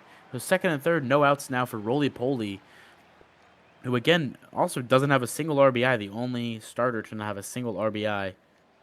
And he hits that one. He will get his RBI. One runner come across. Will the second one? It will. Louisville takes the lead on a roly-poly double. I believe it's a double. No, it's going to be a single stretched or single reached on the throw. And that'll fly out to third base foul side. Robinson comes with the bat, hitting 385. He leads the team in batting average in the postseason, and he will get another hit. They'll send the runner home, and he'll be safe. 5-3 lead for Louisville after 3 runs in the bottom of the fourth. They now have a 2-run lead. Robinson gets a hit this time. That's Beatty. Robinson was already on base. So Beatty is at first. Robinson has a 407 batting average this postseason. Duke Nukesum flies that one to center, and it'll be the second out of the inning. Omlarain, the lefty, gets him to the first base side. The play is made. That'll end the inning, but not before 3 runs come across, and Louisville takes a 2-run lead in the bottom of the fourth. Top of the order due up for Chicago. 1-2-3. That ball's hit to right. It'll be caught by the right fielder, Robinson. Babbitt person, if you will. Up to bat now. That one's hit to center. It'll be a single for the shortstop, who's the only player on the Chicago Kingpins without an RBI in the postseason. Oh, pickup attempt. It'll be an error, I believe, for the first baseman. Yeah, I think they're going to say it's because of the bad throw. Oh, and that'll be another error? No, it's an infield single. Runners on first and third, 1 out for Vega, who gets that one to left. They will send the runner.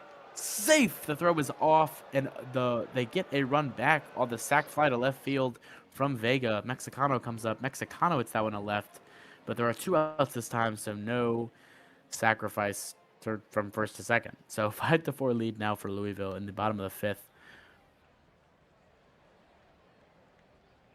Oh, something happened. I missed it. COVID is out. I don't know. Noxus flies that one to center, but it gets down for a single. 2 for 2 day for Noxus so far. Can't believe it's PBE coming up, hitting 375. Hits that one to right. That one gets down. They will keep the runner at second, as they didn't set him immediately. So there's 2 on, 1 out, first and second, for Roly Poly, who had a single earlier. That one will get through. They won't send the runner, so bases loaded for the top of the order for Louisville, and they can break this thing open with 1 swing. Left burn. It's that one at first. They make the play at home, but they don't get the runner at first. So that leaves Robinson with a bases loaded and 2 outs now in the bottom of the fifth. Robinson hits that one to left. It will get caught. Oh, they leave the bases full as they had chances with 1 out and with 2 outs to score some runs. Line out directly to the second baseman for the first out of the top of the 6th, as Lemurs hold a 5-4 slim lead in this one, as Phillips is retired at first base, and Poffenberger will come up with 2 outs and nobody on. He hits that one right through the second baseman's glove, but on the shortstop side of the second base bag. Runner on first now for Timothy, who has a 2 RBI day so far, 1 for 2. Hits that one. It'll be retired to end the inning, so no runs on the lone hit for Chicago. 3-4-5 due up for the Lemurs. Beatty hits that one out, gets through the middle, and that'll be a hit, leadoff single for Beatty, who is hot. His average gets up to around 400, And that'll be a walk to Nukesum, probably the least dangerous hitter by pure average in this lineup. Mulrain flies out to short. Cal COVID, the first baseman, comes up. Oh, what a play at third to get the out. They get the fielder's choice at first, so second and third now for Noxus, the DH. That ball's hit to the second baseman, and they make the play. So back-to-back innings where Chicago has gotten out of multiple runners on base with one out.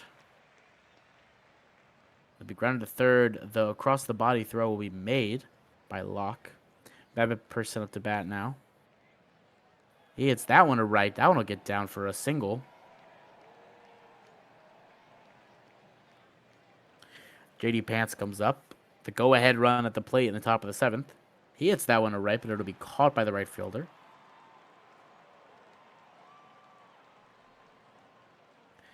Here comes Vega, who walks.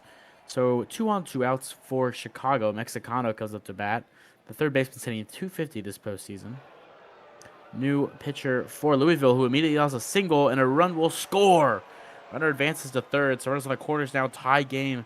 Chicago. Oh, they get the runner at third. Excuse me. Oh my goodness, I thought he advanced. No, they got him at third. So top seven. A run comes across, so it's 5-5. But they botched the running decision. And that gives PBE flies out to center. Roly poly up now. Joe Hendry still in the game despite pitching over 108 pitches. And he gets another out there. Bottom 7, 2 outs now. I think they don't make the move. Left Bay in the game, and he strikes out. They can't do anything on Joe Henry in the bottom of the 7th, and it is a tie game heading to the top 8. Guys, I think we might be getting another classic here. Cedillo's still in the game, and that ball's hit straight to the center fielder, but it gets down in front of him for a single. So here comes Phillips. That ball is hit through the third baseman's side. So runners on first and second, no outs now for Poffenberger, who leads the team in RBIs with 10 so far this postseason. And he will get, not anymore, it's a double play ball. Double play converted. Runner on third with 2 outs now for Timothy. Timothy, it's that one, but it'll be a pop-up out. So no runs come across for Chicago. Man, the left on base totals for this game are going to be insane. Here comes Robinson. Mickey Martino in the game now for Joe Hendry. Robinson will ground out to second to start the inning. Here comes Beatty, who has 3 home runs, has one today as well. Hits that one to center, but it'll be caught for the second out of the inning in the bottom of the 8th. Duke nukes him.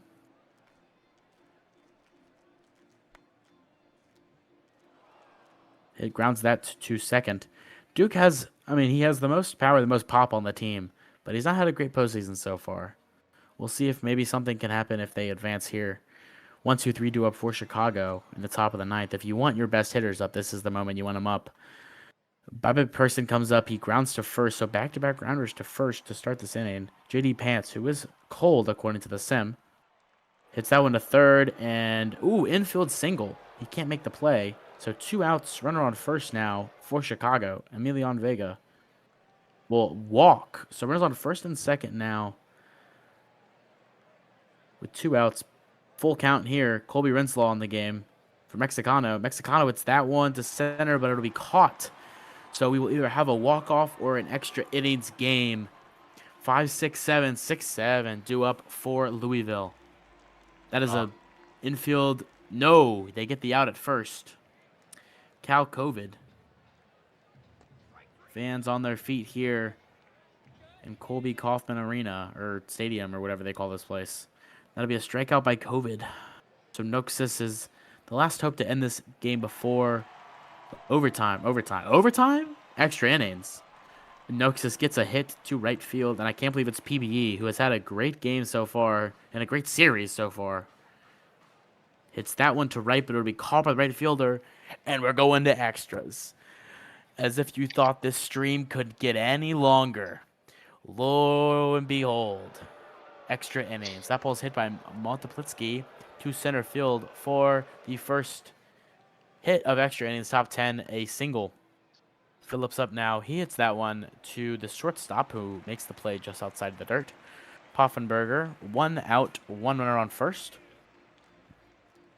That ball's hit to right. It's going to get down. They're going to send the runner. They will. The runner will score with ease. Chicago will take a lead In the top of the 10th inning, a 1-run lead, and they are still threatening. The runner on second Major with upset one brewing out. here. Timothy hits that one, and a play is made. So the runner will go to third with 2 outs now for Luck. See if they can get an insurance run here. Shades of... Oh, they can't. I was going to say Shades of Chicago in 2016 getting an insurance run in extras, but they don't get the insurance run. Louisville has 9-1-2 due up. They have to score 1 run. If they get 2, they win. Roly-poly, it's that one, and that's a good start. Lead-off single up the middle. Left Just like that burn, time. the third baseman. He hits that one. I can't. It froze. It froze. What happened? Oh, they get the runner at Fielder's It's second. a Fielder's choice, runner at fielder's second, choice. 1 out. Robinson, 379. They steal. He's safe. Oh, what a clutch steal there by the third baseman. Here comes Robinson. A single ties the game. That ball's hit deep. Is it deep enough to send the runner? They will send the runner to third. So runner on They third will. now. 1 single from Beatty. This could be the last batter of Final out. Louisville's season. Whoa! It's a strikeout looking! Reverse A sweep, cold holy strike crap. 3. Reverse And sweep. Chicago has completed the upset. They are heading to the Minor League World Series. Wow. Oh my god. Wow. Oh I my god. I don't know. I don't know how that happened. That was crazy. Wow. And you know what? Oh my I god. A I reverse gambled sweep. I Oh my gambled god. 5 times tonight, and I lost each one of my bets. So, if you see me bet in the future, now you know who to bet on. Hits wise, Babbitt, Person, and Pants each had 2. Oh, I can't see the numbers. Mexicano had 2 as well. Monoplitsky had 3, as so as Poffenberger. RBIs for Vega, Mexicano, Phillips, Poffenberger, and Timothy. A lot of RBIs over there. Robinson and Beatty had 2 RBIs. Beatty had 3 hits. Nuxus had 3 hits. Itzbb had 2, Oh and my Poli had 3 hits, as goodness. well as the 2 RBIs. Chicago, Joe Hendry allowed 13 hits, 5 earned runs, and 7 innings pitched. Pitched 107 pitches. Martino got the win after going 3 innings pitched, no earned runs. I don't know how. Oh, well, hold on. Estman the third, 5 earned runs, 6 and 2/3. Cedillo gets the blown save, no earned runs, 2 innings pitched. Renslow comes in for the loss. I don't know how Martino doesn't get the player of the game. I know Beatty had a great performance, but Martino comes in relief. 30 pitches, three innings pitched, no earned runs, only 2 hits. I don't know how Martino doesn't get player of the game there. I know it's OTP kind of interesting, but that's by far the best performance of this game. By far. Crazy. What a game. Wow. Absolute insanity. I don't that was crazy. Wow. Catch your breath now. Let's. All right. If anyone's still here, how about we do a little ask the booth? Something I Yeah, always do. get some good questions in. Get some good questions in. Well, we did already have a question from Dame about the Marvel thing. So, just real quick, quick little story time here. My second player, Wendy Marvell, has a sticker in the Brew City Bears locker room where it's a stick figure of the of Wendy. It just says playoffs ? Nah. And so the story behind that was that like in Wendy's first season ever in the minor leagues with the Bears, she was the number 2 pitcher behind Booze Gooser, Jabs' pitcher, and so she also had the second best WAR on the team heading into the playoffs. We were a playoff team. We played 10 games in the playoffs, where Wendy was set to be a relief pitcher, despite starting throughout the season, and her usage was set to middle relief, use more often. And over 10 games, she pitched 1 out, and the sim frequently would put in lower TPE bots with lesser usage roles. And so I jokingly said that Wendy forgot to wake up for the playoffs and overslept, which led to the creation of that sticker, where it's just like, playoffs? Nah, I'm just going to sleep in and not go to the playoffs. So, yeah, that was the story behind that one. Classic OTP activity. There was also a message that I found earlier in the locker room where I apparently 1 year ago was telling a friend of mine how cursed that I really was in the playoffs. saying that over 3 players, I have never made it to the World Series. Still true a year later. I have also never been a part of a team that has won 3 games in a semifinal series. Also true a year later. I have only once been a part of a team that won 2 games in a semifinal series, and that was 23 seasons ago, and it wasn't a majors team. And I only pitched 1 out of the entire playoffs that season, so I didn't even really contribute much that same season. Also true a year later, although the amount of seasons probably has expanded by now. And I have come to the unfortunate conclusion that I am officially cursed. So that was a fun message to look back on and not have any of it changed since then. Hey, I'll tell you this much. I am like the reverse cursed. My first year in the minors, when I was first drafted, I win the World Series. And I had like 3 saves in the World Series. Second year in the minors, I lose the World Series. So I'm like, okay, at least I got there. First season in the majors, I lose the World Series, and then second season we lose in the first round. So I'm just generally devolving as I go. So by the time I'm retiring, my team might win 5 games. Which is very, very killer for me.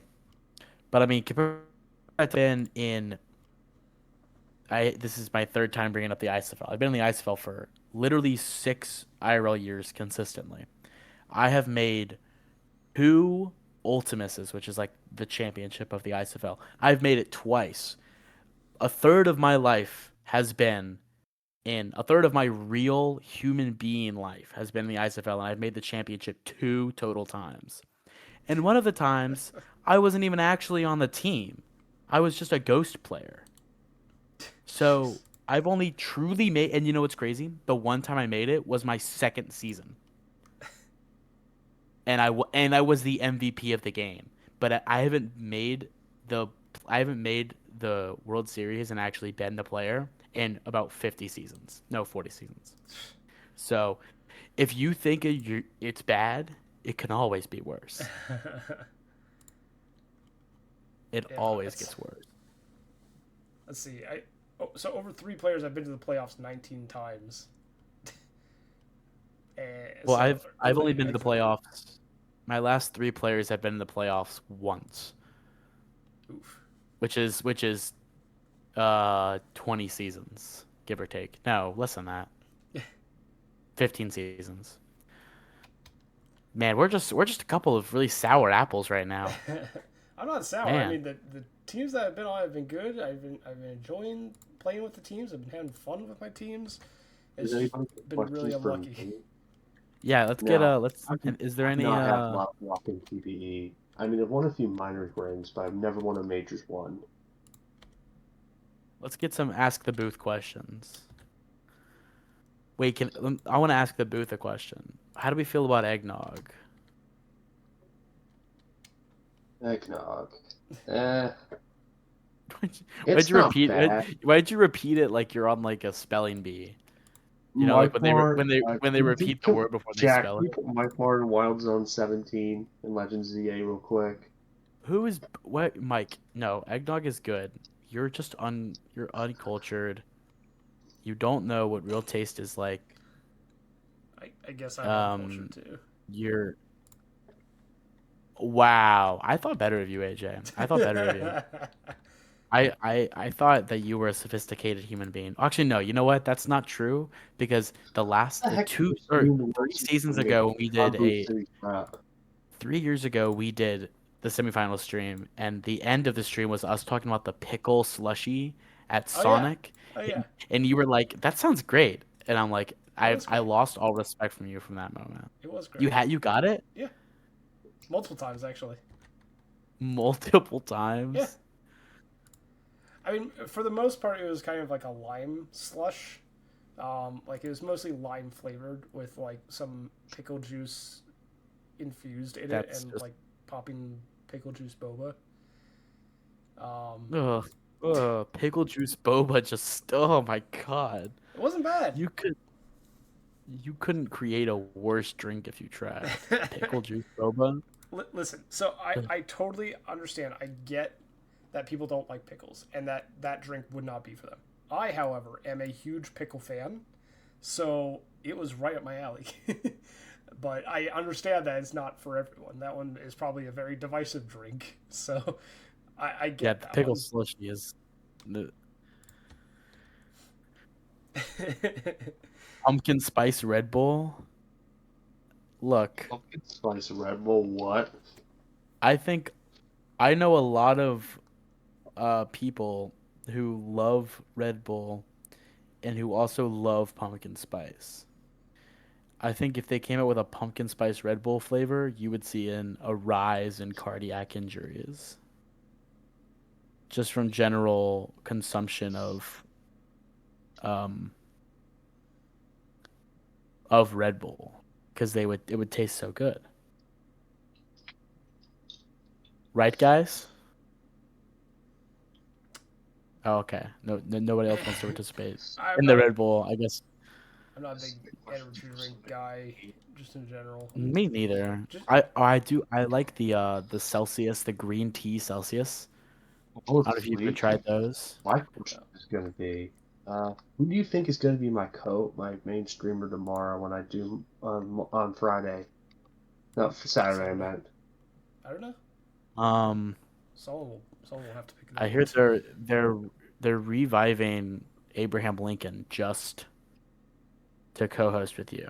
You have to explain to him What? everything that goes through with the sim. Is And anybody available then? Do I have to pretty much buy the sim out of spite and then try to stream it no, scuffed? we'll give you a good PC. Abraham Lincoln has money. We'll give you a good PC with the game, and you have to explain to him how to use it. Or Christmas. Don't worry about it. But the Celsius green tea are pretty good. How They're just towards the they're non-fizz. Oh, perfect. Yeah. Oh, it's under it though. I'm working on it. Give me a second. They're non-fizz, which I like. I don't like the fizz in energy drinks. They also don't have the they don't have um no baseball. When did hold on. When was baseball invented? You're wrong. 1845, the first rules were finalized. Yeah, get owned. Back then it was called, oh, can I? Knickerbocker Club was what it was called. So baseball was around whenever Abraham Lincoln. So canonically, um, hold on, I'm getting there. Abraham Lincoln might have played baseball.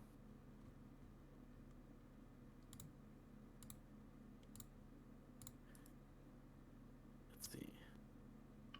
Yeah, there was a national uniform. The National Association of Baseball Players was created in 1858.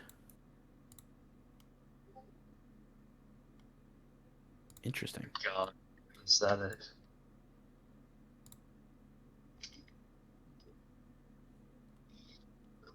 That's the thing. If Dame streams, you don't want me to make I that. like I the want hat. I to like get the kind of hat you put on it. one. Like the little hat on his head. Oh yeah, we Yeah, have I an mean, unofficial thing for Chicago versus Bruce City. It's it's officially called the Chicago. UMA World Series now. It's the official name we've decided. It's the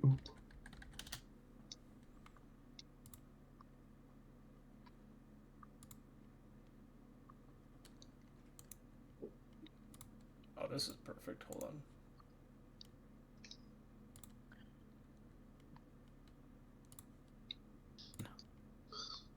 I mean, yeah, baseball. I mean, it says like there were French games that were like baseball, but that. From what I'm reading, that was just stuff that was like, oh, hit this ball with a stick. So it's not. There is a reference in 1744 of a game called Base Dash Ball, and it shows a little woodcut, like a piece of like a picture, or whatever, um, that looks like baseball, but kind of not really. and it kind of describes a baseball game. So that was 1744. So do with it as you please. All right, second part of the upload going. Turn this into a history lesson. We also actually have Oh, Abe Lincoln on. What is that? What? Man, can you put a Santa hat on my head? A Santa hat on your head? Yeah. I don't think we have the budget for that one. You got Abraham Lincoln, but you don't have the budget for Santa hat. You got Abraham Lincoln and you got his hat. You know how expensive his hat is? There we go. There we go. Second part of the upload is on its way.